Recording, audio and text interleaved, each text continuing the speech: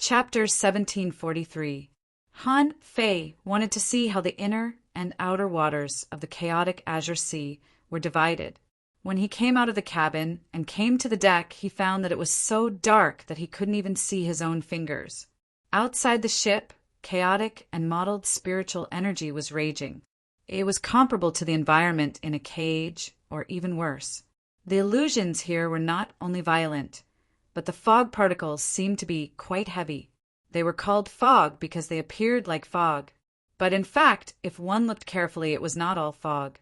Some were gravel, some were water droplets, and some were the residue of crushed seaweed. Why were they floating in the air? Also, there was a very intuitive phenomenon here. The gravity here was more than 10 times heavier than the outside world. Under such gravity, would there be such a phenomenon of floating? Han Fei scanned with his perception and found that his perception range was only about 1,200 kilometers. Any further, and he couldn't go further. Han Fei asked in surprise, "The perception range is only 1%. The old turtle said, "The space here is better. In other words, the space here is stronger. In other places, you can cut a crack in the void with a knife, but not here. You need to use 10 times the strength to be able to crack the void. The higher the space, the stronger the power of the Great Path. The power of the Great Path suppresses your perception, so you feel that your perception range is extremely small." Han Fei was puzzled. "You mean that the space here is much stronger than where we are usually?" The old turtle said, "That's obvious. This kind of powerful space power is several times stronger than the space in the Age of Gods. It can be seen that this is definitely an ancient land." "An ancient land?" The old turtle said, "The stronger the power of the Great Path contained in a world, the more stable this space is. If you are in the outside world, you can cut 10,000 kilometers with a knife. Then, in this stable space, you can only cut 1,000 kilometers. It's not that your strength has become weaker, but the strength of this space has become stronger. Although I don't know what's in this fog. I don't think it's very simple." Han Fei shook his head slightly and said, "So many kings haven't found out the reason after tens of thousands of years. Even if I have a navigator, I don't have time to find out the mystery. Besides, didn't you say that this place is extremely dangerous?" The old turtle said, "That's true. The creatures that could survive here, regardless of their cultivation level, at the very least, their physiques should not be weak. After all, the spatial structure here was dozens of times stronger than other places. If you cultivate here for a long time, you will be able to temper your physique." Han Fei chatted with the old turtle for a while and found that someone was fishing. At this moment, the man raised the hook and a big fish came out of the water. Since he had never seen this kind of fish before, he strolled over to have a look. Seeing Han Fei coming out, someone immediately saluted and said, "Greetings, Lord Holy Child." Han Fei nodded slightly. "Please continue." And in Han Fei's eyes, information emerged. Name, levitating fish, introduction. A rare fish species that lives in places with a lot of levitating stones. This fish enters the sea during the day and floats in the air at night to absorb the spiritual energy of heaven and earth. The levitating fish were proficient in spatial power, and they were able to tear through space or create spatial blades to attack their opponents. The levitating fish stone was born in the sky and had the ability to fly. Level 79 quality, rare, spiritual energy, greater than 89,658 points, edible effect. Long-term consumption can increase one's chi and blood and increase one's explosive power. Collectible levitating stone, absorbable levitating stone? Han Fei was slightly taken aback. This fish could grow levitating stones. That was a bit strange. After walking around, Han Fei took out his fishing rod and caught a levitating fish. The knife light cut through the fish's head and cut out a levitating stone. Han Fei knew what a levitating stone was. It was a delicate, jade-like stone dug out of a fish's head. Generally speaking, it was shaped like a heart and was as hard as a stone after dried up. It was sparkling and translucent like jade. However, It was the first time that Han Fei had seen a levitating stone. This stone was enough to serve as a levitating stone for several fishing boats. Han Fei injected spiritual energy into it. In an instant, the levitating stone was filled, and its conductivity was more than 10 times that of ordinary levitating stones. Wow! Han Fei couldn't help but gasp. Is the conductivity so high? Doesn't it mean that the speed of the wind god boat can be increased by more than 10 times? Of course, with the speed of the wind god boat, even if it was 10 times faster, it could only travel more than 600,000 kilometers a day. Even if it was engraved with various arrays, it could only travel about 800,000 kilometers a day. Naturally, such a speed wasn't attractive to exalted realm experts at all. If it was only for explorers or below, this levitating stone would be very valuable. Unfortunately, since this kind of fish was a rare species, it could not be found all over the sea. Thinking about it, it could only be found in this foggy sea. Han Fei put away the levitating stone. As for this fish, when he was free, he would have a hot pot for it. Just when Han Fei was about to go back to seclusion, he perceived that on the big ship of the 10,000 Poison Heaven, a group of people were refining poison openly. Han Fei was fascinated because the poisonous smoke produced by the poison was quite strong. So they simply refined it outside. The dark green poison made Han Fei want to go up and have a taste, but he felt his blood freeze. Perhaps because Han Fei was in a trance, he was seen by Huang Jie from the 10,000 Poison Heaven. Huang Jie said, "Little friend Shuozhan, are you interested in refining poison?" Hearing this, Han Fei immediately came back to his senses and bowed slightly. "I don't know much about pharmacology, but I once ate a spiritual insect by mistake, and since then I have some resistance to poison." "Oh, you can resist any poison?" Han Fei thought to himself, the heaven spirit detoxifying insect may be precious, but it shouldn't be so precious. Others may be afraid of poison, but Han Fei wasn't. If he could ask old Huang Jie for some poison as a holy child, it would be a good idea. Han Fei nodded slightly and said, "I think so." Huang Jie was a little surprised.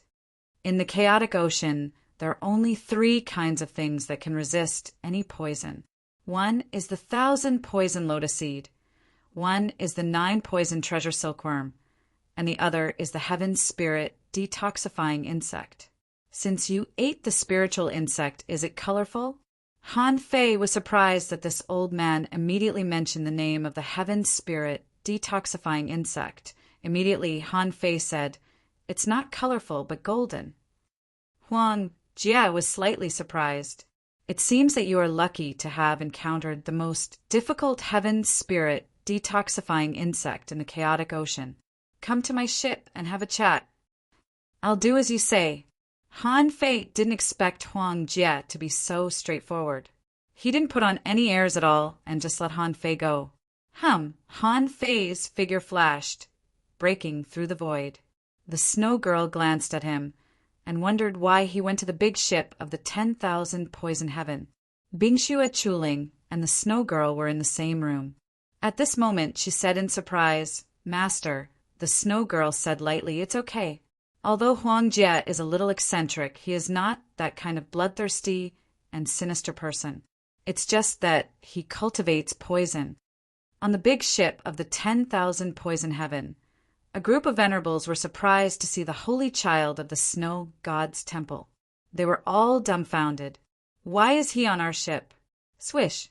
As soon as the ship opened, old Huang Jie knocked on the door and said, "Come in." The venerables looked up at Huang Jie in surprise. The palace master had always been indifferent to others and was unwilling to make friends with people from other immortal palaces. Why did he ask a junior to come on board this time? However, Han Fei didn't meet these venerables, but went directly to Huang Jie's cabin.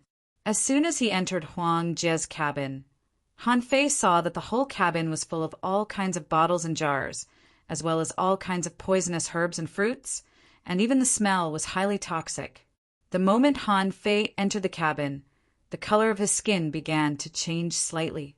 However, the powerful detoxification effect of the heaven spirit detoxifying insect made the essence blood in Han Fei's body crazily devour and analyze these poisons.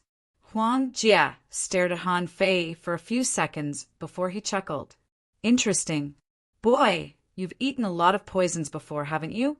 The heaven spirit detoxifying insect has always been fragile. If you can keep it alive and feed it with all kinds of poisons, it can be said that no one in the sea expansion realm can poison you to death. And you, boy, can even integrate the power of the heaven spirit detoxifying insect into your body? That's rare, but how did you do it? Han Fei didn't hide anything. The other party was a master of the 10,000 poison sect. If he bragged, he would be easily seen through. He had a purpose, so there was no harm in being honest.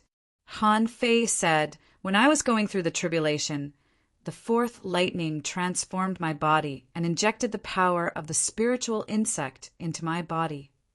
Of course, Han Fei found an excuse and made it up. However, as long as it had something to do with the heavenly tribulation, it was not easy to be exposed. Huang Jia raised his eyebrows. "Oh, the fourth heavenly tribulation is the 4-9 Kings tribulation? The Snow God's temple is indeed hiding its secrets. It's interesting that the heavenly tribulation can integrate the heaven spirit detoxifying insect into your body. However, it's a pity that your knowledge of poison is too shallow. Just the smell in my cabin can make you react, which shows that your ability to resist poison is limited. You may be able to resist poison, but only a little. Besides, you can't resist the poison of the sea expansion realm. Even the poison of the venerable realm can't resist it." Han Fei frowned slightly. "Am I so bad?" Huang Jia smiled disdainfully. "I've been playing with poison for tens of thousands of years. I can see through you at a glance. Your only advantage is that you have inherited the characteristics of the heaven spirit detoxifying insect. In the 36 black heavens, there is no one who can do this. What a pity. You are a disciple of the Snow God's temple. I may be able to give you some poison, but no more help will be enough." Chapter 1744. For the kings of the 10,000 poison heaven, Han Fei was just a heavenly talent in the ice and snow heaven and had nothing to do with them. Therefore, Huang Jia wouldn't give Han Fei more advice. This was a matter of course. Huang Jia was well aware of this, and so was Han Fei. Therefore, when Huang Jia said that he could give him a few poisons, Han Fei knew that it was impossible to get a big opportunity from Huang Jia. Han Fei was proficient in many things, but he had never been interested in using poison. Even though he had used something like the Poison King in the past, in the eyes of the true Tao of poison, it was probably not a poison at all. Besides, Han Fei didn't refine the Poison King himself, but Chao Qiu. He just tricked Chao Qiu into coming here. Han Fei slightly cupped his hands. "Thank you for your kindness, Senior. However, if I may ask, if I want to know how to make full use of the advantages of this body, what direction should I work towards? What price do I need to pay?" Although Han Fei was not good at using poison and his body's ability to resist poison was limited, Han Fei knew that his ability was quite extraordinary. He didn't pay much attention to it before because there were very few poison users in the Yin-Yang heaven and the Waterwood heaven. Those who could walk the path of poison were few and far between. In fact, the reason why there were so few poison cultivators was that those who didn't practice poison were basically poisoned to death. Few of them could live long. That was why Han Fei was so interested in using poison at this moment. He might be able to defeat all his enemies in the future, but if someone could kill him with poison, wouldn't he be doomed? "Oh, are you negotiating with me?" Huang Jia's lips curled into a sinister smile. Han Fei said lightly, "I have to ask. Otherwise, wouldn't it be a pity to waste your talent for nothing?" "Ha ha ha. The ice and snow heaven has never had anything to do with the 10,000 poison heaven. If I want to cooperate with someone, I'll look for the snow girls. Why should I look for you?"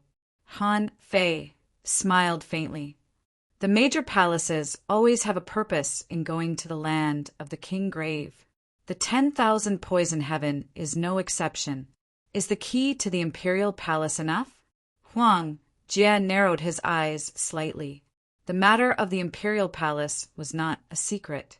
In any case, all the half-monarchs who went to the land of the fallen monarchs knew about it. Even some of the peak venerables knew about it. However, Han Fei took this matter as a condition for negotiation. This piqued Huang Jie's interest. Huang Jie said, "Oh, tell me about it. What I need is guidance on how to fight against poison. It just so happens that this junior's strength isn't bad. Perhaps I can get more keys to the Darch Palace from the place where King perished." Huang Jie snorted. "Do you think I'll believe you just because you say so? It's fine for young people to be a little conceited, but they absolutely cannot be arrogant." Han Fei said casually, "I'm not in a hurry. If there's a chance later, I'll take the key and ask you again." Huang Jie scrutinized Han Fei.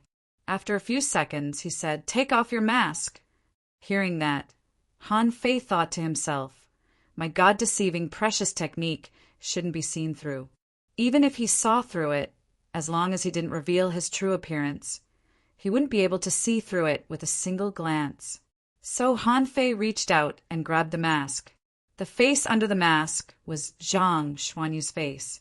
Anyway, it wasn't the first time that Han Fei had used Zhang Xuanyu's face, so it didn't matter if he used it one more time. Huang Jie clicked his tongue. "You look quite handsome. Why do you wear a mask?" Han Fei put the mask back on his face. To isolate the love of the world and pursue the supreme Tao. No one knew whether Huang Jie believed Han Fei's nonsense or not. He said, "Since you have fused with the power of the heaven spirit detoxifying insect, you only need to eat poison. If you eat all the poisons in the world, sooner or later you will be invulnerable to all poisons under the king realm. However, eating poison is not a Tao after all. It's like eating herbs directly, which is far less effective than using pills. Eating pills directly wastes too much of the power of the medicine.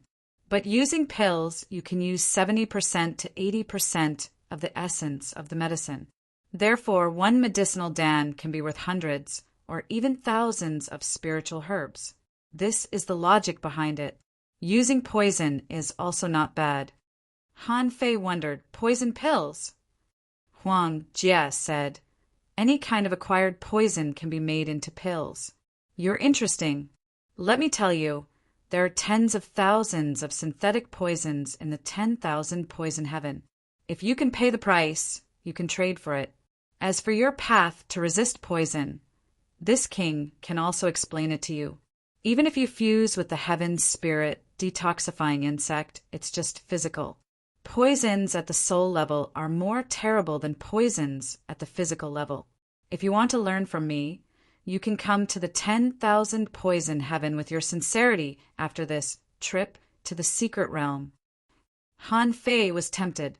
He slightly cupped his hands. "Thank you, senior."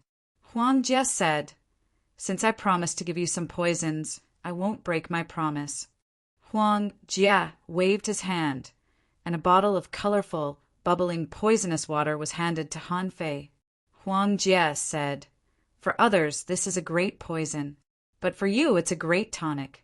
This poison is called thousand venom. There are 1,000 kinds of poisons. You owe the 10,000 poison heaven a favor." Although Huang Jie said he would give it to Han Fei, he actually accepted the favor. With this favor, if Han Fei attacked the people of the 10,000 poison heaven in the land of King Grave, Han Fei's mind would be broken. Huang Jie was a king after all. No matter how eccentric he was still an expert who had lived for tens of thousands of years. He also noticed that Han Fei seemed to be different. When facing him, Han Fei didn't change his expression at all. He was not afraid or worried, like an old monk in meditation. This kid was arrogant and extremely conceited. If it were under other circumstances, he might have the intention to kill this kid. However, with the snow girl next to him, he couldn't do that. and Han Fei was arrogant. After receiving benefits from him, it was impossible for him to attack the people of the 10,000 poison heaven. As for other things, Huang Jie thought that as long as Han Fei dared to come to the 10,000 poison heaven, as long as he had the capital to pay, the 10,000 poison heaven could make him go bankrupt with a smile. After bidding farewell to Huang Jie, Han Fei didn't have any contact with the people of the 10,000 poison heaven at all. He directly returned to the snow god. This scene made many people on the ship suspicious. Since when did the ice and snow heavens have some connection with the 10,000 poison heaven? That saint child actually confronted the 10,000 poison ancestor? How could that old man be so easy to talk to? Because Han Fei boarded the ship of the 10,000 poison heaven, many immortal palaces, and even kings of the 13 outer heavens were actually a little confused. They could only warn the heavenly talents under their command to pay attention to the ice and snow heavens and the 10,000 poison heaven. After returning to the snow god, Han Fei discovered the snow girl's perception. So, he directly came to the snow girl's cabin. After entering, the snow girl said, "Do you know the way of poison?" Han Fei shook his head slightly. "No, but I need it." The snow girl was slightly stunned. The 10,000 poison heaven is a bit incompatible with the families of the 36 mysterious heavens. It's mainly because the 10,000 poison ancestor, Huang Jie, is too good at using poison. Over the past tens of thousands of years, 3 pioneer sea experts have died in Huang Jie's hands.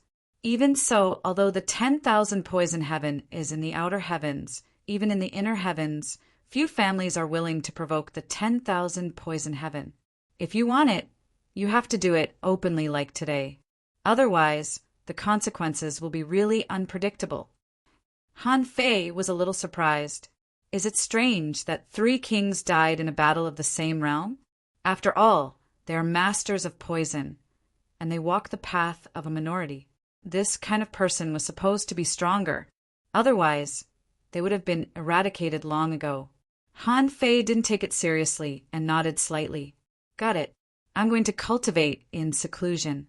After a while, when Han Fei returned to his cabin and entered Forge the Universe, he was no longer in a hurry to cultivate, but took out the bottle of 1,000 venom liquid as soon as possible. Poison. It was normal for it to be in bad condition. As for this kind of thing, it was obvious that it was poisonous, because everyone knew that it was poisonous who would actually touch it. Only someone like Han Fei, who could absorb poisons, could take a sip of it openly. Of course, before drinking it, Han Fei still took out the 9-palace ruler of fortune to measure it. When he got a flat hexagram, he breathed a sigh of relief. Han Fei pinched his nose and took a small sip. Huh, it's sour and sweet. Why does it taste a bit like yogurt? Of course, Han Fei didn't drink all of it. He just took a sip. However, after this sip, Han Fei found that his skin turned red and green for a while, and his whole body was emitting a hazy aura. Then, Han Fei felt that his head was dizzy, as if he had drunk too much. Han Fei knew that this was a sign of poisoning. Fortunately, this sign of poisoning only lasted about 3 minutes. Then it slowly disappeared. Han Fei realized that he seemed to have adapted to this poison a little. It was probably not suitable for him to drink anymore today. Han Fei would take a sip every few days. This bottle could probably last him 7 or 8 meals. The old tortoise said, "I think you can make a trip to the 10,000 poison sky for the Tao of poison. In this endless sea, if you can be immune to poison, your survival ability will be increased by at least 20%. I just don't know if that old man is good or bad." Han Fei chuckled. "Old Yuan, who cares if he is good or bad? What we are doing is a deal. Since it is a deal, we each take what we need. He gave me a portion of poison now, which is not a sign of friendship. It's just that the place where the king died is near, and he doesn't want to cause trouble. Let's wait and see." Chapter 1745. 8 days later, Han Fei had already finished drinking the 1,000 venom liquid. When Han Fei took the last sip, The time that could make him dizzy was reduced from more than 3 minutes to about 3 minutes. This meant that his resistance to poison had been greatly improved, and this was just a kind of venom. If he went to the 10,000 poison heaven and ate different poisons every day, he would probably be able to resist most of the strange poisons in the world in several years. Of course, ancestor of 10,000 poison Huang Jia had reminded Han Fei that his current poison resistance was only at the physical level and the soul level. Han Fei didn't know what level of poison this was at the soul level, but he had encountered it before. However, the kind he had encountered before was not very strong. After being reminded by Huang Jia, Han Fei paid more attention to this matter. When he had time, he must inquire about this matter. When the old turtle told Han Fei that they had arrived, Han Fei leisurely left forge the universe. Although the improvement of the pure mystic body was fast, Rome wasn't built in a day. He hadn't reached the bottleneck again, but it should be soon. For him now, it didn't matter what his realm was.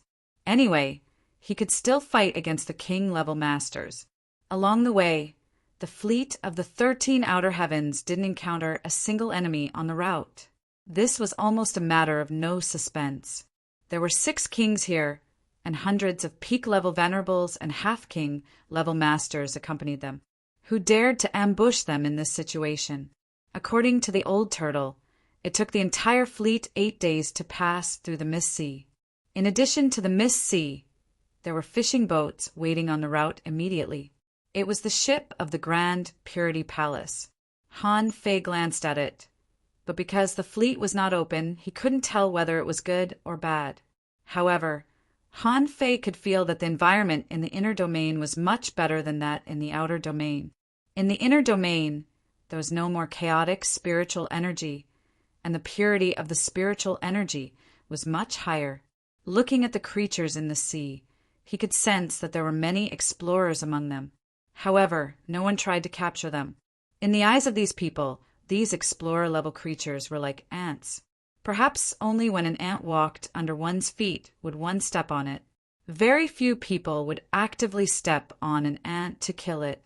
Therefore, in the inner domain, the strong masters wouldn't attack the sea creatures for no reason. For example, Han Fei wasn't interested in holy spirits below the semi-venerable level. At most, he would eat it as a meal, and the only thing he would consider was whether it was delicious or not. Ahead, on the great ship of Extreme Purity Palace, a king cupped his hands towards the kings of the 13 outer realms. Welcome, fellow Taoists. Ji Xian has been waiting for you for a long time. Most of the 13 heavens of the inner region have already gathered at the Supreme Purity Palace. If we go there now and take the shortest route, it will only take about 2 days. After passing through the sea of fog, the environment was much better. Therefore, most people had already come out. Han Fei could tell that Ji Xian's strength wasn't ordinary. The old turtle said, "He's already at the sea expansion realm. His strength isn't bad." Han Fei was lost for words. "The king is here to welcome you." Han Fei recalled what the Snow Lady had said. The 13 inner heavens meant that they had more than one king.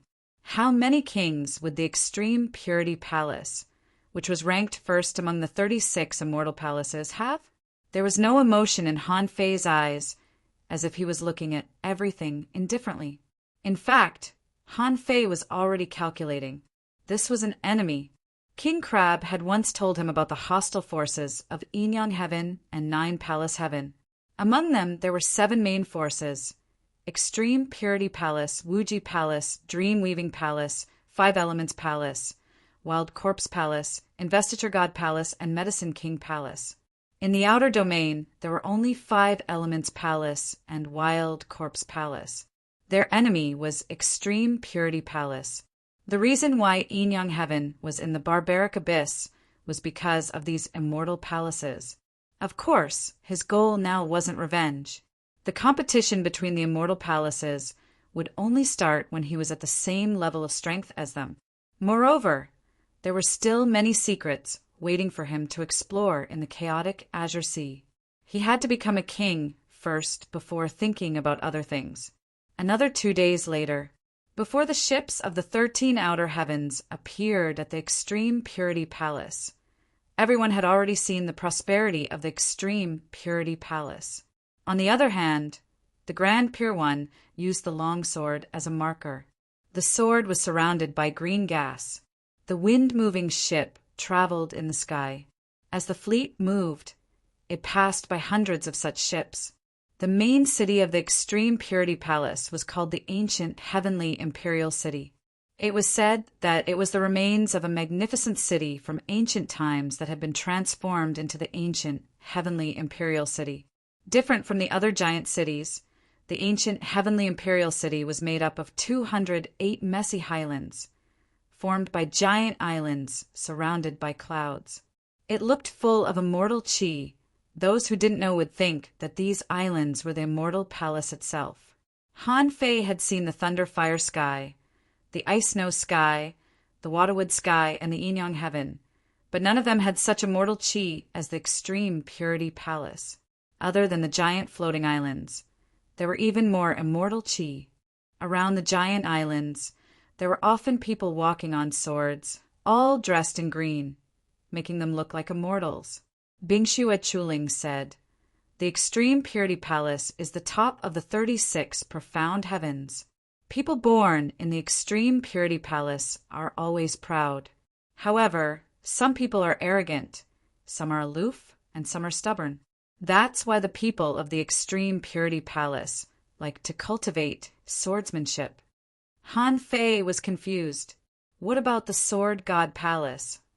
Bingxue Chuling said, "The Sword God Palace is mysterious, but the sword cultivators of the Sword God Palace can only be stronger than those of the Extreme Purity Palace. Since ancient times, the Sword God Palace has been famous for its sword cultivators, who have reached the peak of the 36 profound heavens. Even the sword cultivators of the Extreme Purity Palace want to cultivate in the Sword God Palace. However, the Sword God Palace never accepts disciples from other palaces." Han Fei sneered, "But there's still no match for the Sword God Palace." The Snow Lady interjected telepathically, "The sword cultivators of the Extreme Purity Palace are not much weaker than those of the Sword God Palace. Besides, the Extreme Purity Palace has various cultivation techniques and combat techniques. The stronger you are, the stronger you are. Many heavenly talents of the Extreme Purity Palace have found ancient seeds and awakened secret inheritances. Don't underestimate them." Han Fei was intrigued. Awakened ancient seeds? Was it an ancient species like Luo Xiaobai's divine manipulation technique? If that was the case, they were indeed heavenly talents. Swish, swish, swish. The ships of the 13 heavens were anchored in an ancient tree city in the Heavenly Fault Ancient City. There was an ancient tree more than 300,000 meters tall in this city, also known as the Heavenly Fault Ancient Tree. The scenery here was the most pleasant, no matter what the king of the Extreme Purity Palace was like. Since he ruled the 36 profound heavens, he must have done a good job. The arrival of the 13 heavens had to be treated with the highest standard. The kings wouldn't go with the venerable realm cultivators. The kings would receive them in person. The venerable realm cultivators and the half-king realm cultivators were also treated differently.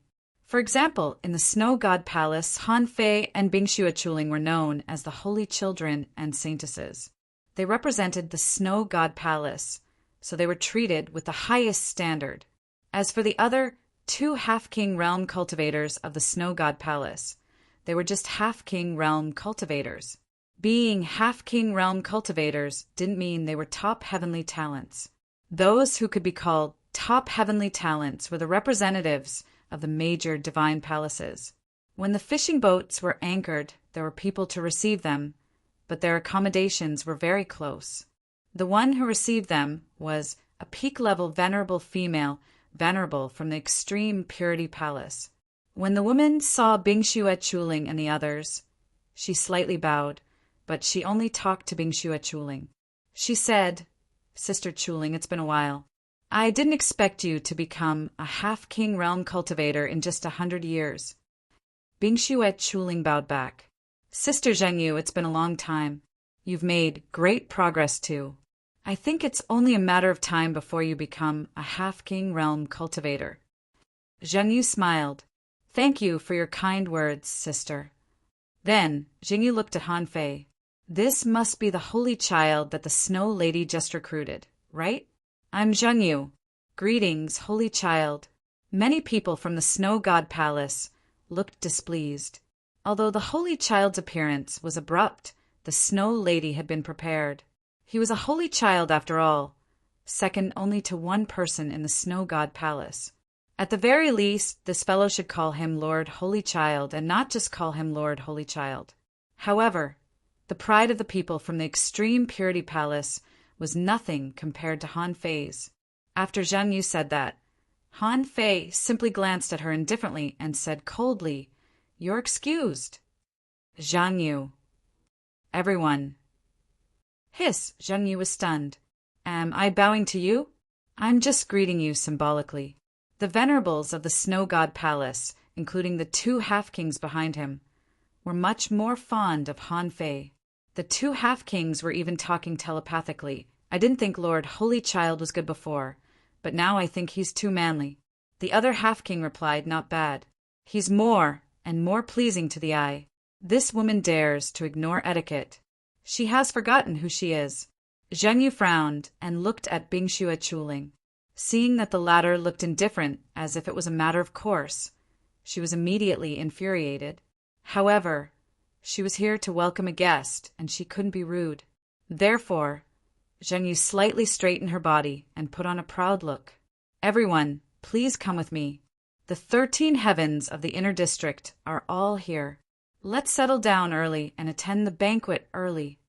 Chapter 1746. The ancient tree city had always been the place where the Grand Purity Palace received outsiders. There were many ancient trees here, and many palaces and guest rooms were often built around the trees. Han Fei and the others were taken to a mountain peak about 2,000 meters high. There was a small castle-like wooden courtyard here, where Han Fei and Bingxue Chuling were arranged to live. Around the small main peak was a circle of ordinary courtyards for the other members of the Snow God's palace. Zhang Yu, who was annoyed by Han Fei, stopped chatting with Bingxue Chuling and said, "Holy boy, holy girl, this is where you will live for the next few days. 2 days later, the 36 Xuanchens will set off for the secret realm together. Now, please come to the banquet." Bingxue Chuling still had some manners. She bowed slightly and said, "Thank you." However, Han Fei put his hands behind his back and gave off a cold and arrogant aura that said, "Heaven is the boss. I'm the second. All living beings are ants to me." He did not even look at Zhang Yu. Zhang Yu was even more resentful. "Why are you so arrogant? Snow God's palace? Which of the 36 Xuanchens is worse than you? It's just a title. Do you really think you're so important?" Zhang Yu thought, with holy boy Shuizhan's temper, there will be a good show later. Han Fei came out as soon as Jin Quan died. The Snow God's palace is a slap in the face of the Golden Crow Heaven. As a king, they won't get angry because of such a small thing. But for the heavenly talents of the Golden Crow Heaven, slapping the Immortal Palace's face is equivalent to slapping themselves under the heavenly fault ancient tree. There was a sword observation platform. It was said that an ancient powerhouse once carved a sword talisman on the tree for future generations to admire. It was said that this sword talisman contained the great Tao of sword. However, even after 10,000 years, no one had ever seen a flower grow on the sword viewing platform. Even so, this didn't affect the reputation of the sword observation platform. Many people came because of its reputation. Today, a group of heavenly talents gathered here. Ordinary people naturally didn't dare to approach. Zhang Yu led Han Fei and Bingxue Chuling to the periphery of the sword observation platform and pointed. "Please, everyone should have come to the sword observation platform now. They are all heavenly talents. Please." Bingxue Chuling bowed slightly. "Thank you, Sister Zheng Yu." After Zhengyu left, Bingxue Chuling said, the golden crow, celestial pole, might come looking for trouble later. We can bear with it for a while, but we can't reveal too much of your power. Han Fei only responded softly and looked up at the heavenly fault ancient tree. The leaves were green, and occasionally there were purple flowers.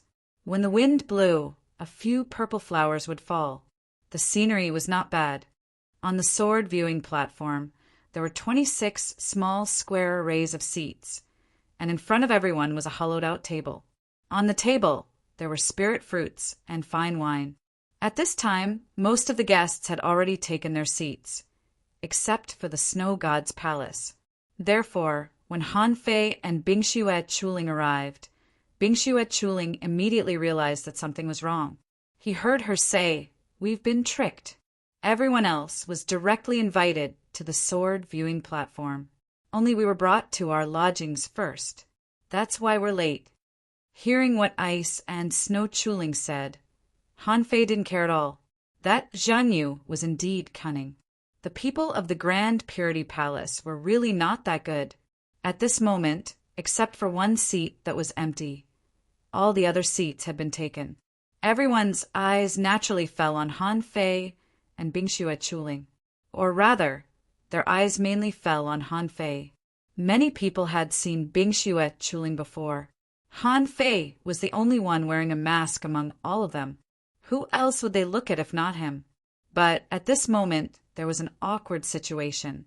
Han Fei and Bingxue Chuling's seats were on the left side of the ring. From right to left, they could see a sword figure more than 30 meters long on the heavenly fault ancient tree. Han Fei was about to walk over when Bingxue Chuling said, "Don't go there. The sword viewing platform is for watching swords.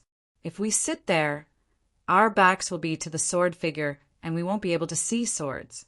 So we should sit here. Besides, next to that seat, there are 6 people from the Golden Crow Heaven." Han Fei thought to himself, what a coincidence. At this moment, someone from the Golden Crow Heaven said with a smile, "We've waited for a long time. Finally, the Holy Lady Chuling is here. Hurry up and take your seats. We're about to start." The other person from the Golden Crow Heaven snorted coldly and muttered in a very low voice, "The Snow God's palace is really impressive." However, all the people present were heavenly talents. Han Fei glanced at them. Only less than half of them were peak-level venerables, and most of them had reached the level of half-king. It was safe to say that these people were only one step away from becoming half-kings. Chances were that they would pass the tribulation and become half-kings someday, with so many experts present. How could their murmurs not be heard? So, many people wanted to see how the 2 from the Snow God's temple were going to deal with it. Bingxue Chuling looked at a person not far away and asked, "Fellow cultivator Jichin, why are our tables placed there?" Jichin smiled and was about to speak when the person who greeted Bingxue Chuling spoke first. "The Golden Crow Heaven is very close to the Snow God's temple. Of course, we have to sit together. Holy Lady Chuling, what do you think?" Hearing that, Jichin simply said, "Holy Lady Chuling, please forgive me. I would have arranged for you to sit next to us, but the fellow cultivators of the Golden Crow Heaven are quite happy that you're here. I can't stand in their way." Immediately, the experts of the divine palaces all looked at Bingxue Chuling. Although there were divine palaces that were on friendly terms with the Snow God's temple, it was quite normal for the heavenly talents to watch a show. Besides, wouldn't they be targeted if they showed up rashly? After all, the Snow God's temple would suffer a minor loss at most. At this moment, many people were whispering to each other. Han Fei didn't know anyone here, nor could he tell which side they were from. However, he could hear their secret voice transmission. There were a few righteous women who were sending voice transmissions. The Supreme Purity Palace and the Golden Crow Heaven are going too far.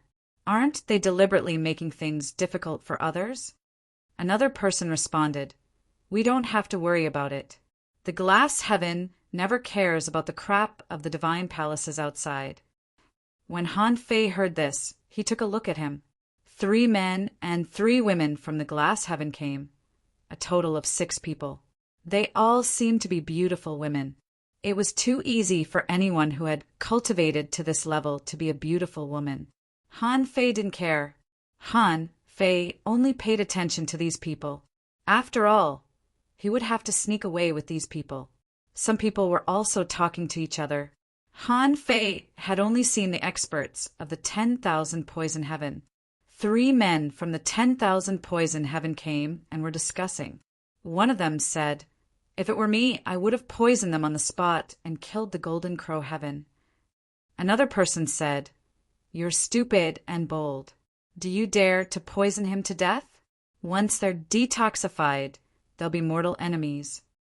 Someone else said, "I remember that the snow god's temple's ship docked at about the same time as ours. They couldn't have been set up just because they were a little late, right? Did they fall into a trap? This must have been premeditated." Everyone was discussing in secret.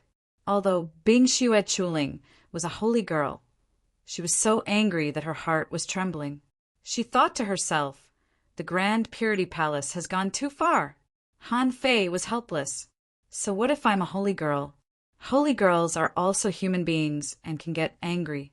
Seeing that Bing Xue Chuling was thinking, Han Fei thought to himself, "What the hell is there to think about?" Han Fei made a decision for Bing Xue Chuling. "You're not on good terms with them. They just want to embarrass you today. Why don't you take the initiative to find a way out?" The void of space changed. In an instant, the 2 tables were about to be teleported and appeared in front of Han Fei and Bing Xue Chuling. Hiss! Han Fei attacked without saying a word, which was beyond everyone's expectation. At least in the eyes of the heavenly talents of the 13 outer heavens and even the 13 inner heavens, the snow god's temple couldn't be so domineering. The most inappropriate thing to do was to change their positions. What if they couldn't get the 2 tables? That would be a great humiliation. However, would Han Fei consider the possibility that they couldn't get the tables? He had never failed when he snatched something. Humph! However, the void was shaking, and someone from the Golden Crow heaven said indifferently, "Fellow cultivator Shuozhan, aren't you being too petty?" "What? Are you disrespecting the Golden Crow heaven?" Han Fei saw that this person was a spatial cultivator. Han Fei knew that his spatial cultivation was probably not as good as this person's. So he wrapped the tables with his soul power and forcibly broke through the void. The person from the Golden Crow heaven had a sneer on his face. "This brute, although he's using a small spatial path that's not refined enough. I'd like to see what kind of ability you have to move this table over." Immediately, the person released his soul power, trying to suppress the tables. But Han Fei smiled. "My spatial cultivation is not as good as yours, and my soul power is not as good as yours?" At this moment, Han Fei secretly activated the 100-beast soul devourer in his soul. Crack, crack, crack. Boom, poochie. At this moment, the void was shattered, and the tables appeared in front of Han Fei and Bing Xue, chuling out of thin air. And the heavenly talent of the Golden Crow heaven vomited a mouthful of blood more than 30 feet away. It wasn't just a mouthful of blood. This person was bleeding from all his orifices, and tears of blood were flowing out of his eyes. Many people were shocked to see this. Han Fei, on the other hand, sat cross-legged as if nothing had happened, and said indifferently, "How weak." First update. Asking for votes. End of this chapter. Chapter 1747. Han Fei forced himself to attack and won in an instant, which shocked everyone present. Today, those who were able to sit at this banquet were not simple characters. Everyone knew that this saint child should be extraordinary, but they didn't expect him to be so domineering and strong. Hua Xian of the Golden Crow Heaven was definitely not weak. Although he was at the peak stage of the Venerable Realm, he majored in the Space Tao. Those who could walk on this Tao must be very strong. Although Han Fei just tried his hand, everyone could see that Han Fei's real collision with Hua Xian was the power of his soul, and his Space Tao should be inferior to Hua Xian's. However, As soon as the power of his soul touched Huaxian, Huaxian was immediately defeated. This meant that Han Fei's soul power was extremely strong. Originally, everyone just wanted to watch a show. But now, the people of the Golden Crow Heaven obviously screwed up the show. This loss of face was not a small one. It was a complete loss of face. All of a sudden, Han Fei felt that everyone's eyes were on him. As if nothing had happened, Han Fei teased, "How weak." Then he sat cross-legged and picked up a spiritual fruit. In fact, Han Fei also knew some space Tao. Therefore, everyone saw that the spiritual fruit in his hand was inexplicably missing a mouthful. It turned out that Han Fei had eaten a spiritual fruit in the mask by grafting the void. Han Fei's behavior naturally attracted a lot of attention. The three women of the glass heaven were quite surprised. One of them said, "I didn't expect that he would win so simply and brutally." Another person said, "Who is to blame for this?" They can only blame the Golden Crow Heaven for underestimating the heroes of the world because of the high status of the Immortal Palace. How could anyone who could come here be a pushover? They lost because they underestimated the enemy. Bing Xue, chilling, secretly smiled bitterly. Han Fei chose to attack directly. After all, he was a master of the Immortal Palace. He was almost at the same level as a king. How could a king be despised by others? However, Han Fei's attack would definitely make people wary of his strength. However, on second thought, Han Fei probably didn't care that someone was wary of his strength. Someone who could easily kill a half-step king in one move only needed to be careful of the king himself.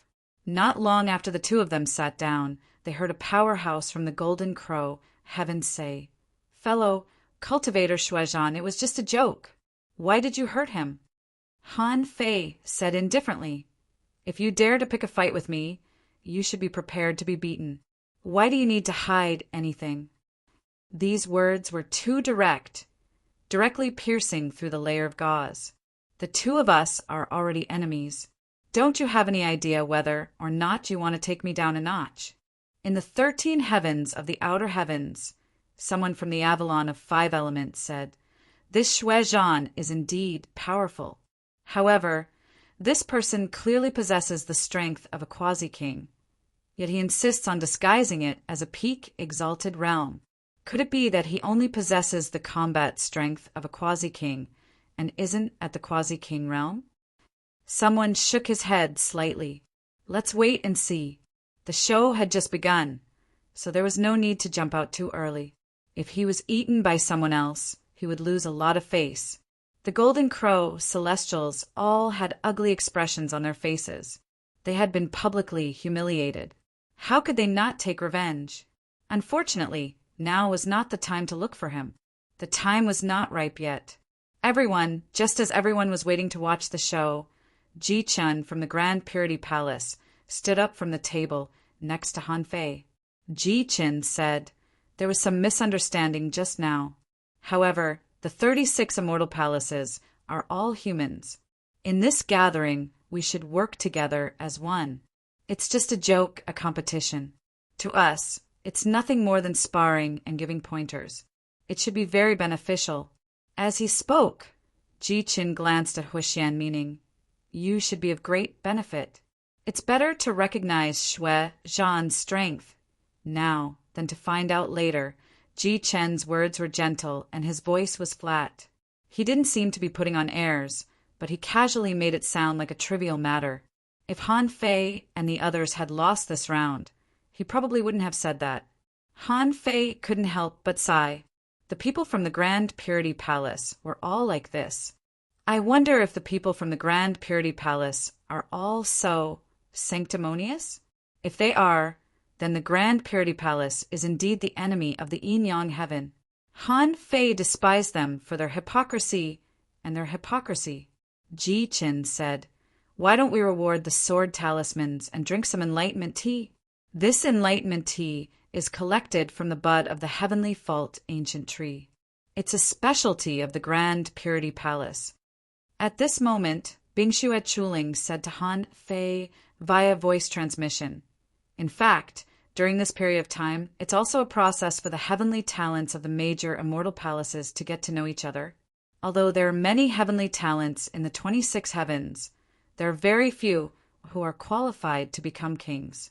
This time, those who have come here are not ordinary people.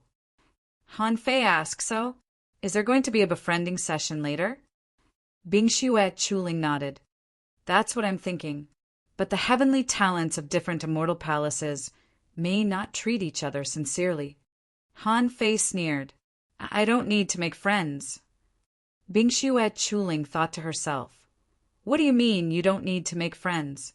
It's because you attacked the Golden Crow Heaven just now that you've become a thorn in their side at this time. Whoever befriended you would have to bear the risk of offending the Golden Crow Heaven. And offending the Golden Crow Heaven was actually offending the Grand Purity Palace. Everyone knew that the old king of the Golden Crow Heaven had fallen. Since then, the Grand Purity Palace had been supporting them. Therefore, when the people of the Golden Crow Heaven were slapped in the face by Han Fei, the Snow God's palace didn't just offend one of them. Of course, it wasn't that no one dared to compete with the Grand Purity Palace on the surface. At least, the 4 immortal palaces weren't afraid. At the beginning of the banquet, the people of the major immortal palaces knew each other, and no one came to Han Fei to get to know them. Seeing this, a weak, scholarly man cupped his hands at Han Fei. Fellow cultivator Xuezhan, I'm Song Kaiyuan from the Grand Darkness Heaven. Then Song Kaiyuan said to Han Fei via voice transmission, Brother Xuezhan, you have an extraordinary opportunity. Just now, I sensed a roar in that space, which is very similar to the long-lost secret technique of the Beast King Heaven, soul-suppressing roar of beasts. Brother Xuezhan must have had an extraordinary opportunity to learn the great techniques of the Beast King Heaven. Han Fei's heart did a flip.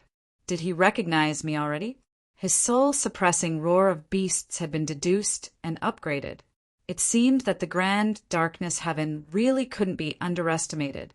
The saying that it had collected the great techniques of all races in the world was not for nothing. Han Fei replied, I once found an ancient place where there were many remnant souls of beasts. I learned it there. Song Kaiyuan thought to himself, sure enough. Only in this way could Han Fei learn the soul-suppressing roar of beasts. Otherwise, if he needed to hear the roar of hundreds of beasts, wouldn't he have to go to the real Beast King Heaven? Song Kaiyuan from the Grand Darkness Heaven greeted Han Fei. His junior sister also looked like a well-read woman. With a gentle and tranquil face, she saluted Han Fei. Mu Shui Sisi from the Grand Darkness Heaven greets fellow cultivator Xuezhan. The fact that the people of the Grand Darkness Heaven took the lead to make friends with the Snow God's palace immediately attracted a lot of attention. Many people inadvertently glanced at them. The people of the outer 13 heavens smiled bitterly. Someone said, sure enough, only the 4 immortal palaces like Taishan and Wuliang have the confidence to challenge the Grand Purity Palace. Someone agreed. It's a pity that we, the outer 13 heavens, have to be careful in the inner area. At the moment when the King Parish land is about to open, it's not good to make a big enemy for such a trivial matter. Someone from the 10,000 poison heaven sighed. I don't envy making friends with Xuezhan, but I envy having the confidence to challenge the immortal palaces of the inner area like the Grand Darkness Heaven. A woman from the 100 Flowers Palace said, I'm afraid the Snow God's palace will have a hard time on this trip to the King Perished land. Someone from the Golden Crow Heaven said unkindly, the Grand Darkness Heaven has been domineering for a long time. This time, the King Perished land will make sure they never return. Han Fei heard a lot of voice transmissions. The people of the Grand Purity Palace were really drinking tea, enjoying the scenery or greeting guests.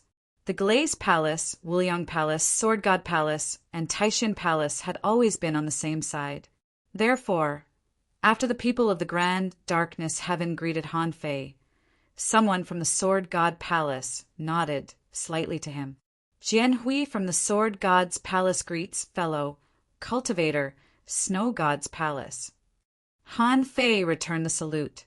He knew the character of the swordsman, so he didn't dislike Jian Hui. Bingshuo Chuling said, Jian Hui's strength is unfathomable. I've only heard that his strongest sword can rival a king. Han Fei's heart did a flip. Sure enough, in the outside world, there are super heavenly talents who can defeat kings. Bingshuo Chuling continued, Song Kaiyuan is good at arrays and fighting. He's not as gentle as he looks. Han Fei was enlightened. At this moment, a burly man from the boundless heaven looked at Han Fei and Bingshuo Chuling gently. Boundless mercy. I'm Li Kaitian from the boundless heaven. Nice to meet you. Bingshuo Chuling said, I don't know this person. I've never seen him before. In the end, a woman from the glaze heaven formally introduced Han Fei. Fellow cultivator Shuazhan, I'm Lu Ran. That was very satisfying. Han Fei nodded slightly. These four forces met Han Fei one after another. They didn't really care about the Snow God's palace, but they didn't get along with the Grand Purity Palace. Therefore, they were happy to make friends with someone who was an enemy of the Golden Crow Heaven or the Grand Purity Palace. After a moment, Han Fei was eating spiritual fruits while observing the sword talisman. He thought to himself, just because other people can't see through it doesn't mean my gourd can't. When the message appeared in the demon purification pot, Ji Chen stood up and said, Everyone, I think we've introduced ourselves to each other. Why don't we start the next round now? Updates will be resumed tomorrow. Notice, tomorrow will be resumed at 3 o'clock. Tomorrow will be resumed at 3 o'clock. End of this chapter. Chapter 1748. Han Fei looked at Bingshuo Chuling in confusion, wondering what's next. Bingshuo Chuling was also surprised. I thought it would be tomorrow or the day after tomorrow. Who knew that it would be today? Seeing Han Fei's confusion, Bingshuo Chuling said, It's said that the 36 black heavens have gathered in the Grand Purity Palace. Those who hate each other will have a chance to fight each other. Because in the land of the King Grave, the mermaids, the 100 demons, the sea humans, and many other hostile forces will force human beings to forget their grudges and work together to survive in the land of the King Grave. Han Fei sneered in his heart. So, they're giving us a chance to fight each other here? Bingshuo Chuling said, I'm afraid that some kings are watching in secret. I don't think they'll let anyone really get hurt here. Han Fei didn't believe that a fight could make up for the grudges. That was just a verbal excuse. Their real purpose was probably to see the abilities of the heavenly talents of the immortal palaces.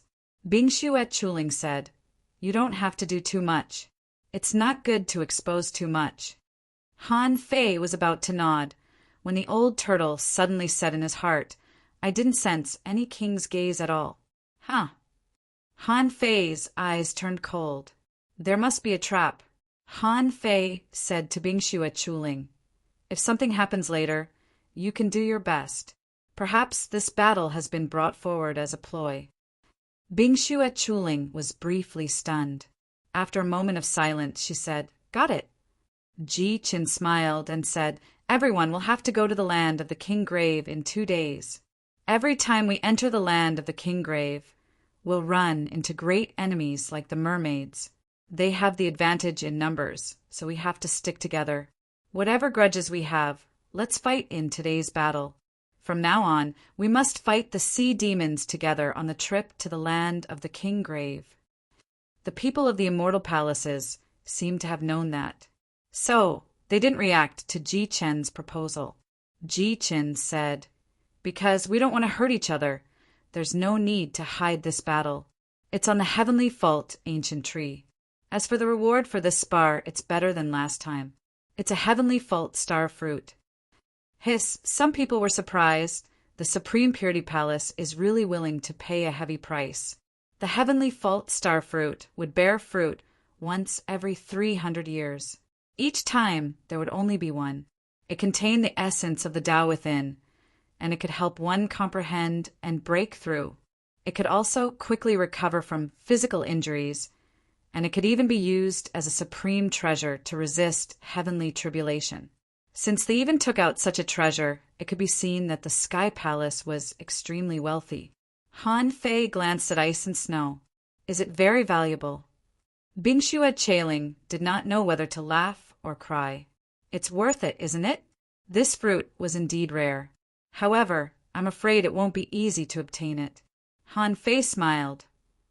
What's not simple about it? Ji Qin said. We're all quite strong, and we're not fighting in the void. Then the Heaven Fault Ancient Tree would be the battlefield. Whoever reached the top first would be the winner. Of course, in order to not harm the harmony, there are naturally restrictions. Everyone is not allowed to damage even half a leaf of the ancient Heavenly Fault Tree. Otherwise, it will be considered as your loss, and you are not allowed to attack again. Han Fei said lightly, this is just a treasure hunt. How can it be considered a competition? Ice and Snow said, how can it be so simple? On the Golden Crow Heaven's side, 6 people stood up in a row. The person who led them chuckled and said, Goddess Chuling, fellow cultivator Snow, battle, please. Ice and Snow said, those who have grudges against each other can find opponents here. 2 or more parties climb at the same time. Not everyone soars into the sky to grab the treasure. You have to defeat your opponent first before you can continue to climb to the top. Han Fei rolled his eyes. Then you'll have grudges against each other, won't you? Ice and Snow said, for the immortal palaces that have no grudges against each other, this is simply a competition for treasures. There will be winners and losers, and there will be no personal grudges. But if there are grudges against each other, they will also represent the interests of their respective immortal palaces, so they won't easily let their opponents win. Han Fei glanced at the Golden Crow Heaven. 2 against 6. It's not worth it. Ice and Snow said they can only send 2 people. Han Fei said with a smile, that's not bad. Let's have a try. The Heavenly Fault Tree was 300,000 meters high. When the so-called sparring began, every leaf on the Heaven Fault Ancient Tree actually began to light up. Under the terrifying gravity, everyone seemed to be carrying a mountain on their shoulders. Under such gravity, did they need to climb to the top of the Heavenly Fault Tree? First of all, they had to control their strength. Of course, for the heavenly talents of the immortal palaces, it was just a basic skill, and no one thought it was inappropriate. Han Fei felt the pressure on his body. Under such conditions, his strength would be suppressed by about 50%. If even he was suppressed by nearly 50%, the others would be even worse. Ice and Snow said, we are still on the ground. When we start to climb, the gravity will be different for every meter we climb. So, we need to adjust our strength control in time. Han Fei narrowed his eyes slightly. Interesting. You mean the higher we go, the more difficult it will be. In the end, our strength may be suppressed to less than 10%? Ice and Snow nodded. To be precise, when we reach a height of 100,000 meters, our strength will only be 10% or 20% of our peak state. Any higher and it will be more difficult. When the Golden Crow Heaven selected 2 people, Han Fei saw that one of them was the one who had been sitting in the front seat. Ice and Snow seemed to have seen it coming and said telepathically, these 2 are both candidates for the king of the Golden Crow Heaven. The thinner one is called Xia Hai. His spiritual beast is a fire cloud whale. It is said that he is the most likely candidate to become a king. His weapon is the green fire ruler, a sea-quelling bizarre treasure, which has been tempered by the spiritual fire of heaven and earth. The other one is called Tianning. His spiritual beast is a lava tortoise, which has amazing defensive power. He has an indestructible fire body, which is also a defensive power. Xia Hai said lightly, I don't care how Jin Quan died. However, the Snow God's palace is too disrespectful to the Golden Crow Heaven. This time we can put an end to it. Holy girl, what do you think? Ice and Snow said, fellow cultivator Xia Hai, It's time to put an end to the Golden Crow heaven and the Snow God's palace. After this, we have nothing to do with each other.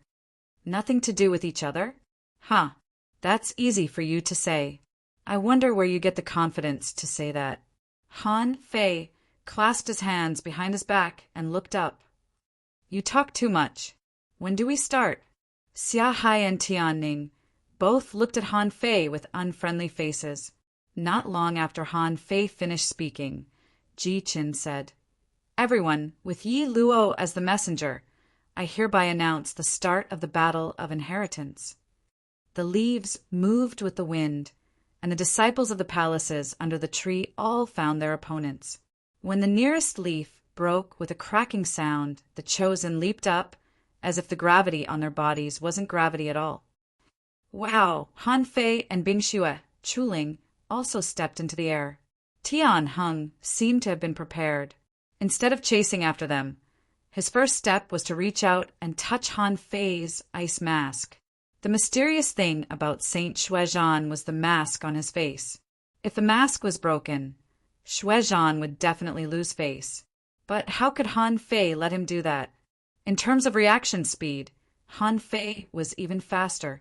He leaned back, tilted his head slightly, and waved his hand, activating the closed distance technique.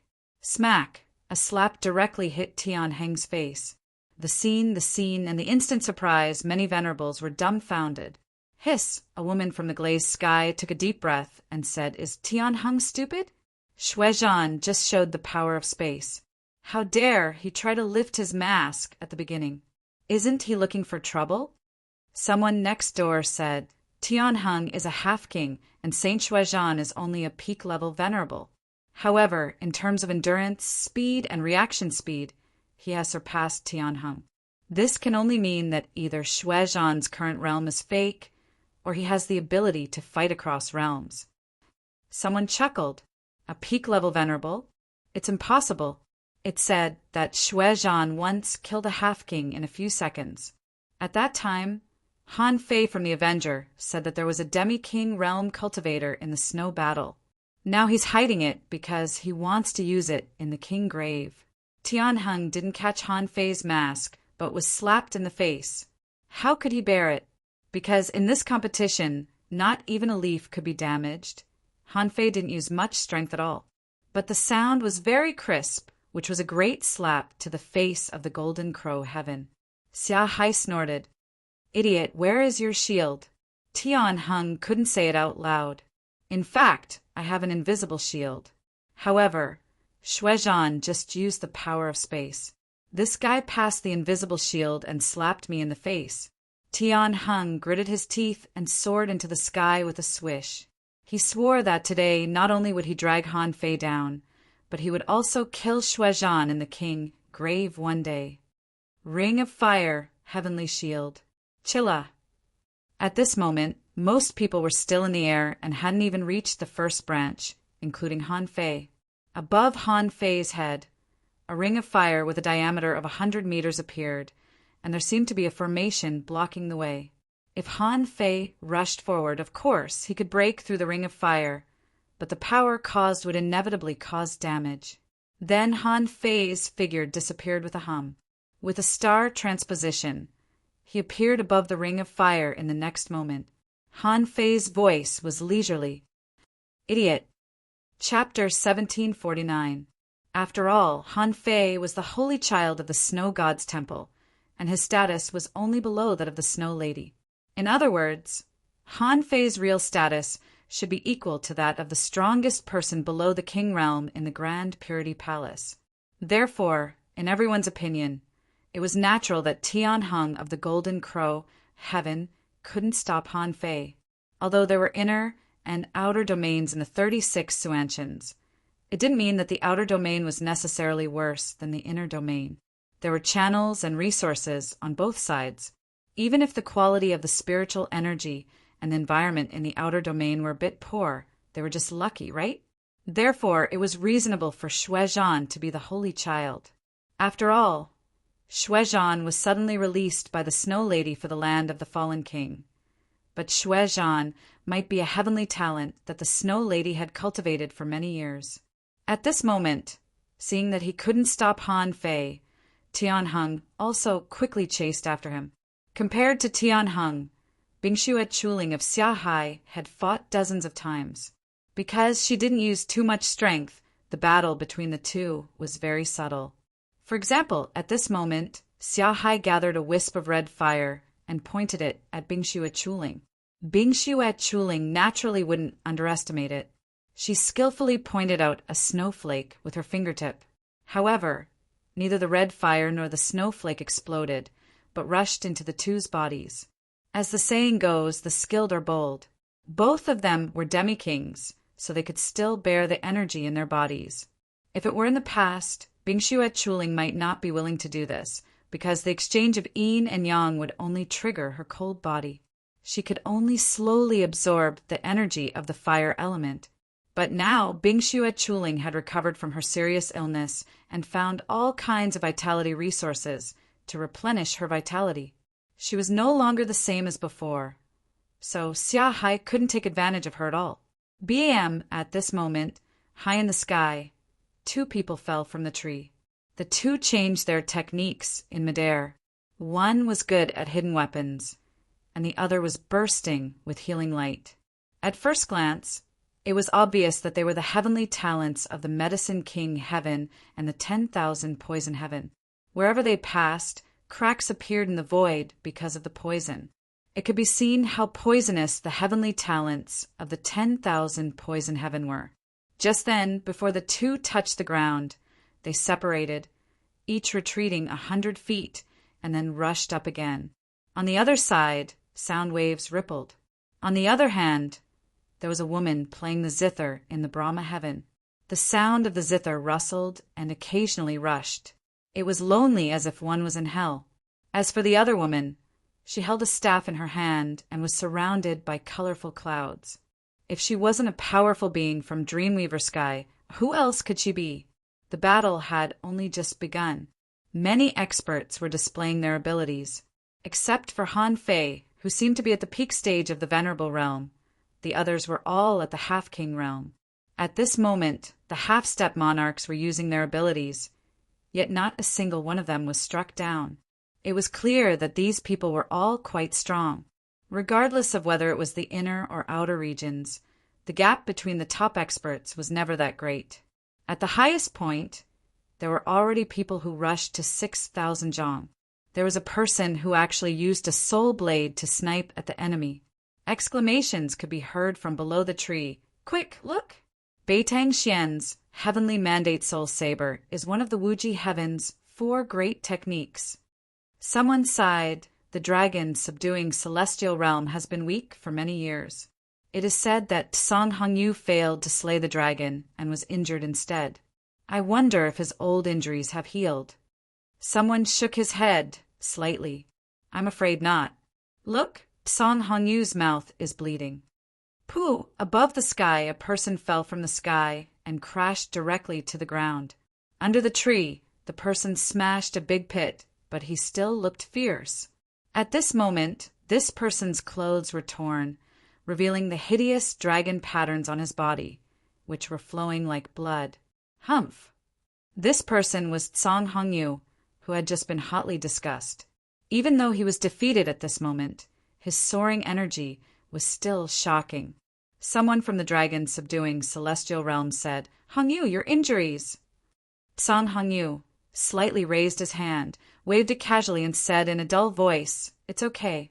Although the Heavenly Mandate Soul Saber is powerful, it can't seriously injure me. However, Beitang Xian's control is better than mine. He just used a trick. Swish, swish, swish among the branches and leaves of the Heavenly Fault ancient tree. The lowest one had rushed to 5,000 zhang high. Han Fei didn't sprint. At this moment, he had just reached 6,000 zhang. Han Fei felt that the gravity around him had increased a lot, and his strength had been suppressed to only about 30%. It must be the same for other people. At this moment, Tianheng entangled with fire threads, intending to lock Han Fei. Han Fei originally wanted to use the infinity water and blade purgatory to tie up these people directly. However, the infinity water was the treasure of the shadowless heaven. If he threw it out now, would anyone recognize it? He just casually attacked, and someone from the Taishian heaven recognized it as the 100-beast soul suppressing roar. If he used the infinity water and was recognized again, they would definitely be suspicious of him. With this in mind, Han Fei stretched out his hand and grabbed at the void. The next moment, he directly attacked Tianheng with the 100-beast soul devouring roar. Cough! Tianheng grunted. Han Fei frowned. This person's soul power was not weak, much stronger than that of Huoxian just now. However, the next moment, Han Fei took out a void crack and slashed it directly on Tianheng. However, the flames wound into the void and actually resisted the void crack. This alone was enough to prove that Tianheng's strength was extraordinary. However, in the next second, 2 dark blue scimitars instantly swept past this person. Puff, puff at that moment under the heavenly fault ancient tree. Everyone couldn't help but be shocked. They saw Tianheng was directly cut into 4 pieces and then slapped down by Han Fei. How could they not know whether Tianheng was strong or not? He was a strong cultivator famous for his defensive power. However, he was directly cut into several pieces and lost. For a strong cultivator in the Half-King realm, those who could kill you could destroy your soul and would not give you a chance to be reborn from a drop of blood.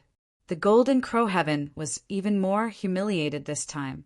Huoxian and the others below even shouted, "How is it possible? Tianheng's physique is extremely strong, and his shield is unparalleled. How could he be cut down so easily?" Someone glanced sideways. It's his double scimitars. Those scimitars seemed to be invisible blades. As soon as this person finished shouting, he saw the dark blue double scimitars submerge into Han Fei's body again. Han Fei rarely used the blades of hope. Now, because of the small fight, using other methods was very likely to damage the heavenly fault ancient tree and cause him to be eliminated. The blades of hope could ignore arrays, shields, and the existence of matter. If Tianheng resisted with his soul power just now, he might have been able to resist it. However, Han Fei's previous attacks were already extraordinary. How could Tianheng expect that Han Fei still had a backup plan? Tianheng's defeat was seen by many people.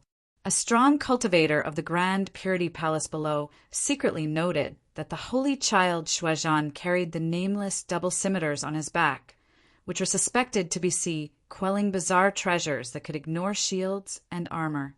This so-called competition, in a way, was also a way for others to understand you. Han Fei disguised as the holy child and naturally attracted a lot of attention as a newcomer. Now, Han Fei had already shown some of his skills. Xia Hai also saw Han Fei's moves. The Golden Crow Heaven had already lost 2 rounds. If he lost again, it would be a complete defeat. How could he save his face? Xia Hai frowned. The Golden Crow Heaven could be defeated, but not by the Snow God's palace. If he really lost, didn't it mean that the Golden Crow Heaven was not even as good as the Snow God's palace? How could he keep his reputation as the 4th strongest cultivator? Hoop! In the blink of an eye, when Han Fei defeated Tianheng, a large green ruler appeared in Xia Hai's hand. With a swish, flames danced on the ruler's body. Someone exclaimed, "It's the green lotus fire. He's even using the heaven and earth spiritual fire. Isn't he afraid of touching the heavenly fault ancient tree?" The fire was like a snake, and the lines of fire were like silk. Being illuminated by the heaven and earth spiritual fire, Bingxue Chuling's body was immediately covered with frost. However, Bingxue Chuling was also a half-step monarch. Although she had been ambushed in the hurricane before, it was because she had been ambushed by multiple half-step monarchs. At this moment, a red line appeared on Bingxue Chuling's forehead. A blue sea leech formed an ice barrier, blocking the power of the heaven and earth spiritual fire. Someone was surprised. It's the ice sea leech. Isn't it said that every time Bingxue Chuling uses it, Her injury will be aggravated? Is it worth it to use it in this place? Bingxue Chuling was the goddess of the snow god's palace and represented the snow god's palace. In this kind of competition, she certainly wouldn't be outdone. So the two fought fiercely. Bingxue Chuling also tried to freeze Xia Hai's soul with the power of ice. Unfortunately, Bingxue Chuling had just reached the half-king realm. Although her injury had recovered, she was still weaker than Xia Hai. Bingxue Chuling coughed. Xia Hai sneered, and a blue flame appeared in his eyes. The flame devoured the soul and pushed Bingxue Chuling back. Bingxue Chuling's mouth was bleeding, and she felt her soul was being suppressed. Suddenly, the two of them both felt the movement of the void and saw a void blade appear, trying to cut Xia Hai. Xia Hai had been paying attention to Han Fei and Tian Heng's defeat. How could he not be on guard at this moment? Of course, Xia Hai didn't want to fight two heavenly talents at the same level. The difference lay in the Tao. Saint Child Shuizhan's means were strange, and he couldn't fight fiercely. With a roar, a blue light flashed between Xia Hai's eyebrows, and he resisted the soul-devouring attack. He sneered, "It's fine if you use the same method once or twice, but if you use it again and again, do you think you're invincible in the half-king realm?" However, as soon as Xia Hai said this, he suddenly felt his body tighten, only to see that a thread of spiritual energy had gathered in Han Fei's hand. Han Fei sneered, "You should have been on guard, so the 100-beast soul-devouring roar was never a unique skill." The next moment, without Han Fei doing anything, an ice hammer broke Xia Hai's body and nailed him to the ground. At this time, Han Fei used a star transposition and appeared next to Xia Hai, who was about to break free from the spiritual energy thread. Smack! It was a loud slap, and everyone who heard it narrowed their eyes. Who would have expected that the Golden Crow Heaven, ranked fourth among the 36 black heavens, would be defeated 3 times in a row? For a time, there were many people gloating over the misfortune of others. Chapter 1750. After finishing off the 2 half-monarch elites of the Golden Crow Heaven, Han Fei and Bingxue Chuling arrived at an altitude of 100,000 feet. Han Fei did not help Bingxue Chuling. He decided to save his spirit-gatherer means for the king-perished land. It should be enough for him to reveal it now. At a height of 100,000 feet, Han Fei's strength was compressed to less than 20%. At that moment, 8 people had been eliminated. It could be said to be an extremely small number. The old turtle said, "Such battles are more difficult the higher you go. At a height of 200,000 feet, everyone's strength will probably be reduced to less than 5%. When that time comes, it will be time for the real battle. You have to hold back later." The corners of Han Fei's mouth curled up under his mask. "Half of my strength is at least at the peak of a high-level supremacy. This is without using my great Tao. My great Tao powers are too powerful.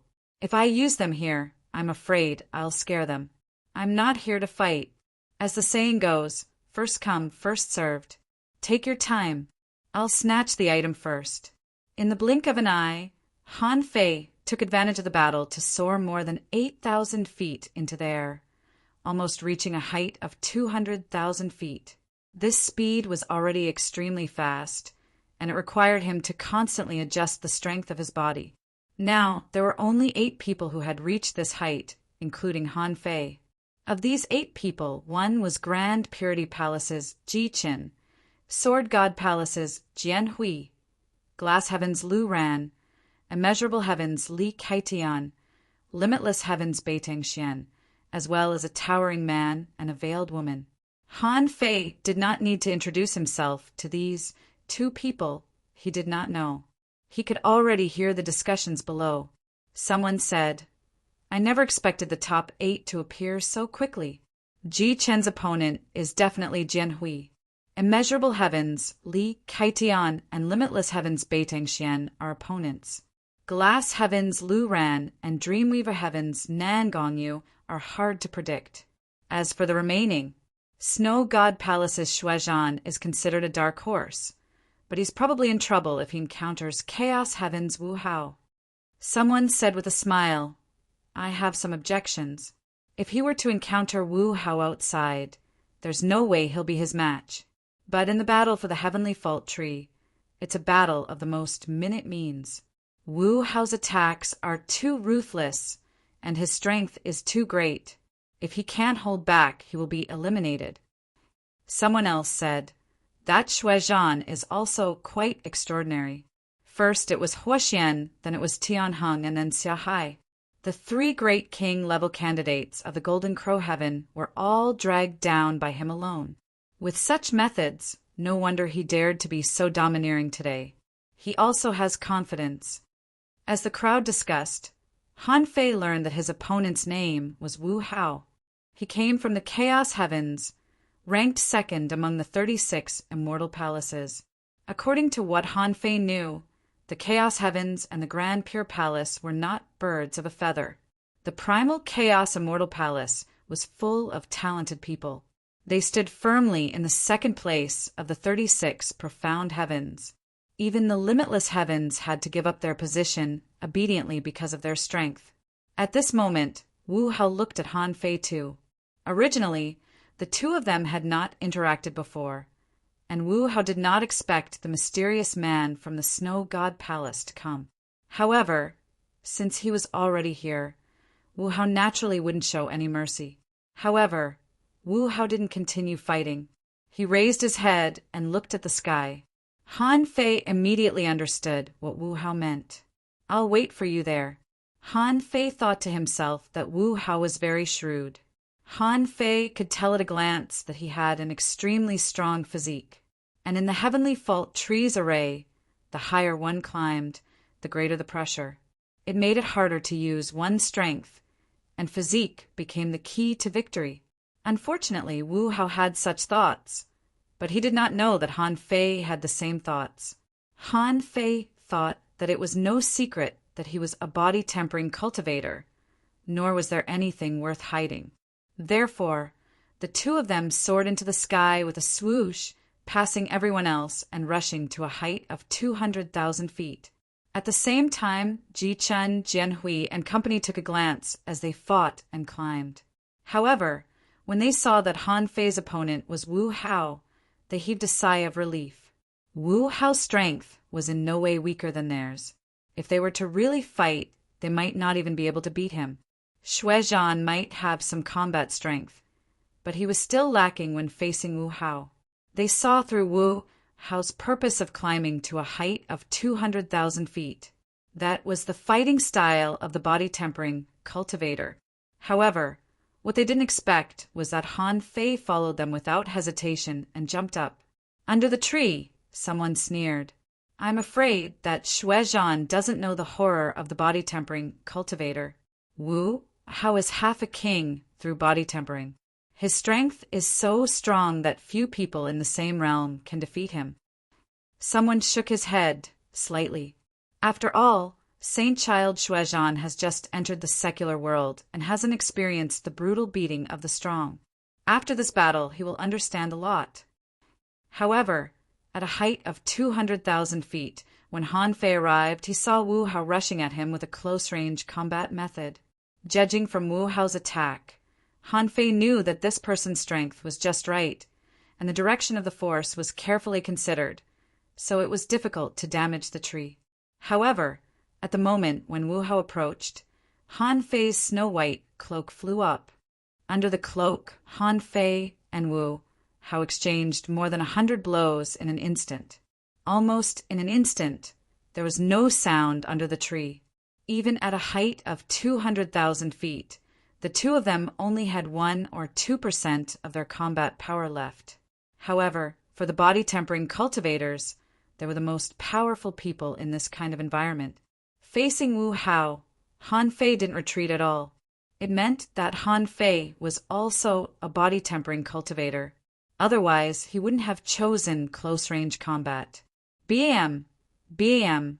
BAM! BAM! BAM! BAM! He could only see power bursting forth from his fist. When it landed on his opponent's body, the power was absorbed by his opponent. Therefore, Han Fei and Wu Hao were at a stalemate for a while, and neither of them could defeat the other. Wu Hao was surprised. He didn't expect Han Fei to be so strong. There was also a body-tempering cultivator in the snow god's temple. Besides, the power that Han Fei burst out was almost as terrifying as his own. Han Fei was also surprised. This guy's strength was so strong, although he didn't use his full strength because he didn't want to make his power unstable. A casual punch was close to 10,000 waves. Logically speaking, no one would be able to withstand this attack. After all, power was pure power. After it burst forth, it would not be suppressed by the pressure, realm, speed, and so on. Therefore, it would not have much of a suppression effect on power. Wu Hao said in surprise, "You've already refined a golden body?" Han Fei was also surprised. Wu Hao was in a similar situation as him. He was also refining his golden body. However, his golden body wasn't completed yet.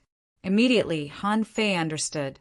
He said, "You're walking on the great path of strength." Both of them pretended to be shocked, but Wu Hao was really shocked. This guy didn't walk on the great path of strength, but he could still match him in strength. This could only mean one thing. The other party had refined a golden body. Having refined a golden body when he was only at the venerable realm, it almost guaranteed that Han Fei would be invincible. At this moment, Wu Hao knew that the other party was probably the trump card of the snow god's temple. It was the first time that Han Fei had met such a powerful opponent. Although the half-king he met in the ball cage was also walking on the great path of strength, his physique wasn't very strong. This guy was walking on a very similar path to Han Fei. Although this guy was only comparable to Han Fei because he was walking on the great path of strength, it meant that Han Fei still had room for improvement. After about 10 minutes, Ji Chen and the others had already surpassed Han Fei and Wu Hao, and the two of them were still fighting each other. But Wu Hao knew that the energy in his body was being consumed too fast. "I can't go on like this." And Han Fei had already extended the void lines to the top of the tree. On the top of the tree, there was a stone platform made of floating stones, on which a spiritual fruit with white skin and purple spots was placed. Han Fei could even snatch the heavenly fault star fruit now, but he didn't want to expose the void lines. And theoretically, he had to defeat Wu Hao in order to continue climbing up. Han Fei wanted to win, but he couldn't exert his full strength. If he could easily defeat someone like Wu Hao, he would probably be taken care of, even if he entered the land of the King Grave. Therefore, Han Fei suddenly stopped and took 3 punches from Wu Hao in the face. With a swish, he teleported to the sky with the stars transposition. Wu Hao thought Han Fei was going to run and was about to chase him when he found that the space suddenly changed. His body was sent thousands of meters away and hit a leaf. In order to adjust his strength, Wu Hao used too much force and broke a leaf. At this point, Han Fei smiled and flew to the sky. Swish, swish, not good. At that moment, Ji Chen, Jian Hui, Beiting Xian, and the others all changed their expressions. They didn't expect that Wu Hao couldn't stop this saint child Shuaizhan. Wu Hao was speechless. It was rare for him to meet such a strong opponent. He was having a good time, but he was suddenly played by someone. How annoying. The others followed and saw that Ji Chen and Jian Hui almost turned into 2 sword shadows and rushed at Han Fei. Han Fei sneered and also jumped out.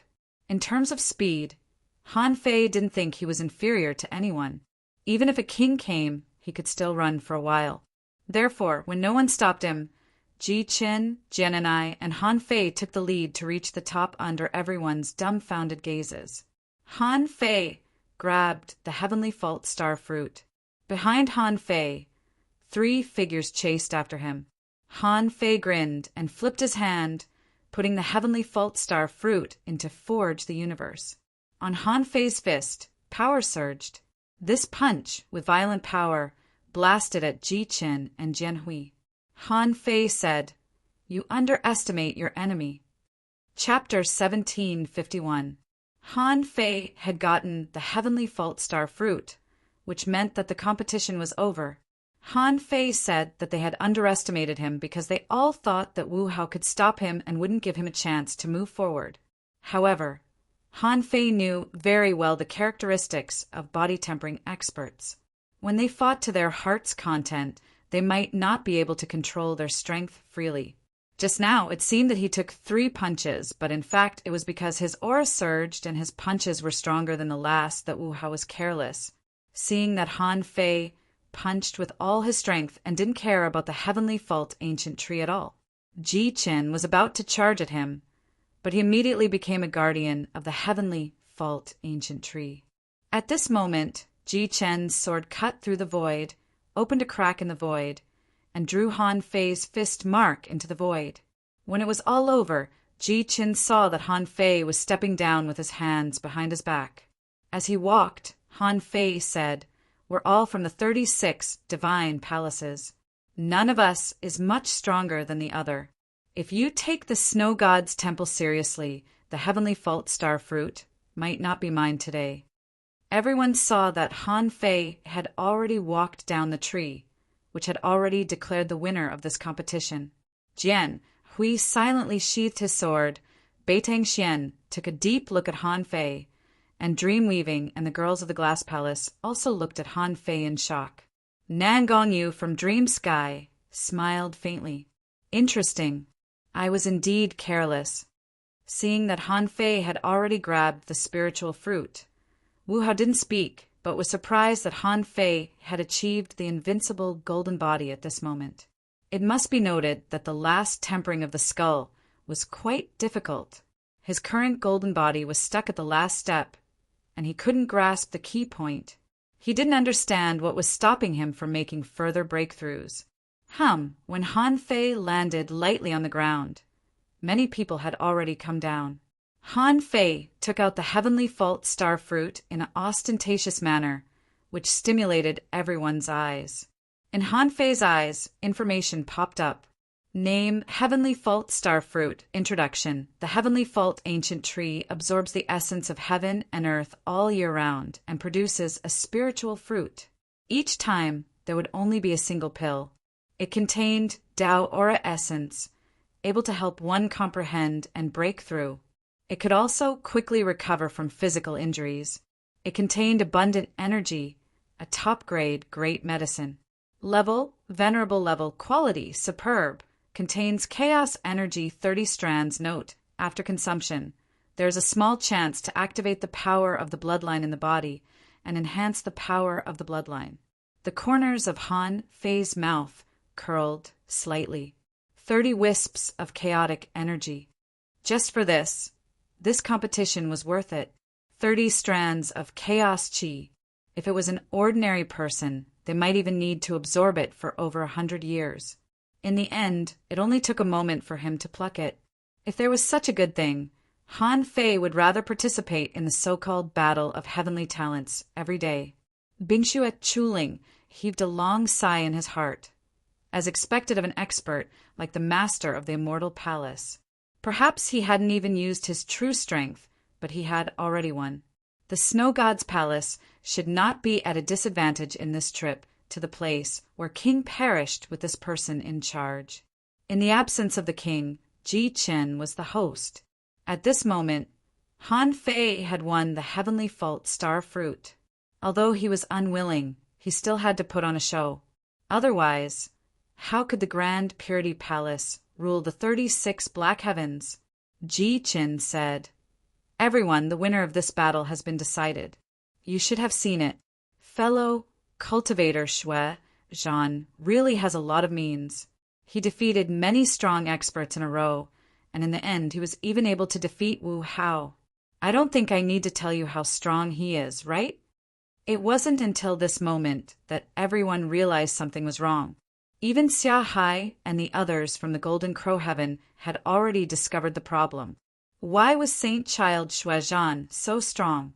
This person was just a member of the Immortal Palace that wasn't ranked high in the outer domain. Even if he was lucky and had a high status, he was still from the outer domain. How could he be so strong? Immediately, someone speculated, if the snow god's palace had the ability to cultivate such a strong disciple, why did they release him now? It was definitely not as simple as exploring the place where King perished. At this time, everyone realized the mystery of the imperial palace exploration after more than 30 years. Yes, Shuezhan must have been hidden for too long. If he wanted to explore the imperial palace, Shuezhan needed more experience. At this time, letting Shuezhan out to participate in the place where King perished was probably just Shuezhan's experience. At the same time, some people wondered, what if Shuezhan is really a peak-level venerable? A peak-level venerable is already strong enough to be close to a demi-king. What will happen if Shuezhan reaches the demi-king level? A series of thoughts appeared in everyone's mind. At this moment, Han Fei was undoubtedly feared by countless people. Of course, Han Fei didn't care. He was thinking, it's meaningless for me to use the heavenly fault star fruit now. I can continue to cultivate the pure, mystic body now, not to mention the rapid progress. I'm about to break through the bottleneck, and I've already experienced the bottleneck of the demi-king level.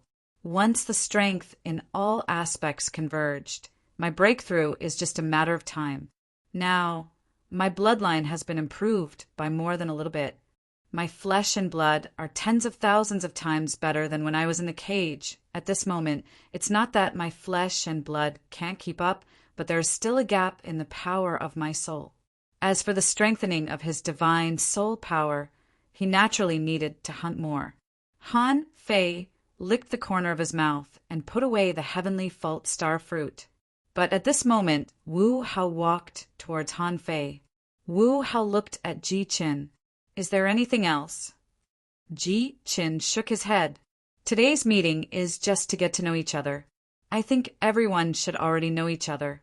When we enter the place where the king perished, we should take care of each other. Wu Hao said, Fellow cultivator Shuezhan, would you like to have a chat? Han Fei didn't want to chat with these people. He didn't believe that they would really become friends when they arrived at the place where the king perished. They would still hunt when they were supposed to. They were all heavenly talents, and all of them were made to be protagonists. Who would be convinced? So Han Fei nodded slightly. Okay, then I'll go back to my residence first. Under everyone's gaze, Han Fei and Wu Hao left. They were all body-refining practitioners, so even if they used their butts to think, they would know that these two were most likely studying body refining. In fact, that was indeed the case. As soon as they entered the courtyard, Chu Hao cupped his fists. Fellow cultivator Shuezhan, I have something to ask you. It may be a bit abrupt. If you don't know how to answer, you don't have to. Han Fei said lightly. You want to ask about the forging of a golden body? Wu Hao nodded. Sure enough, he couldn't hide it from Han Fei. His purpose was too obvious. But to Wu Hao's surprise, Han Fei replied, I can tell you, but what can you give me in exchange? Immediately, a strange light burst out of Wu Hao's eyes, and he said, Anything. I can exchange all my wealth for it. Han Fei said leisurely, All your wealth? How much is it? Wu Hao was taken aback for a moment. Does this need to be calculated carefully? Han Fei stretched out his hand. If you forge a golden body, your strength will be further improved. I won't embarrass you. 1,000,000 ultra-quality spiritual stones, 20,000 energy fruits, and 10 body refining techniques. If you agree to my conditions, I can give you the answer now. Wu Hao nodded. Okay. Han Fei. Han Fei thought that his ears were deceiving him. Damn it, I'm just extorting him. And this guy actually agreed? Isn't it too easy? Wu Hao said, I can give you 1,000,000 spiritual stones and 20,000 energy fruits now. The 10 body refining techniques are not complete for now. I have 4 of them and 6 of them. When we arrive at the place where the king died, I will ask someone to send them to the snow god's temple. Brother Shuezhan, don't worry. Han Fei's heart skipped a beat. Wow, this thing seems to make money faster than robbing. He only regretted that he didn't ask for more just now. If he asked for more, the other party would definitely give him more. When Wu Hao really took out the resources, Han Fei didn't hide them and casually threw over the experience of tempering a golden body. Han Fei thought that even if Wu Hao had an indestructible golden body, so what? A golden body could only increase his strength by about 20%. With Wu Hao's strength, even if he was 20% stronger, how could he be a match for Han Fei? Besides, it was just a piece of experience, which might not necessarily work. Maybe the king was just trying to sharpen his disciples. Han Fei didn't lose anything by selling the experience for so much money. Wu Hao grabbed the jade slip and quickly glanced at it. His eyes grew brighter and brighter. Finally, he thanked Han Fei and went into seclusion in excitement. Han Fei was still thinking about the sword talisman on the heavenly fault ancient tree. Just now, when he had just figured out something, the battle of the 36 mysterious heavens had already begun.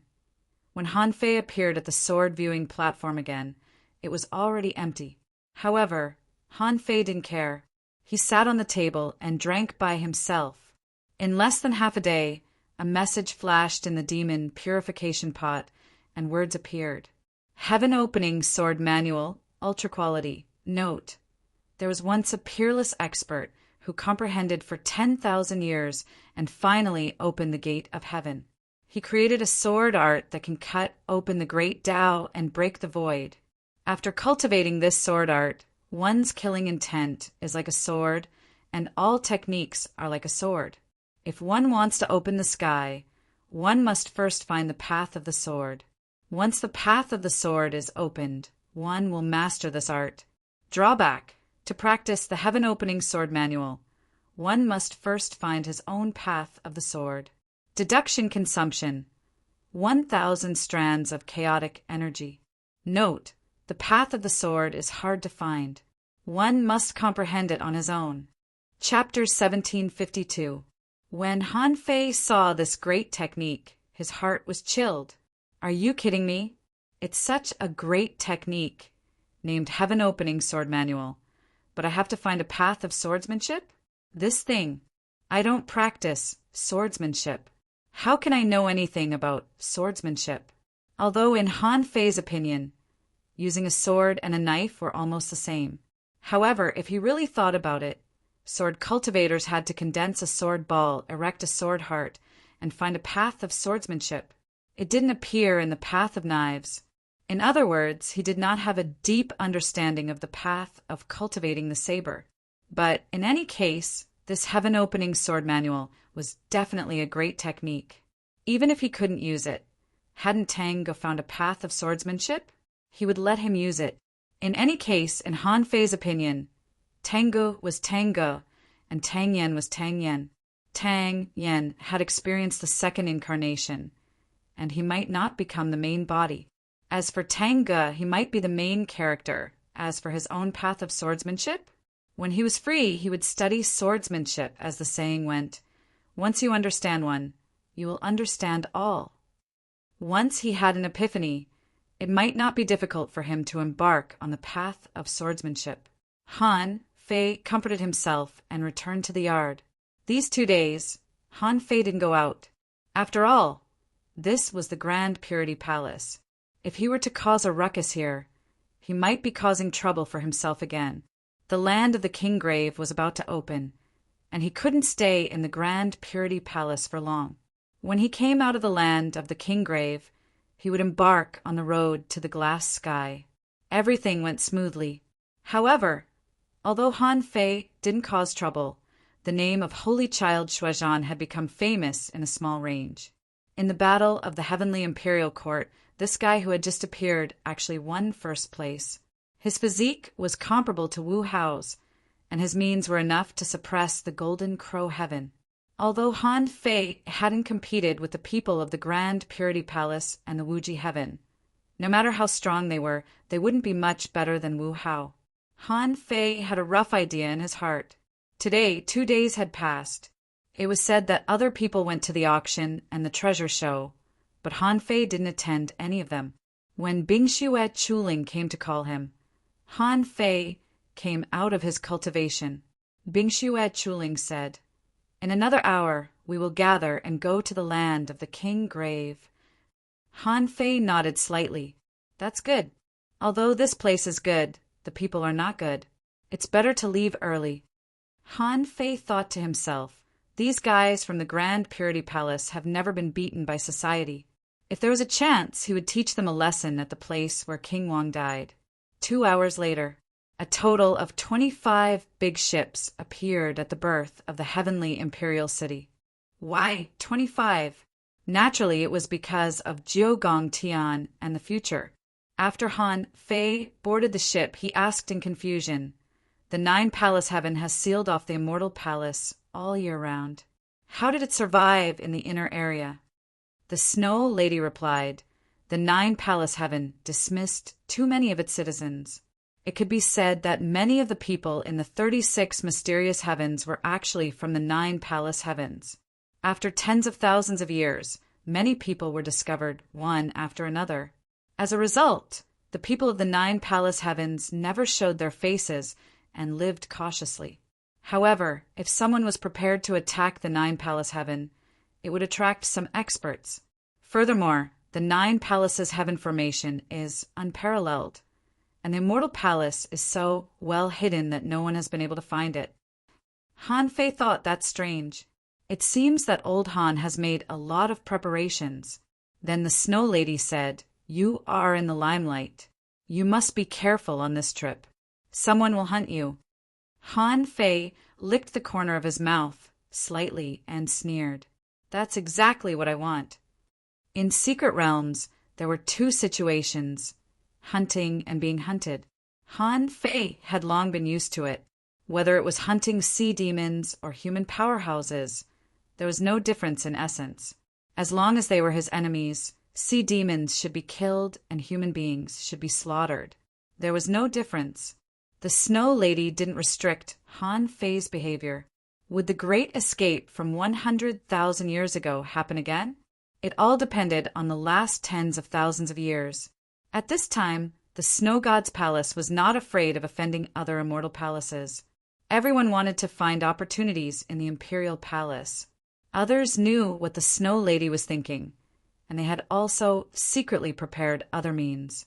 Therefore, even the kings of the Grand Purity Palace didn't feel much about Han Fei's victory this time. They even thought that it was too early for the Holy Child to fight against the Snow Lady. Some people also thought that since the Snow Lady had begun to make this matter public, it seemed that their side had to play a backup plan. Let's go.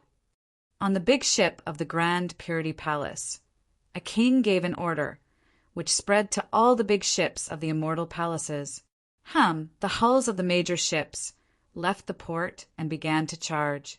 Swish, swish, swish. Han Fei looked at the big ships that broke through the void in midair and thought to himself, "What the F*** are they if not spaceships?" They were all the mounts of kings, shuttling all the way. Every hour, the big ship teleported about 12 times, about 8 million kilometers.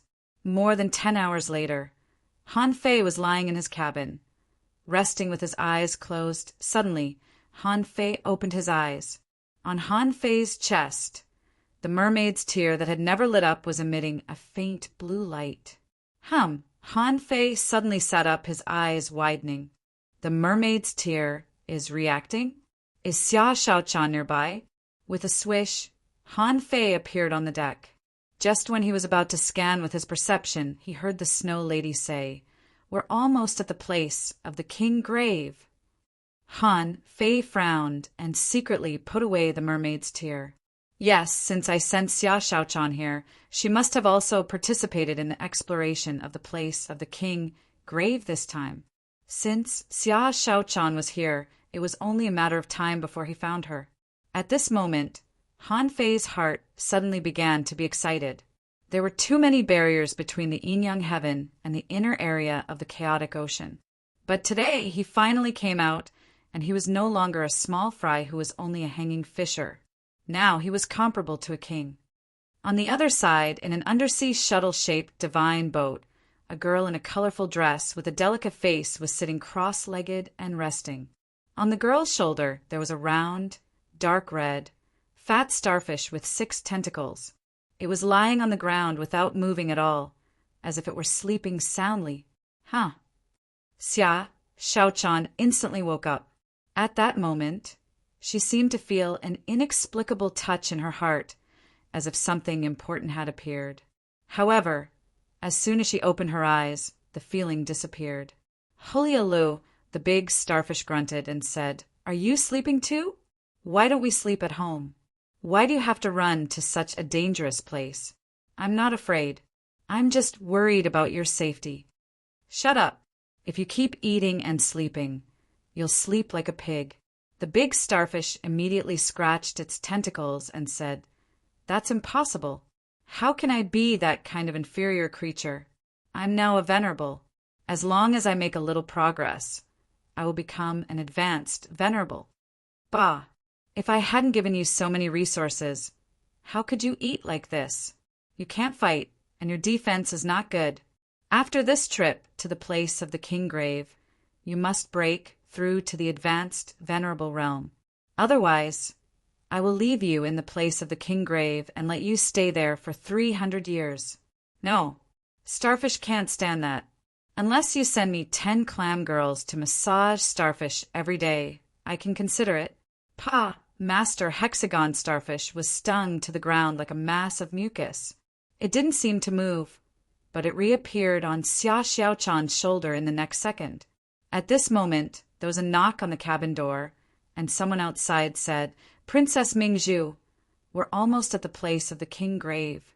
The 2 princes have been waiting for a long time. Tell them to get lost." Xia Xiaochan got up, casually combed her hair with her hands, and tied it with a red ribbon. She stretched out her hands, and 2 black shadows appeared in her hands. Xia Xiaochan was wrapped in a black scale battle suit inch by inch, and soon she was wrapped in it. B.M. Xia Xiaochan, who was ready to go, walked out with a knife and saw 2 young men. One was sitting on the chair, playing with pearls, and the other was leaning against the wall, playing with a dagger. Immediately, Xia Xiaochan was furious. She disappeared in a flash, and her knife was like a shadow.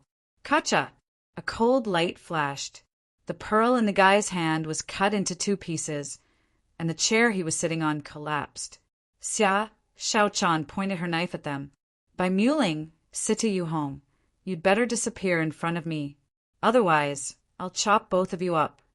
The guy who was playing with the dagger shrugged and said with a smile, "Mingzhu, we're going to the land of death. There are many experts there, and you haven't even entered the half-monarch realm. So how can you not have my protection?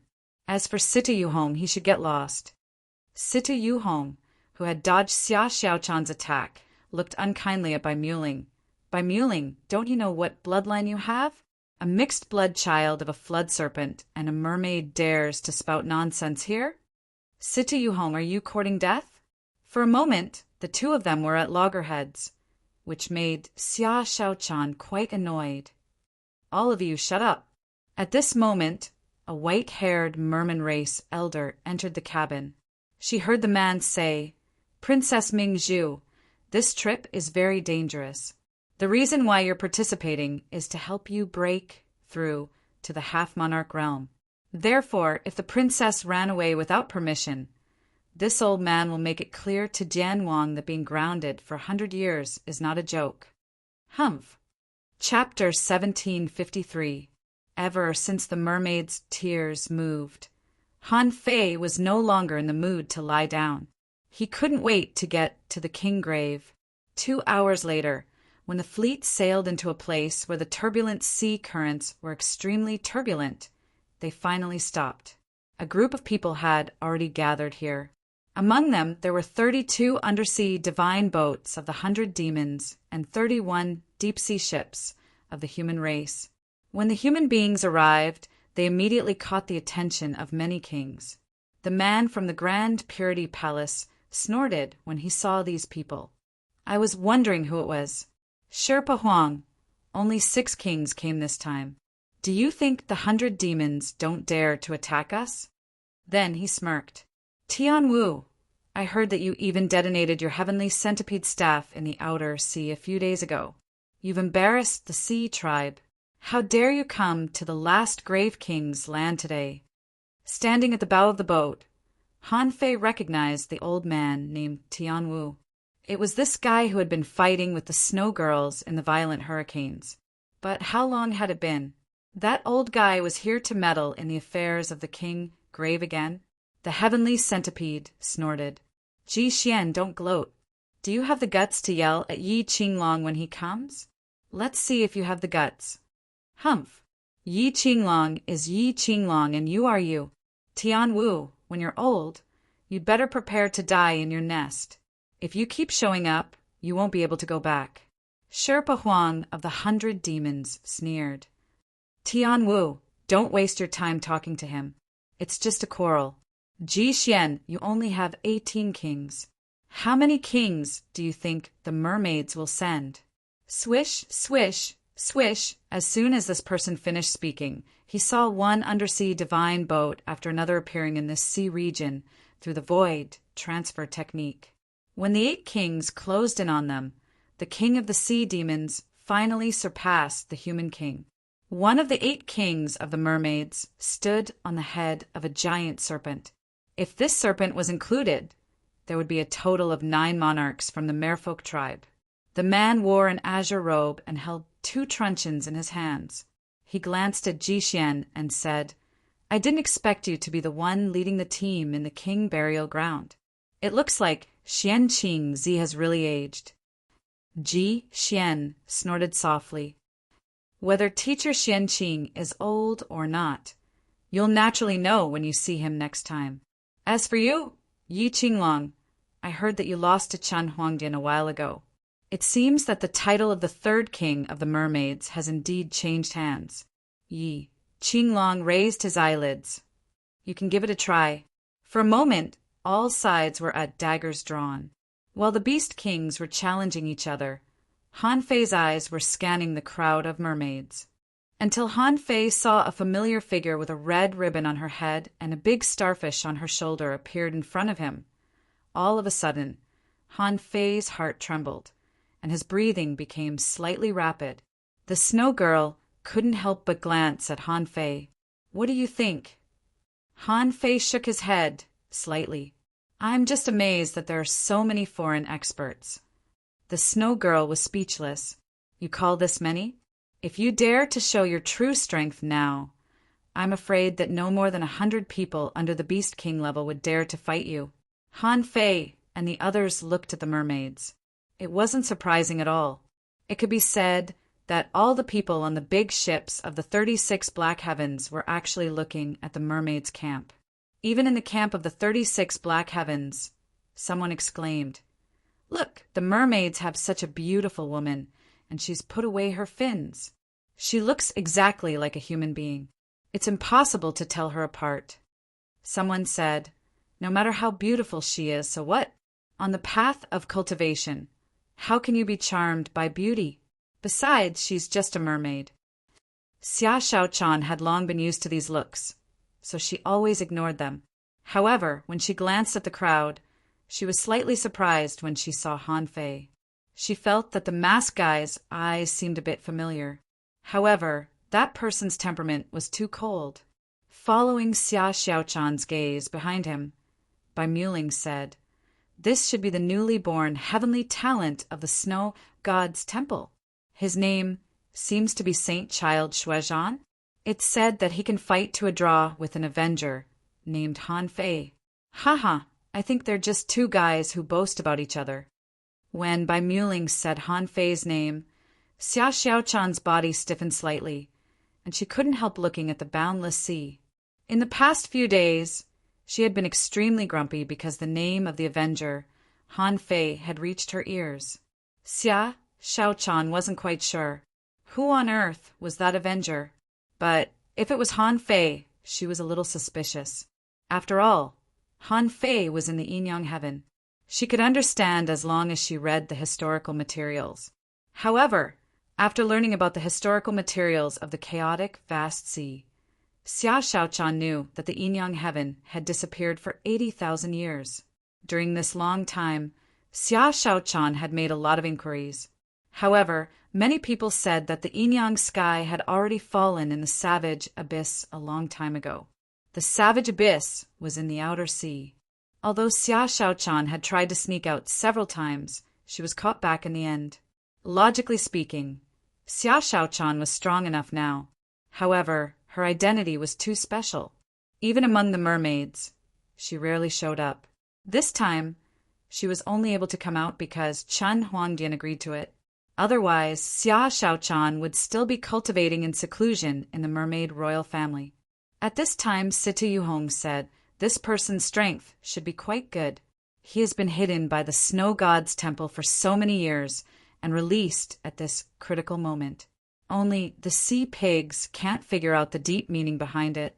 Bai Muling, although he is an enemy, don't underestimate him." Bai Muling snorted. "If you meet this person, you will know that I'm telling the truth when I take him down.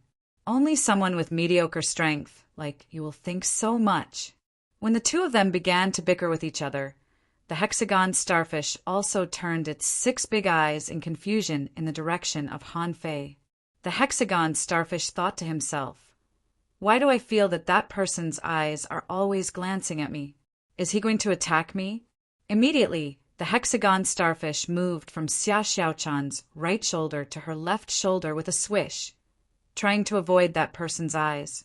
Of course, apart from Xia Xiaochan and the other heavenly talents. On another ship, a mermaid was looking in Xia Xiaochan's direction, coldly. On the snow god, Bing Shui Chuling said, "It seems that this time is more difficult than I thought. The mermaids, the undersea humans, and the 100 demons. As many as 20 well-known experts could be recognized at a glance.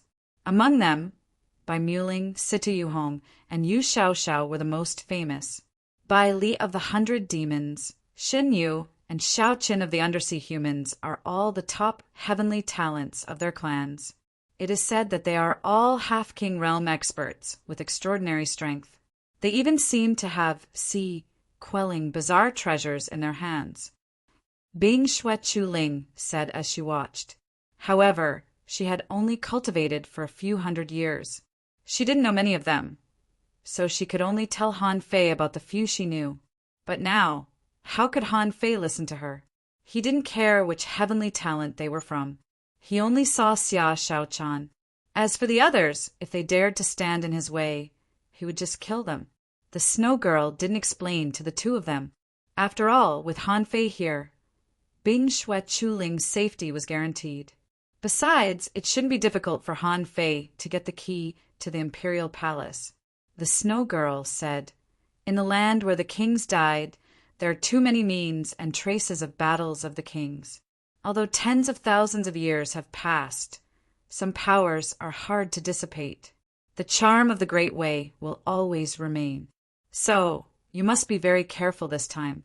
You 4 half-kings will eventually embark on the treasure hunt, but you'd better work in pairs. In this way, you can take care of each other and don't be afraid of any danger." The snow girl's meaning was very clear. She meant that the half-kings and the peak-level venerables would be separated. She asked Han Fei to team up with Bing Shui Chuling to protect her. After all, the snow girl's hope was always on Bing Shui Chuling. Woo. After the major forces stayed for a while, Yi Qinglong said, "It seems that no one from the behemoths will come. If so, let's get started." The kings of the major forces nodded. None of them expected that there would be one less enemy in the land where the kings died. Originally, after years of exploration, the resources inside had been getting lesser and lesser. If they continued to explore, the resources that could last for another 10,000 years might be almost all gone. So, this time the kings all warned, "Don't worry about how many treasures and opportunities you can get from this trip.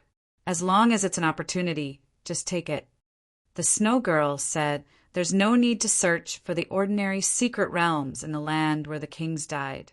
The powerful opportunities that can still be found can only be found in those dangerous places."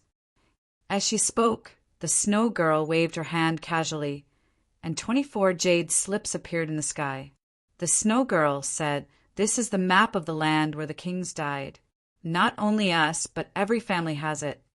Then the Snow Girl said to Han Fei alone, "The life and death of the peak-level venerables are determined by fate. If you're not here, you may not be able to save them in time. But don't worry. The previous deal remains the same. The key to the Imperial Palace and Chuling's safety are the most important." Han Fei replied, "Since I've promised, I'll keep my promise."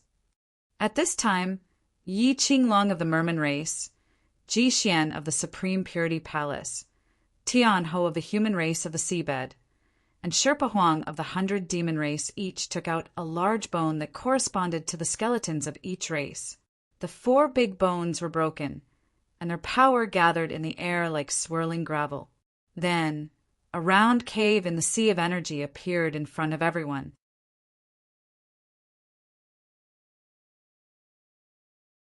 Thus, for a long time, in small places like the Yin-Yang Heaven and the Wadawood Heaven, the enmity between them deepened as they fought. That's all. I'm going to play with you. However, in the chaotic Azure Sea, humans had many enemies, but humans did not weaken. The sea demons couldn't eat the immortal palace, not even the pirates. After all, pirates also had strength and were extremely rampant. Therefore, although humans and sea demons were enemies, in the chaotic Azure Sea, when they met, they would have to fight and compete for treasures. Only then would they become great enemies. As for the perennial wars, there were none. Affected by the various terrifying dangers of the chaotic sea region, the number of people who died at sea every year or even every day was much more than those who died in wars. When only the 4 of them were left, Bingxue Chuling said to the 2 demi-kings, "Chuyang, Qinyu, you 2 go together. Remember, your life is the most important thing. Your life is more important than the key to the Imperial Palace, understand?" The 2 nodded slightly. "Understood. Don't worry, Holy Virgin. We know what we're doing." Han Fei's arrangement was actually very fast. As soon as the 2 demi-kings left, more people came in one after another.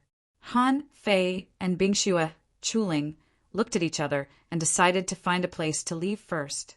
And Han Fei didn't want to start fighting prematurely. Even if these people were not poor, they certainly didn't have the key to the Imperial Palace. He didn't care about it at all. Swish, swish, the 2 flew away. After flying for more than 200,000 kilometers, they came to a sea of flowers with more than 30 kinds of flowers. Han Fei glanced around and couldn't help but ask, "Is this thing related to the 100 Flowers Palace?" Bingxue Chuling shook her head slightly. "I'm not sure about that. According to the highest 5-star difficulty recorded on the Jade Slip, this place is only 2-star. Also, there's a warning about the sword intent." Without hesitation, Han Fei directly fused with Little Black and Little White. In order to hide their identities from the Yin-Yang Heaven, the 2 of them hadn't come out for a long time. At this moment, when Han Fei looked with the Yin-Yang divine eyes, he immediately found something wrong. To Han Fei's surprise, a large amount of power in this sea of flowers was gathering in one place. Han Fei walked more than 600 kilometers in one step and found the source of this sea of flowers. In the middle of the thousands of flowers, there was a palm-sized red flower. Han Fei didn't pay much attention to it. He just felt that this flower was a bit unusual. Han Fei reached out and scooped, and a tremendous amount of grass and leaves suddenly soared up. There were hundreds of millions of them.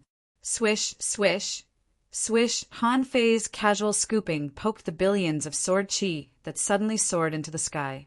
Seeing this scene, Han Fei stomped his foot, and arrays appeared under his feet. The coiled turtle array instantly protected Bingxue Chuling. In Han Fei's eyes, information popped up. Name: sword grass introduction, an exotic demonic plant born after being instilled with a large amount of sword chi and vitality. Where the sword grass grows, it will actively hunt all the creatures that pass by it to provide nutrients for itself. The center of the sword grass will produce sword fruits, which can be taken to comprehend sword intent. Level 85 contains chaotic energy greater than 12 wisps, effect, armor penetration. Infinite, collectible, sword fruit, absorbable. Han Fei was slightly taken aback. It was indeed the king grave that hadn't been opened for 100 years. Even this 2-star difficulty could provide 12 wisps of chaotic energy and produce spiritual fruits like the sword fruit. That was really rare. Han Fei flicked his fingers, and infinity water floated out. In an instant, thousands of knives swept across. Han Fei landed in the middle of the meadow openly, letting the sword grasses bombard him. Bingxue Chuling didn't know what to say when she saw the scene.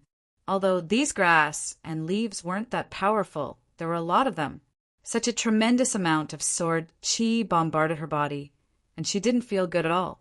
But Han Fei was plucking the grass with his bare hands. The moment Han Fei stretched out his hand, he saw the little flower burrow into the ground as if it wanted to escape. However, Han Fei wouldn't let a flower run away. The void lines had long been prepared. The moment the little flower retreated, it was caught by Han Fei. Han Fei waved his hand, and a plant creature that looked like a big pen drilled out of the ground. On the root of this creature, there was a sword-shaped spiritual fruit, about the size of a finger. Han Fei pulled the sword fruit down without hesitation, and the chaotic energy in the big radish was being swallowed by Han Fei. Bingxue Chuling said, "This must be a sword grass. I've heard people from the 100 Flowers Palace mention it, but I've never seen it. So this is what it looks like." Holding the big radish, Han Fei said, "It's just a 2-star difficulty. This radish, well, the power of this grass has reached the intermediate venerable level. The 3-star difficulty should correspond to the level of the peak level advanced venerable. The 4-star difficulty should at least correspond to the peak level venerable. Excluding the dangerous places below 4-star on the map, there are a total of..." Bingxue Chuling immediately answered, "There are 102. Han Fei frowned and said, "That's still too many. They are all peak-level venerables. If we're here for the 4-star dangerous places, there's no need for us to come here at all. So, exclude the 4-star dangerous places too." This time, before Bingxue Chuling said anything, Han Fei got the result at a glance. 12. Han Fei said, "It seems that the opportunities we're looking for are also in these 12 5-star dangerous places. Hey, wait, what's the meaning of the black place on the map? There are 3 on the map." Bingxue Chuling said, "This is a dangerous place. I once heard from my senior brothers that the land of the king perished is a dangerous place that is difficult to pass through, and only a slim chance of survival." Han Fei sneered. "What's so difficult about it? You think it's difficult here? Do you want to go to the imperial palace in the future? Isn't that courting death?" Bingxue Chuling frowned slightly. "Are we going to the dangerous place directly?" Han Fei pondered for a moment and suddenly said, "Wait a minute." Another clone appeared next to Han Fei. Han Fei took off the mask on his face, pressed it on the clone's face, and smiled. "I'll send a semi-king projection to follow you to the 5-star dangerous place." Bingxue Chuling asked in surprise, "Where are you going?" Han Fei said, "I have my own things to do. Don't worry. If everything goes well, you'll know." One of Han Fei's projections was already a semi-king. Bingxue Chuling felt that this semi-king projection should be able to easily kill a semi-king. This projection and Han Fei didn't seem to be any different for the time being. Bingxue Chuling more or less knew what Han Fei and the Snow Girl talked about. She knew that Han Fei was not a stingy person. Since he said he had something to do, he really had something to do. Besides, there were only 12 5-star dangerous places and only 3 dangerous places. A month was enough for Han Fei to visit them many times. It was impossible for Han Fei to never return. Han Fei stepped into the void and left. In his hand, the nautical panorama pointed in one direction. Han Fei murmured, treasure hunting is not as important as a wife. Chapter 1755. The reason why Han Fei and Bing Shui and Chu Ling chose a random dangerous place to explore was to avoid encountering a large group of people at the beginning. At that time, if there was a conflict, should he fight or not? If he fought them, he wouldn't get any benefits except some ultra-quality spiritual stones and spiritual fruits. Should he fight them or not? That was the contradiction. For Han Fei, the hatred between humans and sea demons didn't matter. In fact, he didn't care about it at all. So what if they were humans? So what if they were sea demons? Besides, the bloodline of the mermaid clan shouldn't be low. Why should he care about it? At the beginning of the battle, Han Fei was already prepared. How should he recognize her? Appear out of thin air and step on colorful auspicious clouds? Punch the sea demon and take Xia, Shaochan away by force? Catch her off guard and give her a surprise? After all, they had just entered the Kinggrave land and it covered a huge area. It was nearly 8 million kilometers wide, which was equivalent to the territory of the Yin-Yang Heaven. Therefore, it would take some time to find someone. However, although the place was large, this was the Kinggrave land after all. They didn't come here to play, but to hunt for treasures and opportunities, so there were only a few places they had to go. An hour later, Han Fei rushed to a dangerous canyon as fast as lightning. In this dangerous canyon, there was a gravitational force, and there were large knife marks on the cliff of the canyon. As soon as Han Fei entered, he felt the gravitational force. An overwhelming pressure came crashing down. Humph! This is just a 2-star dangerous place. It's just some residual aura. How dare you touch me? Han Fei grabbed the void and pulled out a knife. Han Fei grabbed this huge void crack in his hand and swept it across the cliff.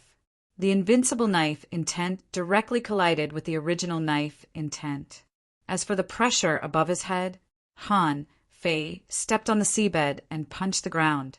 In an instant, dust flew up, and the gravitational force in this space was instantly shattered by Han Fei. After Han Fei came to this dangerous place, he only attacked twice and destroyed the enemy's dangerous place. Before Han Fei, the land of the King-Fallen Grave had been opened countless times, but it hadn't collapsed. It could be seen how terrifying Han Fei's destructive power was now. The old turtle said, "You want to find someone? The King burial ground would only be opened for a month. This is just the beginning. Most of them must be on their way." Han Fei nodded. "I was so happy that I forgot about it." Buzz, with a thought, Little Black and Little White appeared in the canyon. Han Fei said, "Daughter, do you still remember the taste of your mother?" Xiao Bai rolled his eyes. "I remember. I can smell it." Han Fei was overjoyed. "Come on, take Dad there." But Xiao Bai suddenly turned around. He only saw it quickly swim to a place 30 miles away. Dust was flying, and the ground was cracked by Han Fei's punch. Little White wandered around the crack and then looked at Han Fei. "Row, row, there's something." Han Fei was slightly surprised. Something? He just casually hammered it. How could he get anything out of it? Han Fei immediately thought of the 9-tailed mantis shrimp. This little digging expert was left in the Yin-Yang sky. He wondered how strong it was now.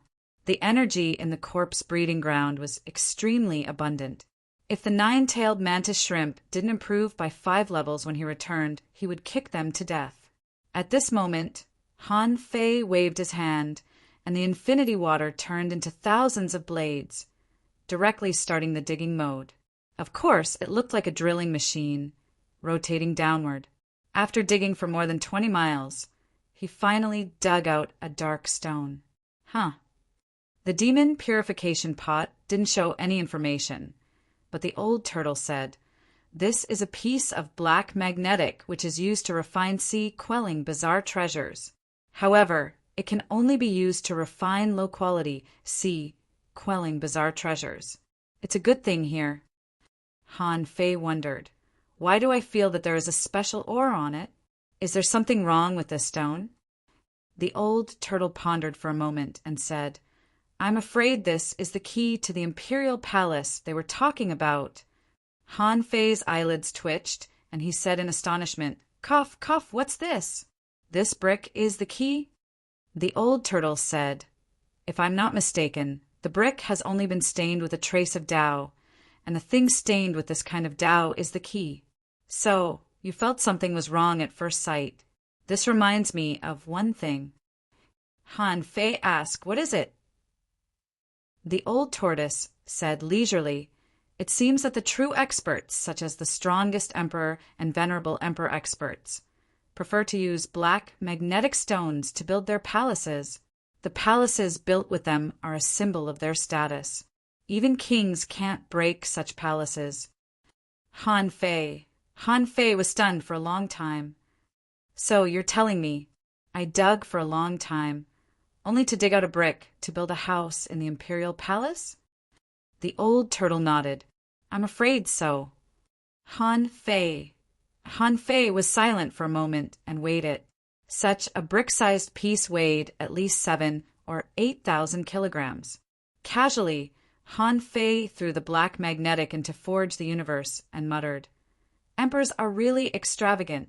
If I dig an imperial palace, how many sea-quelling bizarre treasures will I dig out?" The old turtle. Han Fei subconsciously made a key. At this time he remembered that Xiao Bai was an expert at treasure hunting. With Xiao Bai, how could he not find the key to the imperial palace? Suddenly, in Han Fei's perception, a small team of 100 demons appeared. The reason why it was a miscellaneous army was that in this team of 3, there was a squid, a lobster, and a giant sailfish, all of whom were peak-level venerables. When he saw the 3 of them, Han Fei cursed, "I'm just looking for a wife. How could it be such a coincidence that I ran into her? Forget it. I'd better keep these 3 and set off later." Han Fei didn't realize that this was just the beginning, and everyone's starting point was the same. This place was close to the starting point. Wasn't it normal to be discovered? Han Fei concealed his breath and waited for a moment. Swish, swish, swish. 3 figures appeared in this canyon. When the 3 of them came here, the lobster said, "We're a step late. The dust here is still floating, which means that there were people here just now." The giant sailfish waved its tail and said, "Okay, it's just a 2-star dangerous place. Even if we dig, we may not dig out anything good." Poochie, the giant sailfish, was still talking. Suddenly, a cold light flashed in the air, so fast that he had no time to escape. In the next moment, his head was gone. "Who is it?" "Run." The squid reacted quickly. Black ink instantly dyed the area within 100 kilometers.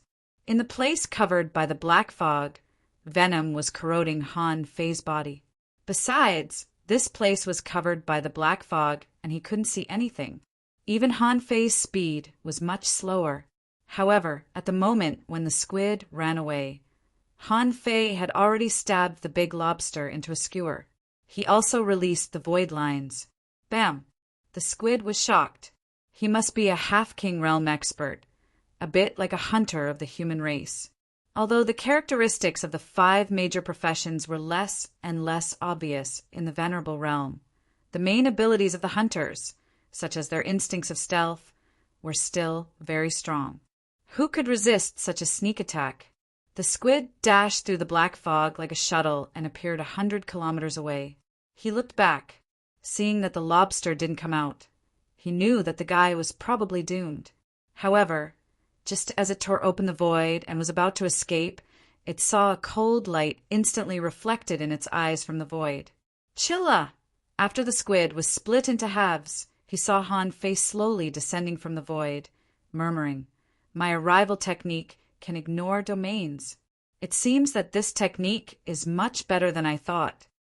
A moment later, when Han Fei walked out of the black fog with 2 blackened corpses, he thought to himself, what a shame that 2 delicious meals were poisoned. After swallowing the 3 sea demons at the peak level of the venerable realm for more than 10 minutes, Han Fei slowly swam to the depths of the king grave. Half an hour later, Han Fei still hadn't found Xia Shaochan, but he saw a golden skeleton dragging a long knife and turning over bones in front of a skeleton. The one who died was a strong human expert. Han Fei had no impression of this person, but that person was strong and had a small half of the golden bones in his body. Han Fei was surprised to see this scene. A body cultivator was taken care of. Han Fei quickly approached, trying to see what the skeleton was. However, the skeleton suddenly turned around. Immediately afterward, the skeleton slashed at him with a swish, the bone knife in his hand still dripping with blood. Along with this slash, dozens of spatial cracks appeared in the void. Was I tricked? Han Fei was a little surprised. In his perception, he didn't perceive anyone else. At this time, a scarlet gate appeared out of thin air. Among them, a skinny young man sneered and charged out. Beside this man, there were two skeletons with half-golden bodies. Seeing this person, Han Fei immediately knew where he came from. The berserk corpse heaven of the 13 heavens of the outer domain. Here, there was also a black-robed man who could open a special space gate. Which family did he belong to? However, no matter which family he came from, that person was also a half-king. However, so what if he was a half-king? The moment these two dared to come to Han Fei, they were doomed to die. Huh! The 100-beast soul devourer broke out without warning, and Han Fei shouted in a low voice, "How dare a few skeletons come out to embarrass themselves?" BAM! BAM! BAM! Han Fei's strength suddenly rose to an extremely strong level. After 3 consecutive punches, the 3 skeletons exploded with their knives and bones. Not good. The first reaction of the skinny young man and the black-robed man was to run. Damn! Where did this immortal come from? The corpses of the peak-level venerable couldn't even resist 1 punch from him. Even his bones were smashed into pieces. This strength could be concluded that he was at least a half-king. But there shouldn't be such a strong half-king, right? Chapter 1756. It had always been Han Fei who ambushed others. Han Fei had rarely been ambushed by others. He didn't know what that scarlet gate was. It could completely conceal the aura of the user. Perhaps this thing could be studied. Seeing that the two of them were about to run, Han Fei certainly wouldn't let them get what they wanted. Han Fei immediately shouted, "Seal this place." As soon as the seal was activated, the blood-red mist collapsed in an instant. While the two of them were shocked, the skinny young man waved his hand and shook out the corpse of a strong master. This time, it was no longer a skeleton, but a real corpse. Information emerged in Han Fei's eyes. Name, Blood Demon, Introduction. It's made from the corpse of a half-king realm master, nourished by the blood pool, and refined by the fire of evil energy for 800 days. The Blood Demon is extremely powerful, unconscious, and fearless. As long as there is enough chaotic chi, it can fight endlessly. Level 89 quality, ultra quality, contains chaotic chi, 5 strands, effect, inedible, collectible, corpse, absorbable. Note, when the drought demon's power is exhausted, it will lose its effect. When Han Fei saw the information of the blood demon, he smiled disdainfully. No wonder the berserk corpse heaven could only be in the outer domain. If the people of this immortal palace wanted to be strong, they needed a large number of corpses of strong masters. They also needed chaotic chi as a guide to control the corpses.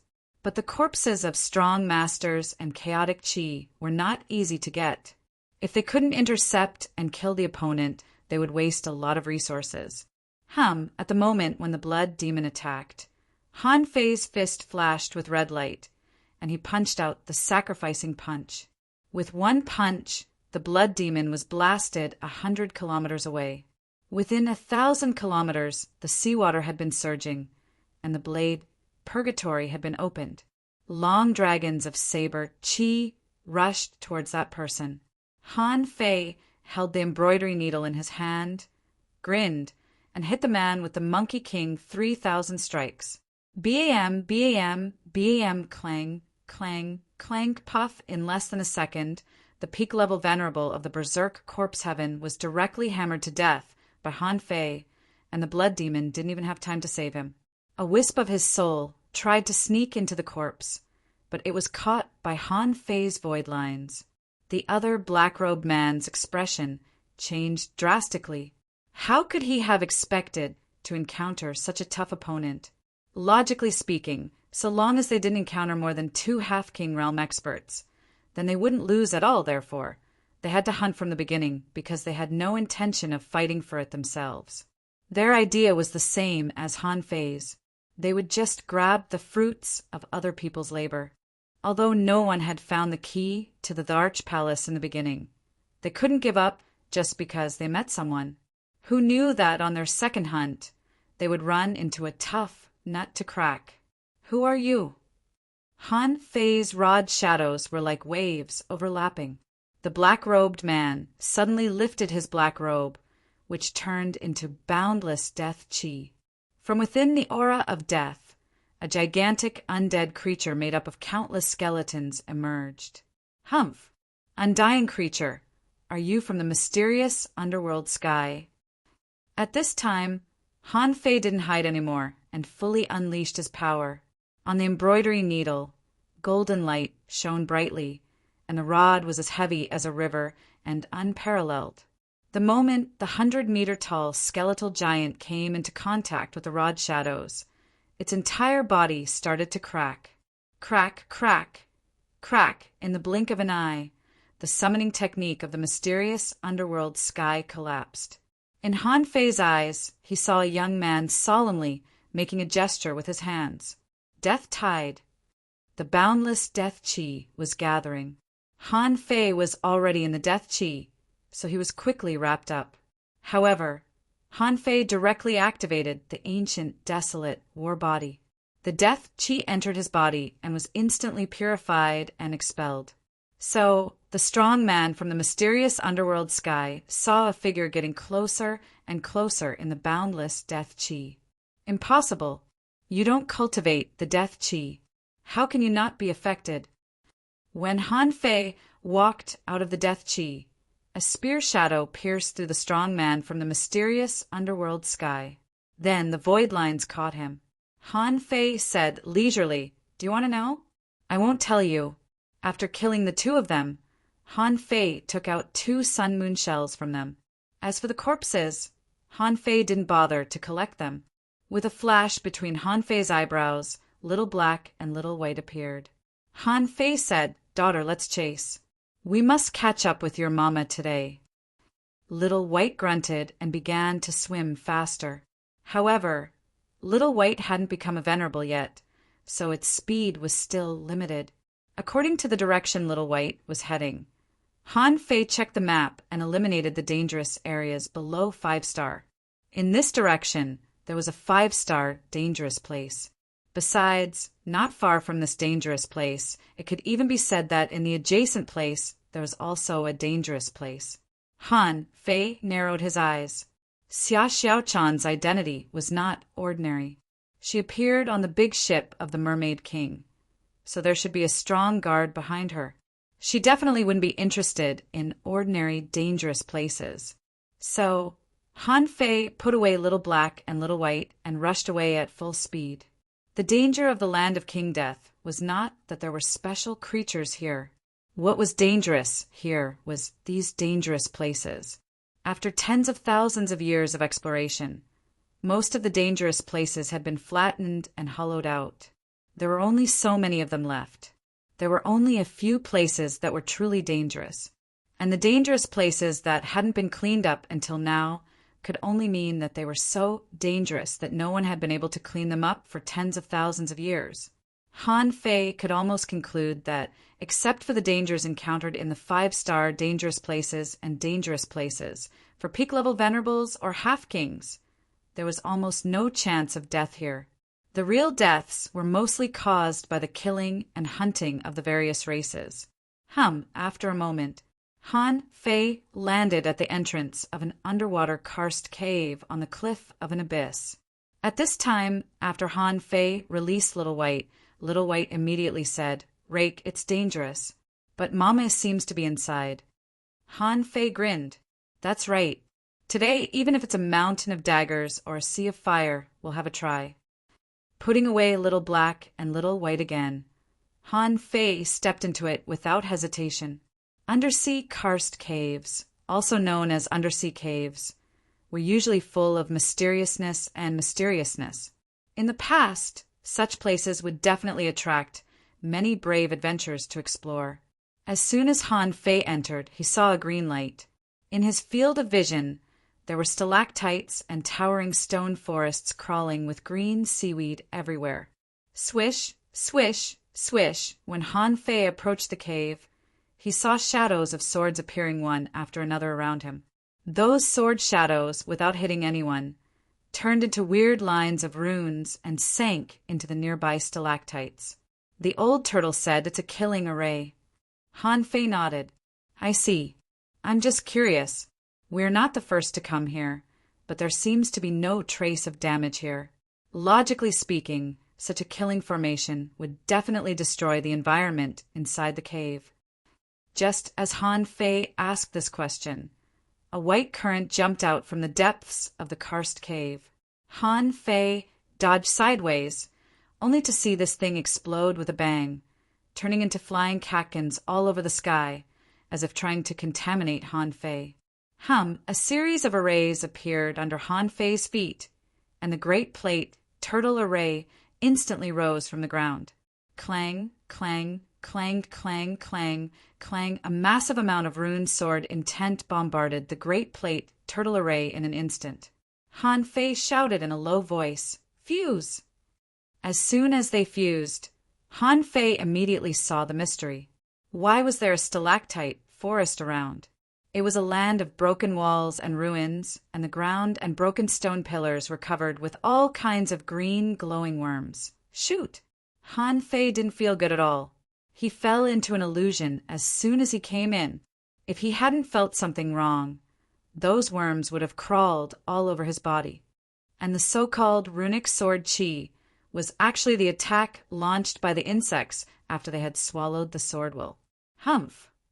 Han Fei stretched out his hand, and the infinity water turned into finger-long knives. In an instant, they turned into tens of thousands, hundreds of thousands, spinning rapidly in this space. Han Fei stood in the storm of knives and walked all the way forward. Wherever it went, everything, no matter what kind of mess it was twisted into fine powder. After walking more than 10 kilometers into the karst cave, as many as 7 or 8 caves leading to different directions appeared here.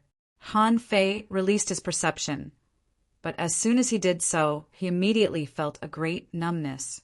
Han Fei said, "The worms here can actually devour perception and hurt the soul." With that, Han Fei hooked out with the void lines.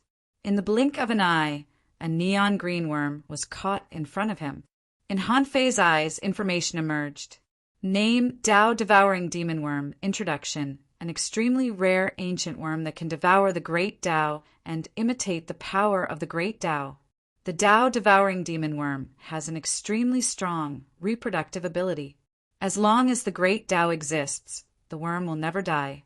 Level 83, quality, ancient mutant, contains sword intent, 1 wisp, edible effect, inedible, collectible, uncollectible, absorbable. Remarks: the Tao-devouring demon worm can imitate the power of any great Tao.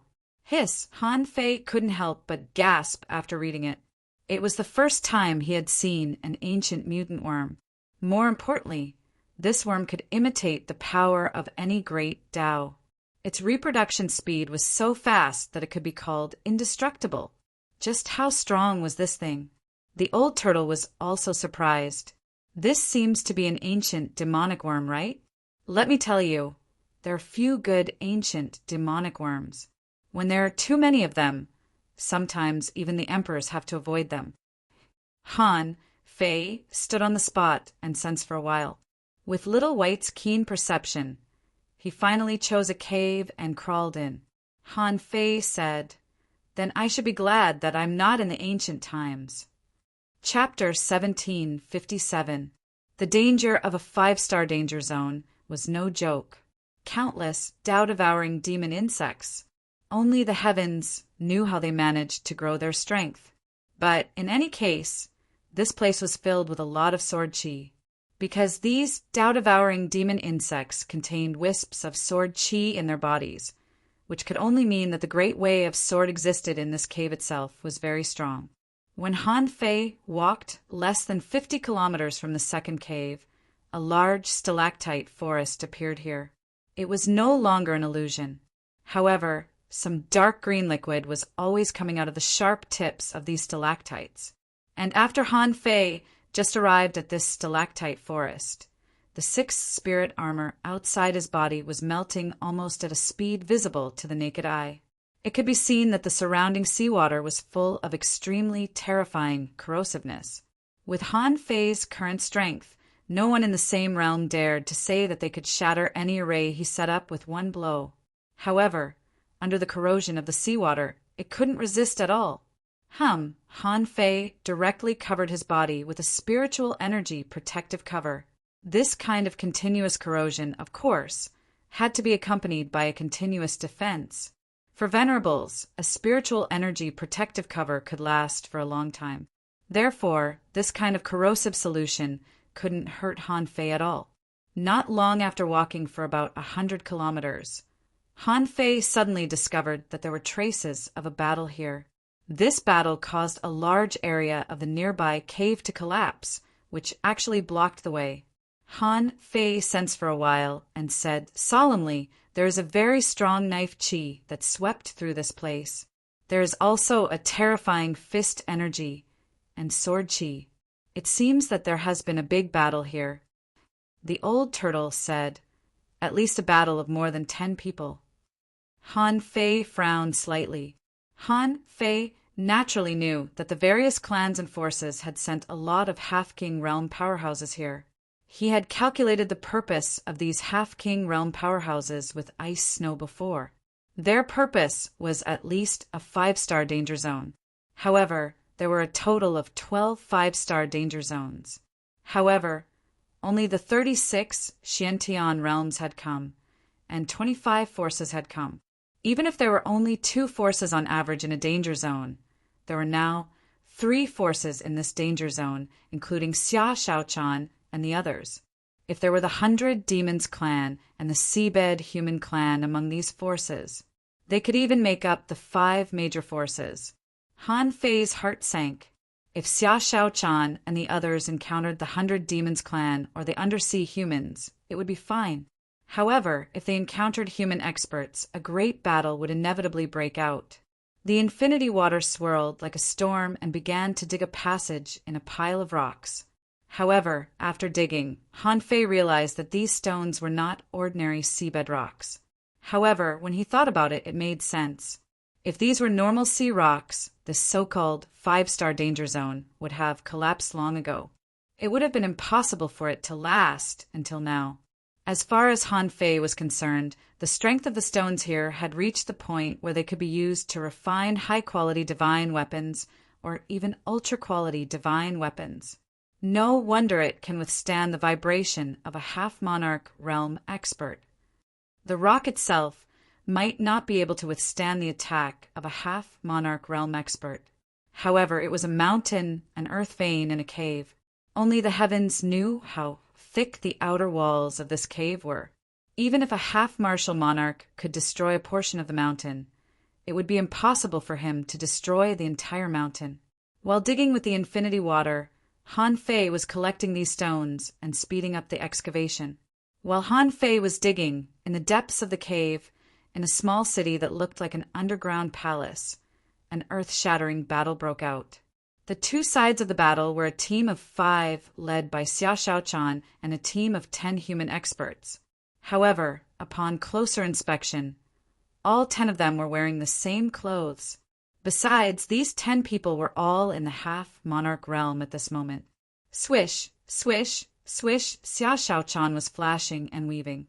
In the underground palace, the shadowless blade was flashing and attacking, and shadows were flowing.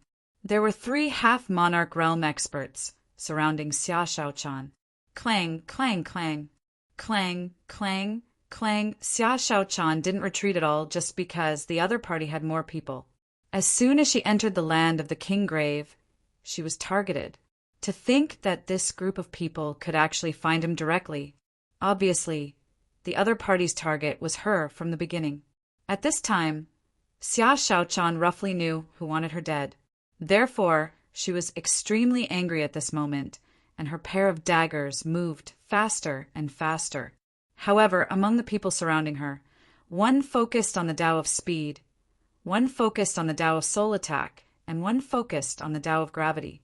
If it weren't for Xia Xiaochan's unreasonable infinite flash ability and the Shadow Shrimp's shadow power, she would have been defeated at this moment. However, even if she could hold on now, it didn't mean that Xia Xiaochan could win. If she only faced one of them, she could exhaust him to death. It was more likely that she would kill him. However, the Tao of these three people was clearly targeting her. Fundamentally, they were suppressing her to attack. In order to chop off the head of one of them, Xia Xiaochan was crushed by the Tao of gravity. In an instant, her body became unstable, and she was about to flash away. But the extremely fast half-monarch realm expert slapped her in the back. Puff, swish, swish, swish in the underground palace.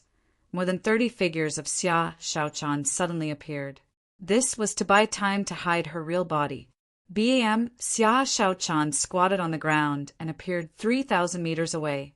Next door, Bai Muling roared. How dare you hurt Her Royal Highness? Today I'll make you die. The one named Bai Muling roared, and with a buzz he turned into a white-scaled dragon python. With a swing of his giant tail, he sent a half-monarch realm expert flying. But at this moment a human overlord sneered.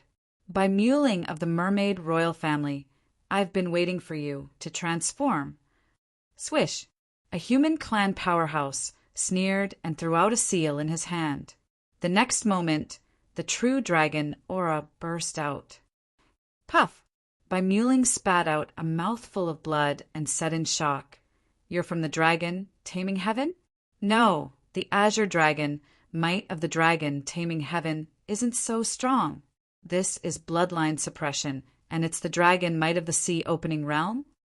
Bai Muling was injured in one move, and the other person next to him was also impacted by the dragon might. But that person wasn't as strong as Bai Muling. The two half-monarch realm overlords attacked with 2 demon spikes that contained a strange power. One of the 2 spikes killed the body and the other killed the soul. The half-monarch realm sea monster was killed in an instant. Sita Yuhong yelled, No, they're not from the 36 profound heavens. Princess, don't worry about us. Run. Those who protected Xia Xiaochan all knew one thing. In a corner of this world, there was an extremely powerful family that wanted Xia Xiaochan's life. That was why Xia Xiaochan had been forced to cultivate in the mermaid royal family until now. Only by becoming stronger and stronger could he resist the pursuit of those people. But how come there were forces outside the 36 profound heavens in this trip to the land of King Burial? It could only mean one thing. The 36 profound heavens had been infiltrated. Xia Xiaochan had figured it out a long time ago. So, the moment Bai Muling was defeated, she shouted, Fuse! Roar. At the same time, there was a dragon roar. This time, Xia Xiaochan's strength soared a lot in an instant. The people who were hunting Xia Xiaochan all changed their expressions at this moment. Someone shouted in a low voice, It's the giant arowana and the Tao, sound talisman. Dong, dong, dong, Xia Xiaochan's strength had already been improved to the half-monarch realm. However, these people were clearly prepared. As soon as they attacked, earth-shaking bell tolls burst out from the 3 fish skins. Pooh! Xia Xiaochan vomited another mouthful of blood. Her reaction was very fast. The shadowless blades scattered in the sky in the blink of an eye. There seemed to be a shadow on each shadowless blade. Clatter! When the shadow gathered again, everyone saw a pair of beautiful half-colored, transparent cicada wings behind Xia Xiaochan. Bai Muling and Situ Yuhong both exclaimed, Heavenly cicada transformation! Ah, but at this moment, Xia Xiaochan's eyes turned red. On her shoulder, a big starfish, was shivering. Starfish know that we can't come out. If we come out, we'll be in danger. If we come out, we'll die. Shut up. Xia Shaochan spat, and her strength soared several times again. With a swish, a melodious color was left in the sky. The cicada wings swept across the sky, leaving no trace. Immediately afterward, Xia Xiaochan's feet stepped on a person's chest. The two knives entered his body and instantly destroyed his body. With a twist of the cicada wings, this person was immediately beheaded. However, the person who was killed was not afraid at all. A lot of green light suddenly burst out of his body. When they took a closer look, they saw a massive tide of swords bursting out of this person's body. In an instant, Xia Shaochan was blown back. The heavenly cicada wings were riddled with scars. In the next moment, 3 people attacked Xia Shaochan again. But suddenly, a scream of fear rang out. 6 gates heaven's ceiling. Hum, hum, hum, a purple light rose. Master Hexagon Starfish finally played a role. The 6-gate formation protected Xia Shaochan in it. Situ Yuhong and Bai Muling were being attacked crazily. The 2 of them were already riddled with scars. This time, the enemy had obviously calculated the strength of the people around Xia Shaochan. At this moment, in the 6-gate formation, Xia Shaochan was riddled with scars and looked at the people outside with hatred. One of them stood in midair and said indifferently, "After all, you haven't become a king and haven't fully inherited the power of the heavenly cicada. The 10 of us have hidden swords in our bodies, waiting for you to display the heavenly cicada transformation, so that you know that the power of the heavenly cicada can't be passed on to outsiders. Today you will die." First update. Asking for votes. End of this chapter. Chapter 1758. The strength of the mermaids and mermaids was only relative. Xia Shaochan was indeed strong. A peak-level venerable fought against 3 half-king realm experts for a long time and even killed one of them in the end. If these people were just ordinary half-king realm experts, Xia Shaochan would have a way to escape. With Bai Muling and Situ Yuhong as her bodyguards, it wouldn't be difficult for her to escape. But the point was that these people weren't ordinary half-king realm experts. Every one of them had a hidden sword. Almost all of their methods were targeted. They seemed to have anticipated what Xia Shaochan would do and how she would react. Now, Bai Muling, Situ Yuhong, and another mermaid half-king realm expert were all entangled. On Xia Shaochan's side, the 4 of them were bombarding the 6-gate array. One of them sneered, "It's a waste of time. Although the 6-gate array is strong, the hexagon starfish's realm isn't high enough. This array will be broken in 10 seconds. The hexagon starfish rolled its big eyes and murmured, "It's over. It's over. It's over. I knew the outside world was dangerous. I knew it when I was only a few years old." Xia Shaochan snapped, "Shut up." "No, I won't shut up. There's still hope." The hexagon starfish yelled, "Bai Muling, Situ Yuhong, you 2 are useless. You keep saying how unparalleled you are, but are you really that unparalleled? You can't even defeat 5 of them? Why don't you just kill yourselves?" Situ Yuhong bellowed. The void around him was twisted and black pearls cracked like black holes. Dumb, dumb, dumb, chaotic energy burst out of Situ Yuhong's body, and his combat ability soared. His will fused with his body and covered himself with a layer of white armor. However, the people opposite them were obviously not to be trifled with. Since they had gone through so much trouble to sneak into the land of death, how could they be unprepared? 3 human cultivators wielded long spears and thrust out 3 spears at the same time. In midair, a triangle was drawn. As soon as the triangle appeared, a triangular mark burst out, blowing Situ Yuhong back dozens of kilometers. His hair was disheveled and his armor was broken. "Pooh!" Situ Yuhong's expression was unsightly as he said, "Something is wrong. These people's methods are not the methods of the 36 profound heavens. They are not from the chaotic azure sea." Bai Muling cursed Impossible. There was no way out of the chaotic, vast sea. If they could come from the outside, they would have come a long time ago. Why wait for this opportunity? Although the two geniuses were severely injured, they had not reached their limits yet.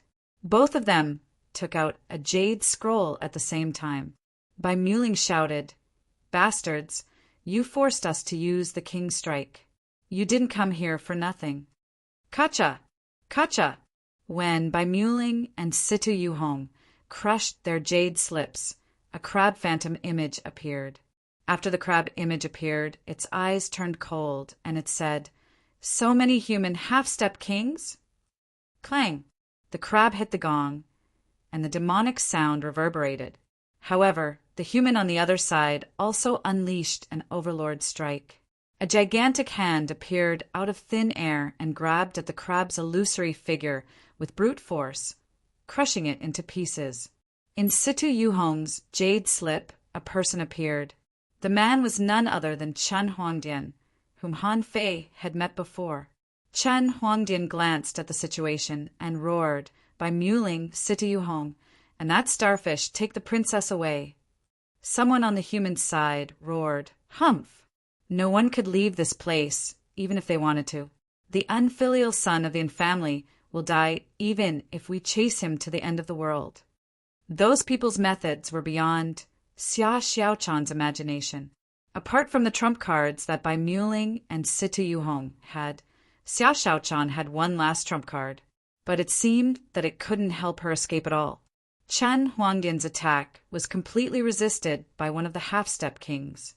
Of course, the half-step king who resisted the attack was immediately shattered, and a tide of swords burst out of his body and charged at Chen Huangdian. Chen Huangdian pointed his finger and destroyed the overwhelming tide of swords. His shadow was almost transparent. At this moment, a person appeared in midair like an illusion. It was the silhouette of a human sitting on a throne, exuding a majestic aura. The man raised his hand and pressed down, and Chen Huangdian's illusion almost collapsed. The man bellowed, "Vile creature, die already!" The man opened his mouth and roared. Not only was Chen Huangdian's illusion destroyed, but even the hexagon starfish's six-gate array collapsed. The hexagon starfish shrieked, "Throw out your trump card and run!" Xia Xiaochan flapped her wings and was about to crush the jade slip in her hand. On the other side, someone was charging at her aggressively with a spear. The tip of the spear carried a dazzling golden light. All of a sudden, the void was twisted. A ray of saber light illuminated the void and directly shone on the face and body of the person who had attacked. "Pucci, watch out!" The human experts all took a defensive stance, looking for the enemy. The body of the person who had just attacked Xia Xiaochan fell apart. Everybody was shocked. Who was it? It was such a fast and powerful attack. Could it be that someone had secretly used the king's strike? Bam! A lot of rubble was blown away, and a fatty appeared at the entrance of the underground palace. This fatty was exactly Fan Datong, who Han Fei disguised as the Black Ghost. Everybody looked at the newcomer. At that moment, Xia Xiaochan's eyes widened. The hexagon starfish's 6 big eyes looked in the same direction, dumbfounded. Only Bai Muling, Situ Yuhong, and another merman half-king were dumbfounded. The three of them wondered, "Who is this newcomer? Who are you?" The human experts saw that it was a human being and immediately said, "We're all human beings. Did you help the wrong person?" He, turtle shell sealing technique. At that moment, the surroundings seemed to be sealed. The old turtle sealed this place, and Han Fei didn't intend to let go of any of them. Han Fei said unhurriedly, "Are you blind? How dare you bully my wife?" Bai Muling was dumbfounded and looked around. There seemed to be no other woman here except for the princess. Situ Yuhong was also stunned for a moment, and then his face changed drastically. "How dare you? Princess Mingzhu, you're so arrogant. Don't talk nonsense." The hexagon starfish was shocked, and its 6 tentacles were baring their fangs and brandishing their claws. Hey, Han, shut up. Han Fei glared at him.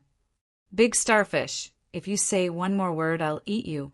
The hexagon starfish quickly shut up, but its eyes kept rolling, and it clawed at Xia Xiaochan's clothes desperately. The shock in Xia Xiaochan's eyes hadn't faded yet. At that moment, she felt as if a fishbone was stuck in her throat, and tears flashed in her eyes. However, the human experts uttered a roar. Stick your nose in someone else's business and you'll die! However, he saw 3 people using the same trick again. Another triangular rune appeared in midair and pressed at Han Fei. Xia Xiaochan hurriedly exclaimed, "Watch out!" However, Han Fei clenched his fist and punched out with a sacrificing punch. The power of this blow directly blasted the triangular seal into pieces. What? How is it possible? Then a long stick stabbed out with domineering spear power. Almost ignoring time, the spear directly stabbed a half-king stage cultivator into pieces. His body was smashed into pieces, and his body exploded all over the sky. Swish, swish, swish. At that moment, Han Fei reached out and scooped in the air. The infinity water condensed into a knife and slashed at another person again. However, this time, these people realized what was going on. One of them turned into a phantom and a throne descended. In the blur, there seemed to be a middle-aged man slapping at Han Fei. Humph, what's that? You want to suppress me with a phantom? Do you think I'm too arrogant? Boom! Han Fei punched at him. With a bang, Han Fei hit the rock wall and smashed half of the underground palace. Xia Xiaochan's face changed drastically and she suddenly stood up. However, before she could make a move, she saw a figure rushing back at an even faster speed from the ruins. Behind him, thousands of knives were like dragons, roaring and pouncing on him like a primeval beast. Huh! The 100 beast soul devouring roar burst out, and 2 of them spurted blood from their eyes, ears, noses, and mouths.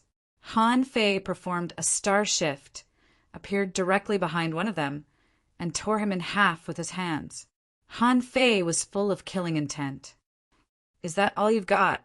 Where are your king's means? Use them all at once. Gulp. Bai Muling and Sita Hong looked at each other and swallowed. Damn, who is this guy? Is he a hidden bodyguard, sent by Lord Chan Huangdian? This strength was a little too terrifying. These half-king stage cultivators were not ordinary half-king stage cultivators. They seemed to have endless king's means in their hands. Otherwise, if these people were just a little bit more ordinary, how could they have been defeated with the addition of Her Highness the Princess, who are all real super experts? But now, the man in front of them was only at the peak level of the Venerable Realm, but his strength was so terrifying that he could take a blow from a half-king stage cultivator head-on without being hurt. And he could even fight back in the next second? What kind of beast is he? Just now, they had only managed to kill 2 people after putting in so much effort. However, as soon as this fatty came, he killed 3 people in the blink of an eye. Yes, these 3 people were definitely dead. If they hadn't died, they should have been reborn by now. Unfortunately, they didn't. This meant that they didn't have a chance to be reborn by blood at all. In the blink of an eye, Han Fei strangled him with the infinity water, but it was also defeated by the opponent's king strike. However, the infinity water turned into waves and dissipated. Han Fei now had the combat power of a king stage cultivator. Fist marks were all over the sky, and knife chi was everywhere. In an instant, another person was caught by Han Fei and immediately cut into pieces. The other person blew himself up the moment he was caught by Han Fei. Rumble, Han Fei was blown away again. Although the power of a half-king stage cultivator's self-explosion was also terrifying, it only crushed the surface of the underground palace and blasted Han Fei a few 100 kilometers away. However, Han Fei returned in the blink of an eye with the world's end close. The hexagon starfish rolled its big eyes and said, "Oh, my family is trustworthy, but the others are not so good. They're all useless. They're not even as good as starfish. Second update. Asking for votes. End of this chapter. Chapter 1759. Within 10 minutes, Han Fei made a record that even Xia Shaochan was stunned. Of the remaining 8 demi-kings, only 1 was left. And Han Fei's strength could no longer be maintained at the king level, so he finally returned to normal. Seeing this scene, Bai Muling and Situ Yuhong both heaved a long sigh of relief. This person really used some kind of secret method. Otherwise, if he really exerted such a powerful force, they would have begun to doubt their identity as heavenly talents. Xia Shaochan gritted her teeth and joined the battlefield. However, how could Han Fei let Xia Shaochan fight when she was injured? During the battle, Han Fei enveloped Xia Shaochan with the holy light technique. Xia Shaochan's injuries were recovering at a speed that was visible to the naked eye. Just now they were fighting and didn't have a chance to fight. Now there was only 1 half-king left, so he had to help Xia Shaochan heal. The hexagon starfish said, "Starfish, I'm also injured. I vomited blood just now." Han Fei rolled his eyes. The hexagon starfish used to be quite thin, but now his tentacles were fat and swollen. How good were their lives then? How could he raise a starfish into such a shape? As a matter of fact, Han Fei didn't even attack the last person. He just restrained the half-king. But Xia Shaochan simply burst out and slashed 1,027 times in a breath. Her attack speed was so fast that Han Fei almost didn't see it. The final half-monarch's battle armor had been shattered into pieces. Knowing that he couldn't escape, this person roared, "So what if you kill us? You can't escape after all." Han Fei frowned and said, "Girl, let me do it." After all, they grew up together, so although they hadn't seen each other for a long time, they still called each other affectionately. The word girl made Xia Shaochan blush. Then she pouted and tears welled up in her eyes. But at this moment, Bai Muling and Situ Yuhong both shouted, "Your Highness, leave this person to us." However, Han Fei's void lines had already locked onto this person. Han Fei turned around and saw Mu Bai Mu and Situ Yuhong charging at him. He casually punched them. "Get lost. Troublemakers will die." Bai Muling and Situ Yuhong were both speechless. What did he mean by making trouble? Our strength is extraordinary. However, the 2 of them still consciously did not attack again. After all, Han Fei's powerful combat power just now did make them a little flustered. That was 7.5 martial kings. Including the last one, that was 8.5 martial kings. If the strength of these quasi-monarchs was only ordinary, then it was understandable that Han Fei was able to kill them. However, these people's strength exceeded the strength of ordinary quasi-monarchs, and they even had many king-tier attacks. It was obvious that they had come prepared.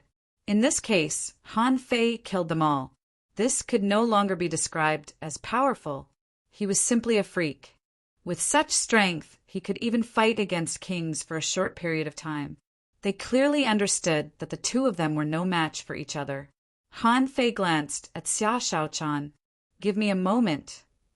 At this moment, the soul-searching art was activated. Han Fei quickly learned that these people turned out to be from the investiture of God's heaven. As soon as the 3 words investiture of God's heaven came out, Han Fei was surprised.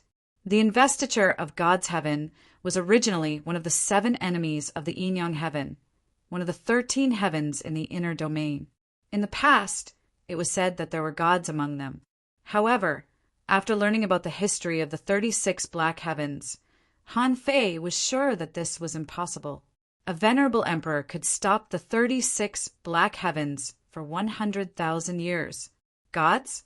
Were these people suffering from hysteria? What Han Fei didn't understand was why the people of the investiture of God's heaven wanted to kill Xia Shaochan. After a while, Han Fei's face changed. That was because he saw some secrets. Hiss! When Han Fei quickly read the memories in this person's mind, he felt terrible. After reading it, Han Fei found that the 36 Suantians were not united. Han Fei was silent and directly cut off this person's vitality and destroyed his soul. Bai Muling and Situ Yuhong's hearts skipped a beat when they saw Han Fei slaughtering a half-king without even blinking. This was definitely a ruthless person. He slaughtered a half-king and was still calm? It was as if he had just done a trivial thing. Just how murderous was this guy? At this moment, Xia Shaochan was also surprised, happy, shocked, and thinking, what on earth had Han Fei experienced? How could he grow so fast in just a few decades? The yin-yang heaven had disappeared for 80,000 years. How did Han Fei find it? At this time, Xia Shaochan had too many questions in her heart to ask. Wasn't Han Fei the same? Seeing that the hexagon starfish's claws were twitching, Han Fei glanced coldly at Bai Muling, Situ Yuhong, and another merman. Han Fei said, "Can we kill these three?" Hiss! The three of them retreated quickly, and their hair stood on end. What? Does this person still want to kill us? Xia Shaochan pulled Han Fei and said, "Forget it. There were a few people who died to protect me. Although these people are not pleasant, we don't need to kill them." Xia Shaochan said, "Bai Muling, Situ Yuhong, you don't need to follow me to the place where the king died. You can find the key by yourself." Situ Yuhong was about to speak when Han Fei said leisurely, "Forget it. Just because I let you go doesn't mean you can slaughter humans at will. If I find out that you attack any of the clans except the Grand Pure Palace, the Wuji Palace, the Golden Crow Palace, the Five Elements Palace, the Dream Weaving Palace, the God Sealing Palace, the Medicine King Palace, and the Wild Corpse Palace, I'll kill you the next time I see you." Situ Yuhong. Bai Muling. Xia Shaochan. Bai Muling was speechless. "Why don't you kill all the 36 immortal palaces? Do you mean that we can kill these 8 clans at will? Just how much hatred and resentment did they have? Do you want us to be your thugs? Kill the experts of these immortal palaces?" Xia Shaochan thought to herself, "It seems that these clans have offended Han Fei too much." Based on her understanding of Han Fei, how could she not know that he would seek revenge for the smallest grievance? Xia Shaochan glared at the 3 of them. "Did you hear that? Let's do that. Don't let go of any of them." Han Fei couldn't help but tilt his head and glance at Xia Shaochan, thinking, my wife is so reliable. Bai Muling was lost for words. "Wait, your highness. Who is he?" Xia Shaochan glanced at Han Fei and answered with a blush, "My husband. This is my husband. Go back and tell Chen Huangdian that he can forget about his schemes." Even Han Fei looked at Xia Shaochan in surprise. How could she call him husband so casually? There must be a lot of people in the mermaid royal family who proposed marriage to Chen Huangdian. Bai Muling and Situ Yuhong were both heavenly talents who were princes of their families. Their purpose of protecting Xia Shaochan was not pure. Looking at it now, he thought, "Damn it, I've clearly lost." More importantly, they seemed to have lost to a fatty, which was a huge blow to their self-esteem. The 2 of them looked at each other speechlessly. Does the princess like fatty types? But this guy isn't handsome at all. Could it be that Her Royal Highness liked ugly men? The 2 of them were full of questions. Although there were thousands of dissatisfaction in his heart, this fatty strength was simply too strong. Of course, if this fatty strength was on the same level as theirs, they would definitely stay. They would even try to kill this fatty. But they didn't even have time to think about how to kill this fatty. This fatty actually asked if they should kill the 3 of them. It could be seen that this fatty's killing intent was too strong, and it was best to leave now. In this place where the king died, the strongest people who could appear were probably the group just now. Now, this fatty seemed to be quite worried about the princess. Thinking about it, at least Her Highness's safety should be guaranteed. The few of them reluctantly retreated. A moment later, when they had just left this dangerous place, they heard Bai Muling say, "What do we do? I really can't get over this anger in my heart. That fatty, how could he do that?" Situ Yuhong said, "Are you stupid? Think about it carefully. Where did this fatty come from among all the people in the 36 profound heavens? Although we basically don't know each other, we have at least met once. This person must have used some method to hide his true identity. Otherwise, think about it. Once he is exposed, it will be a secret relationship between a human and a mermaid. How could he not know the seriousness of this matter? By Mewling couldn't help nodding. That makes sense. Given how strong this fatty was, he must not be a nameless person. Then, if he really exists, we can definitely find him after we get out. If we can't find him, then he must have hidden his true identity. Situ Yuhong sneered. At least, the 8 families of the Taiching and Wuji are definitely not the place where that fatty lives. Besides, this fatty must have great enmity with these families. Otherwise, why would a human ask us to help him kill a human? By Mewling sneered. So what? The internal strife of the human race has always been endless. Just look at the 13 inner and 13 outer heavens, and you'll know. In the past 80,000 years, the number of immortal palaces that have disappeared has already reached 10. Maybe if we wait any longer, they will torture themselves to death. Situ Yuhong sneered. Idiot, when the imperial palace opens in 32 years, there will definitely be a big reshuffle. He wasn't a fool. Why would he torment himself until he was gone? Forget it, let's not talk about this. I am still worried about Her Highness. If that fatty does something to Her Highness, what should we do? By Mewling said with a dark face. It shouldn't be possible, right? The other merman half-king said, Princes, this is a big taboo. Her Highness will have to leave the land of repose in a month. She can't disappear into thin air. When the time comes, as long as we tell Lord Azure Dragon about this, Her Highness will very likely be grounded. Once Her Highness is grounded, she will also be cut off from humans. No matter how strong this person is, can he kill his way to the merman royalty? Hiss! Both of them glanced at the half-king of the merfolk and sucked in a breath of cold air. Good idea. The third watch. Xia Shaochan is finally back, isn't she? Shouldn't you leave your monthly ticket to me? Moi. End of this chapter. Chapter 1760. As soon as Han Fei entered the king graveyard, he only wasted a little time and caught up with them. Therefore, even if he encountered some obstacles on the way, he didn't waste much time. Although the major forces such as the 36 mysterious heavens and the mermaids had sent half-king realm experts, 2 groups of people had already come to this dangerous place. Even if the third group of people came, they would probably encounter by Mewling and Situ Yuhong.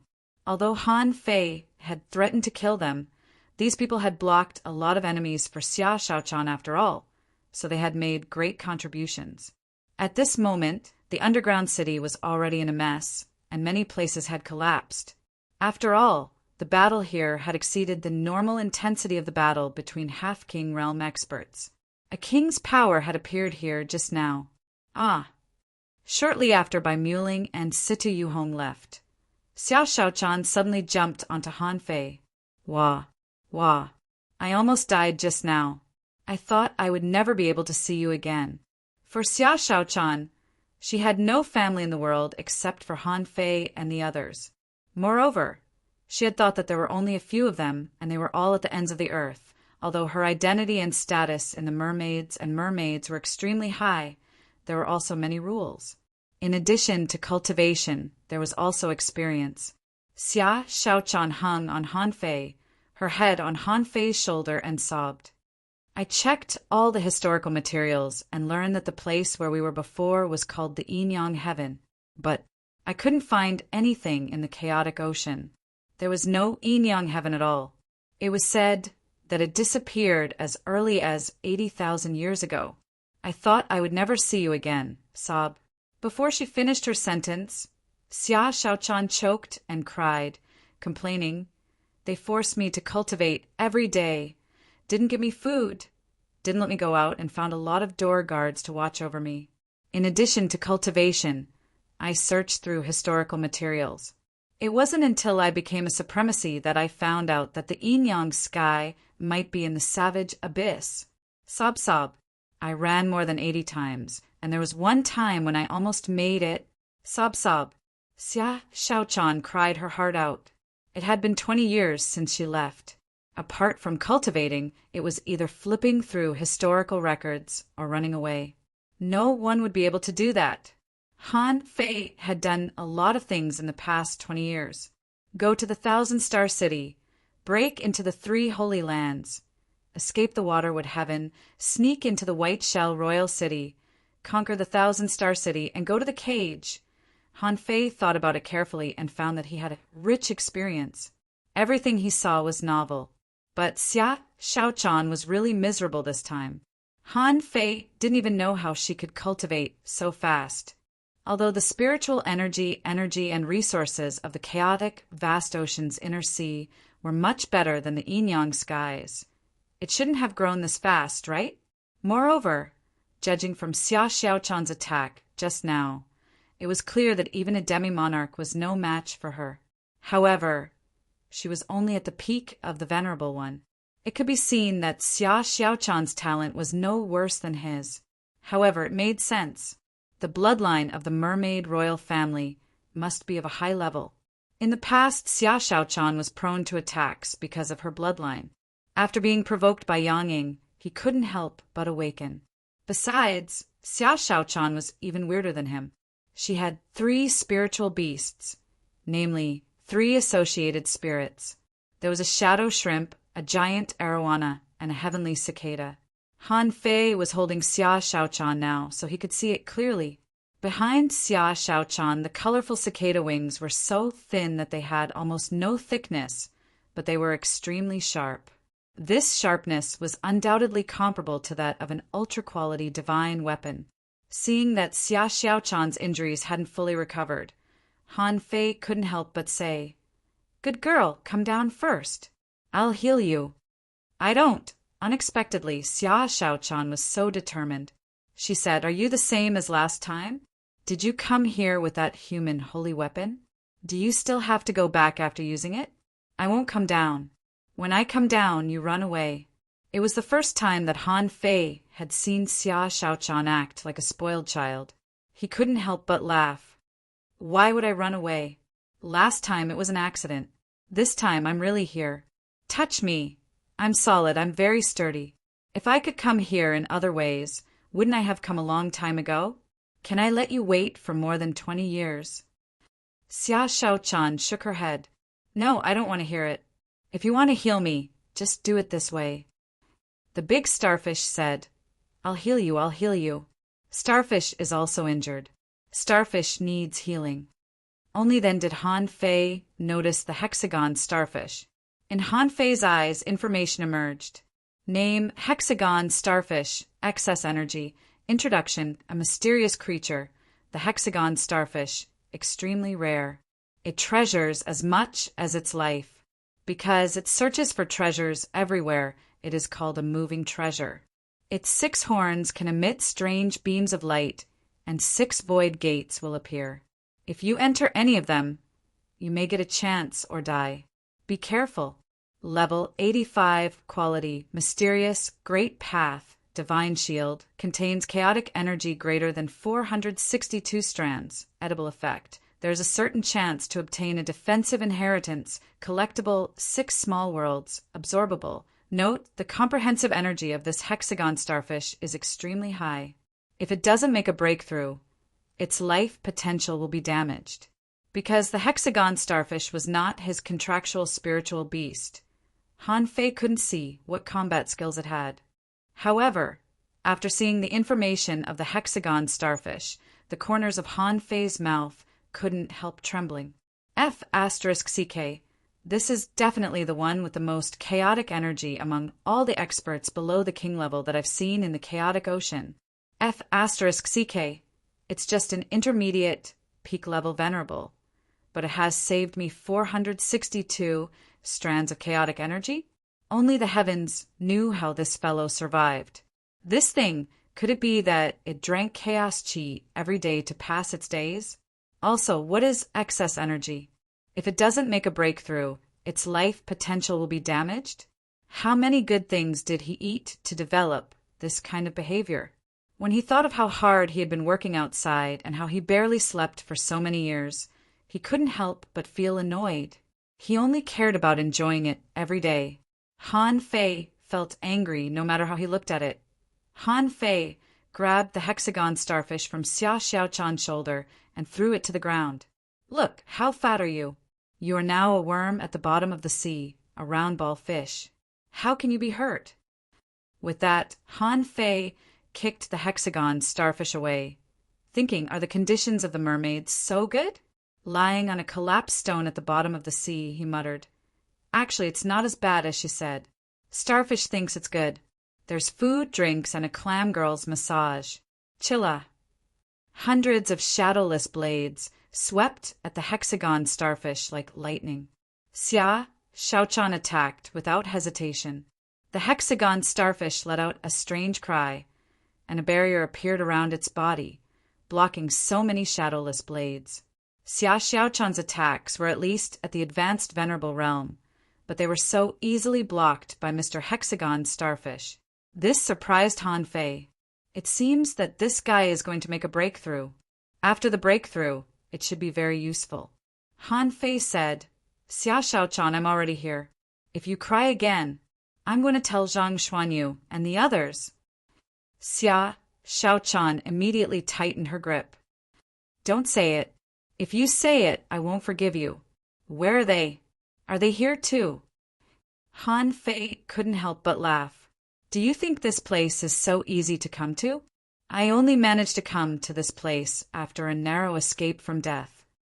Hearing this, Xia Xiaochan's heart suddenly tightened, and she freed a hand to pinch Han Fei. "Are you hurt?" Han Fei was speechless. "I'm hurt. How can I let you pinch me?" However, he didn't have time to think so much. Han Fei struggled to raise his hands. The apocalyptic divine technique descended, and Xia Xiaochan's wings, which were as thin as glass mirrors, were being repaired step by step. The small hole that couldn't be repaired by the holy light technique was also recovering at a speed visible to the naked eye. In the blink of an eye, the wound disappeared without a trace. Xia Xiaochan had never seen an apocalyptic divine technique before. Her whole body went limp under the light, and she unconsciously floated in the air. The 6 big eyes of the hexagon starfish began to roll quickly. Its figure flashed, and it quietly appeared in the light beam of the apocalyptic divine technique. The hexagon starfish, like a piece of plasticine, lay softly on the stone under Han Fei's feet, and its 6 big eyes were so comfortable that they were blurred. Han Fei kicked it again, directly kicking it dozens of kilometers away, and snorted, "Master Hexagon, if you can't break through to the advanced venerable realm within a month, believe it or not, I will skin you alive." The hexagon starfish screamed, "No, it's so difficult to break through. It's not something starfish can do at all. These years, starfish have suffered enough of the pain of breaking through." Han Fei couldn't bear it anymore. He stretched out his hand, and a space crack appeared in the void, and he slashed at the hexagon starfish. The hexagon starfish screamed again. An invisible shield wall blocked in front of him. Han Fei's slash shattered the shield wall, but it was not damaged at all. However, before Han Fei finished his harsh words, he sneered, "I feel that you have a lot of chaotic energy on you. Since you don't want to make a breakthrough, it's a waste to keep this chaotic energy on you. Why don't you take the initiative to pull down a few tentacles and fry them? They will be a great tonic." Hiss! The hexagon starfish only felt that his tentacles were cold. How can a human be so terrifying? He even wants to fry my tentacles? But thinking of how Han Fei killed a half-king powerhouse and resisted a king's blow, the hexagon starfish was scared and hummed. Okay, then I'll make a breakthrough." Chapter 1761. Han Fei slightly frowned. He didn't know it until he activated the Apocalypse Divine Technique. He discovered that Xia Xiaochan still had a stubborn disease in her body after activating the Apocalypse Divine Technique. It seemed that she had been seriously injured before, So when the heavenly awakening divine technique broke out, she felt so comfortable, as if she were immersed in a hot spring. After the brilliance of the apocalypse divine technique disappeared, Xia Shaochan grabbed Han Fei's arm the moment she landed. What kind of healing technique was that? Is a spirit gatherer's healing technique so powerful? Han Fei, on the other hand, frowned and asked back, "What happened to your internal injuries? Didn't you say that you've been cultivating all day for the past 20 years? How could you have such a serious injury?" "Huh, really?" The hexagon starfish said, "I know. 8 years ago, you sneaked out and ended up being targeted by someone. You were almost killed by that person with a single blow. Fortunately, the Fierce King came, or we would have been dead." Han Fei was confused. "The Fierce King?" Xia Shaochan said in disgust. "That's Chen Huangdian. He yells at me every day. Sooner or later, I'll beat the crap out of him." Han Fei thought to himself, it seems that, after learning Xia Shaochan's identity, he didn't respect her at all. It's only natural that he would yell at her. As for the people who attacked Xia Shaochan when she snuck out, they must be in cahoots with these people today. Han Fei said, "Chen Huangdian must be beaten. That old *** killed me once. I won't be able to forgive myself if I don't avenge him. However, our top priority is to kill another group of people first." Xia Shaochan asked, "Who?" Han Fei said coldly, "Everyone from the investiture heaven must die. The king of the investiture heaven may have become someone else's puppet. The people who hunted you this time are all from the investiture heaven. These people were all peak-level venerables before they came in, but they all became half-kings after they came in. They must have hidden their strength with some kind of great technique. We've only met 10 people so far. If I remember correctly, there should be 28 of them." Xia Shaochan was shocked. "The investiture heaven? The people who want to kill me are from the investiture heaven?" Han Fei nodded.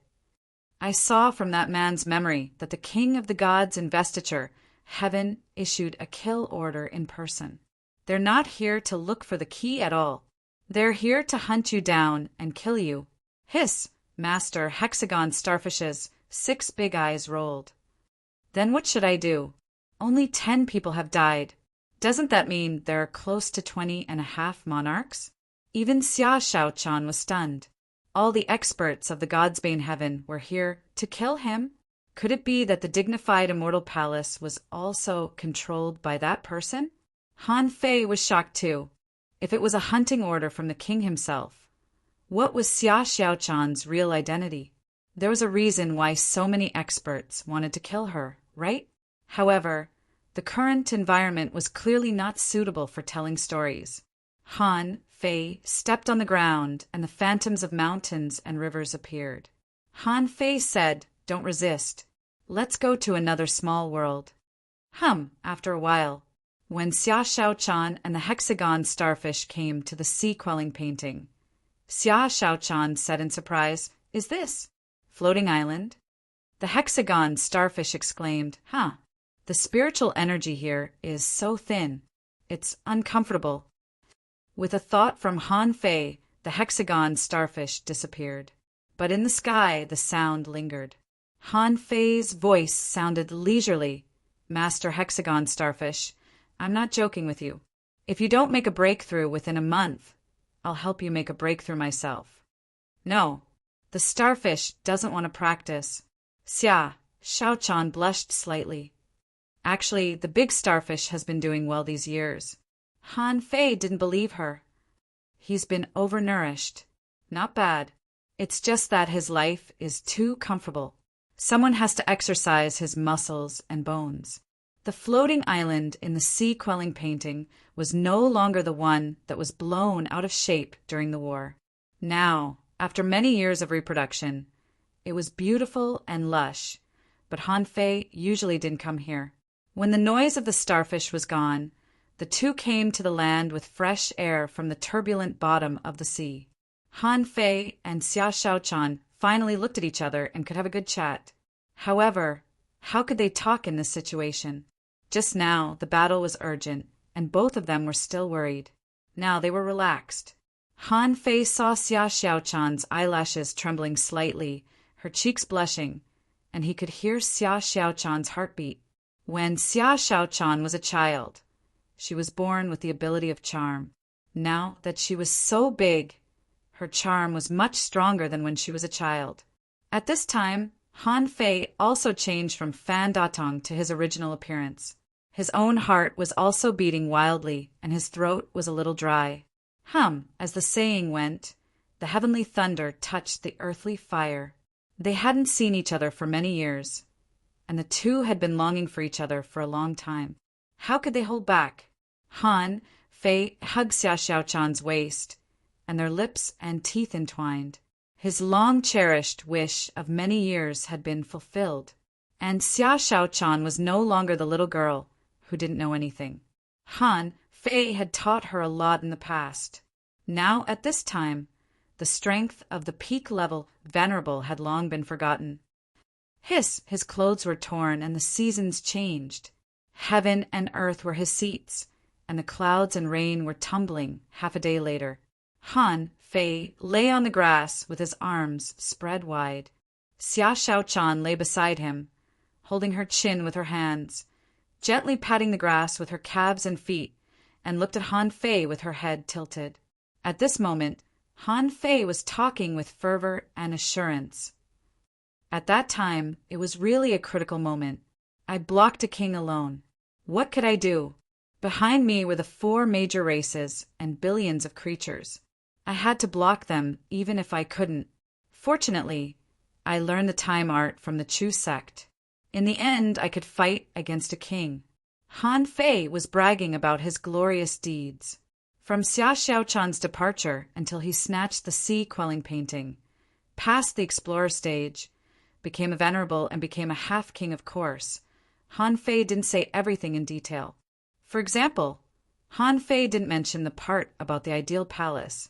He only mentioned that after entering the ideal palace, there was no memory. There were also some secrets, such as the demon purification pot, which Han Fei naturally didn't mention. The most important thing was that Han Fei hadn't figured it out yet. Xia Xiaochan listened with relish on the side. Sometimes she was nervous, sometimes she was cheerful, and sometimes she didn't even dare to breathe. As she listened, she couldn't help but burst into tears and lay on Han Fei's body several times. Of course, she knew that no matter how simple Han Fei's description was, it was very difficult at that time. What kind of law enforcer attacked a venerable? That was something only a lunatic would do. He was forced to hide his identity for many years. With Han Fei's character, how forced must he be? Why did he choose to compromise like this? He defeated so many venerables in the 1,000-star city alone. That was even more shocking. What was the density of spiritual energy in the Yin-Yang heaven? She knew very well. She also knew that even Xue Xinqi, the supreme commander of the Scattered Stars Island, was just an explorer. Han Fei had even confronted the Tao of Time head-on and killed him. Not to mention that Han Fei fought against a real king as a half-king. If it were anyone else, they would have been dead. Xia Xiaochan had never heard of a venerable who could fight a half-king, even in the mermaid royal family. So, the more relaxed Han Fei was, the more she knew how hard it was. Han Fei tilted his head and said, "What about you? Who is it that wants to kill you? Why was your identity exposed when the heavenly cicada was born?" Xia Xiaochan heaved a long sigh. Chen Huangdian said that it was my father who wanted to kill me because I awakened the heavenly cicada, which revealed their bloodline. It seems that those people attach great importance to bloodlines. Because of this, my mother fought a great battle with the experts of their clan and is still in a deep sleep to this day. As she spoke, there was anger in Xia Xiaochan's eyes. If one day in the future, when I open the sea and the sky, I will sweep the family to the ground. I will make the heavenly cicada bloodline that they are so proud of disappear from the sea. Han Fei frowned. And family? You even know the surname of their family? Where did you learn it? Xia Xiaochan shook her head. Chen Huangdian said that. He said that the family's forces are still outside the chaotic ocean. However, they can already infiltrate the chaotic ocean. Hiss! Han Fei couldn't help but sit up. They're still outside the chaotic ocean? Isn't it said that the chaotic ocean can only be crossed from the east? If someone can come in, wouldn't he be able to kill his way to the mermaid royal family if he's strong enough? Xiaochan couldn't help but shake her head. No, there's a conclusion about this in the family. It seems that they can only come in a certain way, but they can't come here directly. These people are from the investiture of God's heaven, but the investiture of God's heaven is one of the 36 mysterious heavens. By logic, it shouldn't be in contact with the outside world. So, they may have influenced the investiture of God's heaven in some way. Han Fei's heart sank. He thought that the 36 mysterious heavens were already strong enough. There were a lot of kings here, and the martial emperor city could even suppress the chaotic ocean. Han Fei didn't believe that there weren't any emperors here. Now, as far as he knew from Xiaochan, they were outside the chaotic ocean. They even knew the existence of the chaotic ocean. But since they knew the existence of the chaotic ocean, they couldn't come in? Could it be that the 36 mysterious heavens was also a super-secret realm equivalent to the savage abyss? However, if that was the case, then this doll game was too powerful, wasn't it? How large was the area? Han Fei couldn't help but think of what his mother said. I want to integrate the 36 mysterious heavens and rule this chaotic ocean. Han Fei couldn't help but sigh. Even if I really rule this place in the end, I'm afraid there will still be greater crises waiting for me. Chapter 1762. Han Fei and Xiaochan hadn't seen each other for years and had a lot to talk about. After Han Fei finished, Xiaochan told him how she was abused. She couldn't eat any food or seasoning. She was thrown into the abyss to fight against behemoths, and she was thrown into the mist to survive alone. In fact, the happiest days of his life were when Chen Huangdian threw him to the pirate crew and fought against the pirates of other families. Han Fei asked in surprise, "You've been to a pirate group? Do you mean the mermaid pirates?" Xiaochan nodded. Yes. The mermaid pirates were sent out by the mermaid capital city to collect information. After all, the martial emperor city is the safest place in the chaotic ocean. The martial emperor city is the safest place in the chaotic ocean, apart from the main bases of the major forces. Xiaochan said with mixed feelings, "It was exactly because I stayed in the mermaid pirates that my sister sent me a message, saying that there was a new force outside of the top 10 pirate groups named the Avengers, whose captain is Han Fei." As she spoke, Xiaochan put her arms around Han Fei's neck without any scruples. "I thought it was you, and I wanted to find you. But Chen Huangdian, that be ****, said that if I ran away again, he would lock me up for 100 years after I was caught. Asshole." Han Fei snorted. "I'm definitely going to beat that old man up. He's too much. My wife is a princess, and she has to be bullied by him. Who is he?" Seeing that Han Fei was really angry, Xiaochan quickly said, "Well, we can't go to him until we're both in the sea expansion realm. Chen Huangdian is too strong. I've seen him fight a new king. In the end, that newly advanced monarch wasn't even able to withstand one move and was directly defeated." Hiss! Han Fei couldn't help but gasp. Wait, isn't he a king too? Is there such a big difference between a king and a king? At this moment, the old turtle said, "Of course, there's also an insurmountable gap between regular kings and the strongest kings. If the white armor emperor's combat power is 10, then the ones you met in the outer sea are mostly around 20. For example, the one from the Wuji heavens is at least 50. Han Fei asked, "You don't have anything specific? Let me ask you, what is the strongest combat power of the sea expansion realm?" The old turtle leisurely said, "If you only use the power you're familiar with to measure it, this emperor's strongest power back then was 400,000 waves. However, There shouldn't be many who can surpass me. Han Fei's heart skipped a beat. 50,000 waves were enough to make him an ordinary king. What did 400,000 waves mean?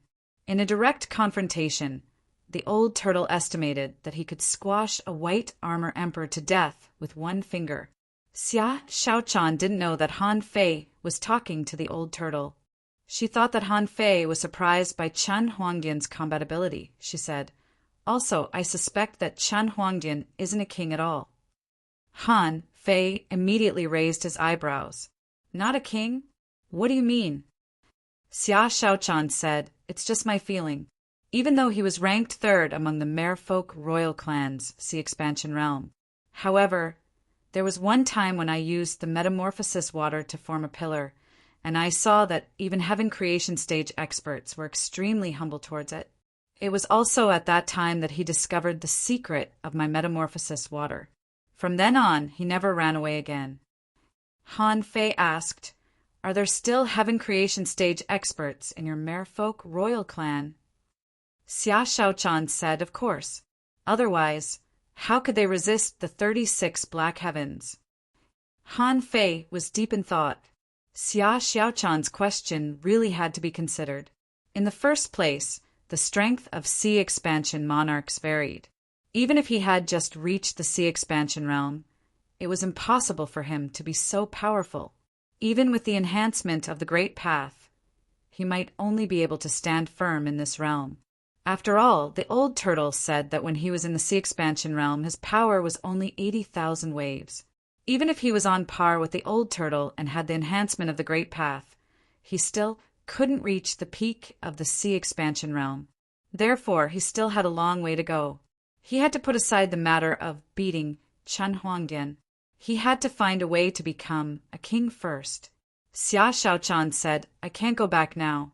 You have a small world, and I can wait for you to leave the land of King's Grave in the small world. Let's run. At that time, they would be able to leap freely in the vast sea and fly freely in the vast sky. He won't be able to catch us. Thinking that she could finally leave the royal family of mermaids, Xia Shaochan burst into laughter and gave Han Fei a big slap on the mouth. In the sea-quelling painting, they spent 3 days together. The two of them didn't look like they were here to explore treasures, but more like they were here for a honeymoon. Han Fei estimated that it had already been 3 days. There should be some progress in the exploration of the various dangerous places. Those half-kings and peak-level venerables must have been killed by now. Han Fei said, Girl, it's time to go out. Since the land of King's Grave will be open for a full month, we still have to settle accounts. After exploring this dangerous place, we can't let those guys from the Investiture of Gods heaven go out alive. Okay, kill them all. In the 9 sounds array, when Han Fei came to find the hexagon starfish, he found that it was lying on the ground and sleeping soundly. Its 6 big eyes were all narrowed. Of course, it was impossible for a peak-level intermediate venerable not to know that Han Fei and the others were here. The hexagon starfish said, This starfish has passed this tribulation. Han Fei raised his eyelids. In the past 3 days, he hadn't felt that the 9 sounds maze had been touched. Therefore, this big starfish was not afraid of the 9 sounds maze at all. This fellow didn't have any emotions at all. The supreme emotion for getting sound was even more *T to it. However, if there was lazy in the 9 sounds, the big starfish would definitely be devastated. Unfortunately, there was no such sound at all. Han Fei said grumpily, Okay, let's go out. Hearing this, the hexagon starfish hurriedly said, I think it's good here. This training is just right for me. I can still stay here. Xia Shaochan moved her fingers, and a dagger was stabbed at it.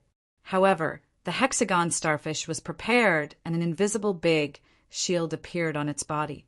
Xia Shaochan sneered, Big starfish, I'll skin you if you talk nonsense again. The mountains and rivers swayed, and 2 people and 1 starfish appeared in the ruins of the outside world again.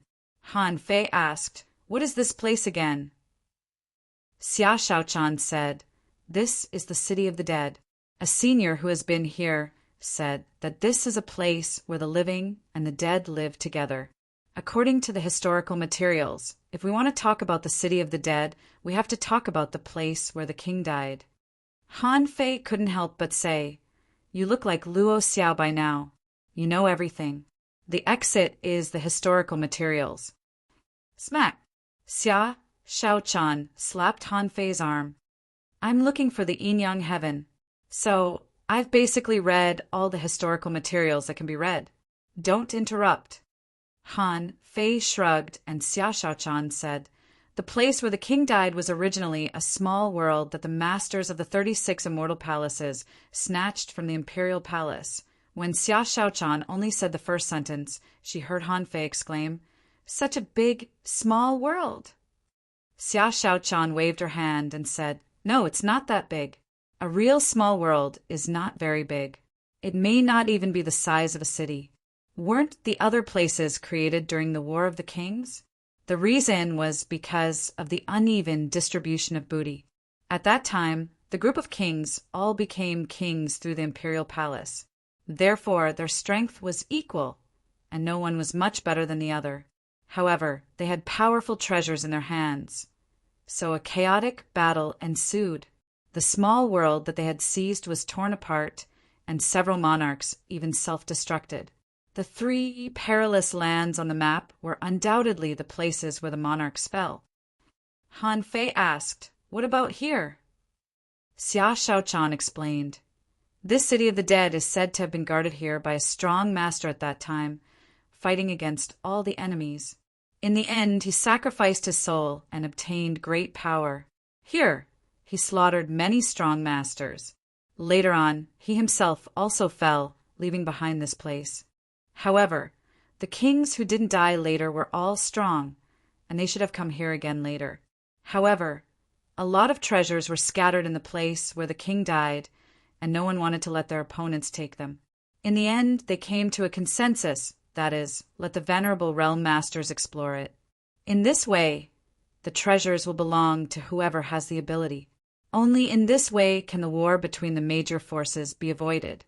Han Fei thought, the bloodshed in the martial world is often caused by treasures. Xia Shaochan said, "This city of the dead is very weird. At that time, that person sacrificed his soul. It is said that he eventually became a zombie. I don't know if it's true or not. Throughout history, many strong masters who came to the place where the king died in this city of the dead." Han Fei was speechless. "If you knew it was so dangerous, why did you still come?" Xia Shaochan couldn't help but pout. "But I also want to break through to the peak level of the venerable realm. I need a big battle and an opportunity to break through to the half-king level. Once I reach the advanced level of the half-king level, I can quickly accumulate the strength of the half-king level." Han Fei asked in surprise, "How can you quickly accumulate the strength?" Xia Shaochan grinned and pulled Han Fei's arm. "When I was in the Mermaid King city, I secretly stuffed a lot of good things into the big starfish's door. I stuffed all kinds of resources that I could get into it. When the time comes, we just need to eat resources. Let's eat together later."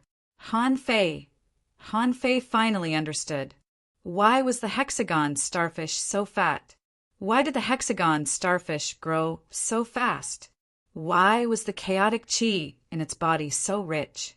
It turned out that it was all because of Xia Xiaochan's food. With the hexagon starfish's character, how could it not eat secretly? Seeing that Han Fei's eyes fell on it, the hexagon starfish grunted from Xia Xiaochan's shoulder to Xia Xiaochan's calf, feeling creepy. It thought, "I just ate a little bit." Chapter 1763. According to Xia Xiaochan's description, this city of the dead should be the place where a king died in battle. As for sacrificing one's soul, the more Han Fei listened to this, the more he felt it was a fantasy. He always felt that sacrifices were usually not good things. The sacrifice in the steps into the sea could basically be equivalent to a summoning ritual to summon the corresponding creature. The sacrificial technique invented by Yu Wendao was to summon the human body. The king of the city of the dead had probably been pushed too far back then, and was in desperate need of power. That was the reason why he would do something like offering sacrifices.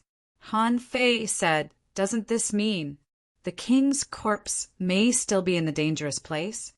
Xia Shaochan said, "I'm not sure. I brought a lot of treasures this time, including the king's strike.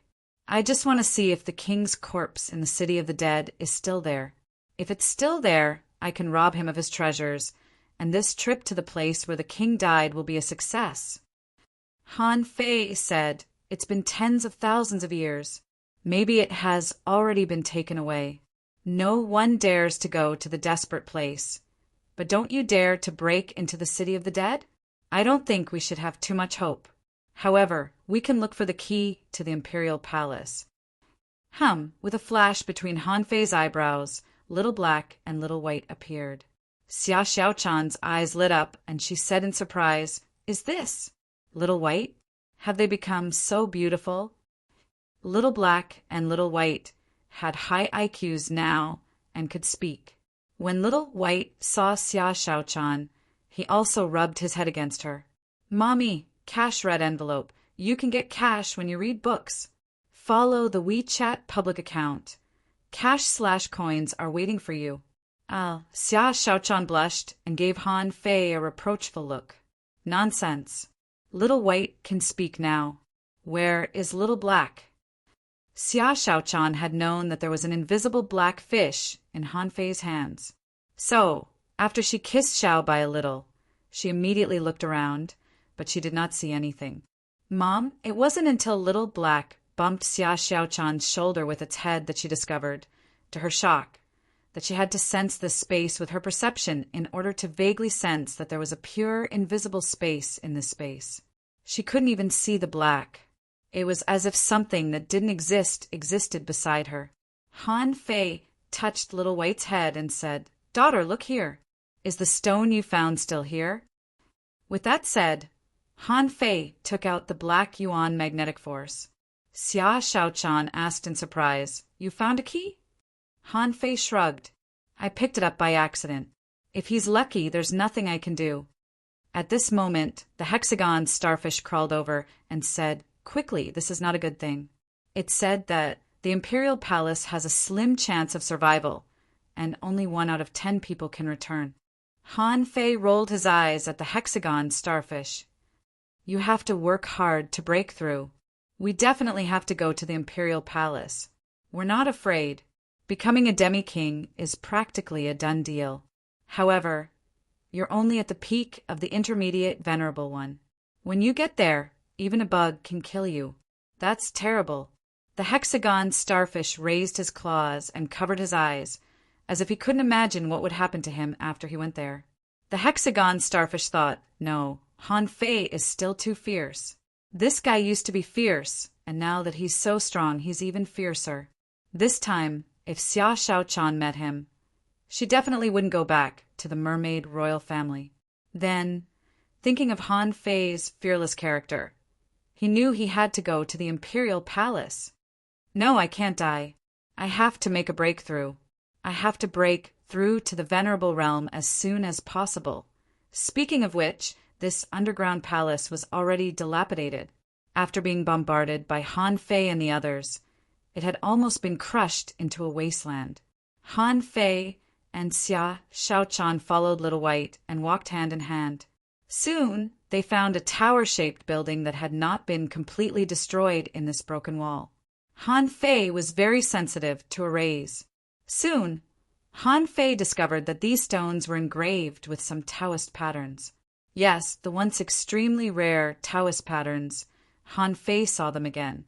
As soon as he saw the lines, Han Fei knew that each Taoist pattern was an array. Although there were not many lines on the tower-shaped stone, there were more than 20 of them that were crooked. This meant that this formation was made up of more than 20 formations. Under normal circumstances, who would look for a big stone that had fallen to the ground in the ruins? Even if someone rummaged through the ruins, it was still a problem whether he could recognize the Taoist patterns or not. Even if he did, the Taoist patterns were not so easy to crack. Han Fei didn't learn the record of myriad Tao patterns for nothing. Han Fei's fingers swished in the air and drew more than 20 times in a row. His soul power roared and shook, and Xia Shaochan was surprised. Han Fei has become so powerful now. He can draw this kind of thing that I've never seen before? When the void formation and the formation on the rock merged, a blue spiral ripple shone brightly. Han Fei grabbed Xia Shaochan, and the two of them twisted and disappeared into the ruins in the next moment. Swish, swish, when Han Fei and Xia Shaochan appeared in a humid space, Han Fei knew that he had opened another small world. This was a small town. The layout of the town was open, and there were no unusually tall buildings here. From the looks of it, it looked like a village or something. The roads here extended in all directions. Although most of them had collapsed and there were big pits in many places, there were always some roads that were still intact. The two of them released their perception almost at the same time. To their surprise, this place didn't hinder the exploration of perception. Therefore, the two of them soon found that something was wrong. In this small world with a total area of less than 800 kilometers, there was a graveyard full of corpses. Swish, swish, swish, two round wheels, making a ferocious, trembling sound, rushed over. Xia Shaochan and Han Fei turned their heads at the same time. Han Fei grabbed the void and grabbed the round wheel. Xia Shaochan disappeared directly. On a road 100 kilometers away from Han Fei, there was a corpse standing up shakily. Of course, at this moment, Xia Shaochan had already slashed it 17 or 18 times. Each slash was like a thread of light and shadow flashing past. When Xia Shaochan stopped, the corpse had been broken into pieces, and its body had been cut into 50 or 60 pieces. Han Fei clasped the round wheel, shattered the blood on the round wheel, and slashed back at the graveyard with his saber. On the way, another corpse that had just climbed up tried to block, but was directly cut in half by the round wheel. Han Fei stepped into the void and came directly to Xia Shaochan. At this moment, both of them frowned, because the corpse that had been cut into 50 or 60 pieces by Xia Shaochan could actually be reassembled. Its body was reassembling. Master Hexagon screamed, "What the hell is this? It can't be killed." Han Fei, pinch it to death, pinch it to death. But Han Fei didn't move at all and just said indifferently, "This corpse should have been in the venerable realm before it died. Now it has actually decayed, but I don't know what power has resurrected it." In Han Fei's heart, the old turtle said, "They are undead creatures." Han Fei was stunned and quickly responded, "Don't undead creatures still have reason and memory? These are clearly dead people. How did they become undead creatures?" The old turtle said, "Some people become undead creatures through normal means. They specialize in this way and try to achieve immortality in this way. However, some people don't. After they die, part of their souls are forcibly sucked away and become a part of someone else's power. And the remaining corpses, because part of their souls are sucked away, become this half-dead state. Of course, in this state, as long as the supply of death energy to the remnant souls is cut off, they can be killed." Han Fei glanced at this corpse and saw a layer of blue shimmer on it. Then he looked at its eyes, and there was a little soul fire jumping. "Huh!" Han Fei roared in a low voice, and the 100-beast soul devouring roar directly destroyed the last remnant soul on the corpse. The body of the half-assembled corpse crumbled. This time it could no longer stand up. Xia Shaochan also figured out the way to kill this kind of corpse after seeing it. However, the two of them looked at the cemetery hundreds of kilometers away and saw a man in armor, holding a long sword, exuding a monstrous death energy. Far away, Han Fei heard a voice echoing in the air, "Let's die together, let's die together." Xia Shaochan said in shock, "Is that the corpse of a king?" Swish, the man appeared in front of Han Fei in an instant. The sword in his hand, with boundless death energy, had already fallen from the sky. Clang, Han Fei was also a veteran of hundreds of battles. At the moment when the man attacked, Han Fei's embroidery needle had already appeared in his hand, and with a blow he jumped into the sky. Bam! Under this blow, Han Fei retreated more than 1,000 meters, which made him take a long breath. Fortunately, this king died as soon as he became a king. His current strength was no better than that of an ordinary king. He was even weaker than the white armor emperor. Han Fei said, "Girl." Little Black and Little White rushed out. How could Xia Shaochan not understand what Han Fei meant? Han Fei could resist a king, and Xia Shaochan had just learned this combat power. Now, since Han Fei still had the strength, he would let her deal with the remaining corpses and look for treasures. However, when Xia Shaochan rushed over, she found that the number of corpses here was beyond her imagination. There were as many as 1,000. Swish, swish, swish, puff, puff, puff. Xia Shaochan, like a nimble elf in the forest, tossed and moved among the countless corpses at an extremely fast speed. Every time the light of the dagger flashed, a few corpses would be cut down. At this moment, what Xia Shaochan felt was not danger, but excitement, and her blood was boiling. After more than 20 years, the two teamed up again, and they were as sharp as before.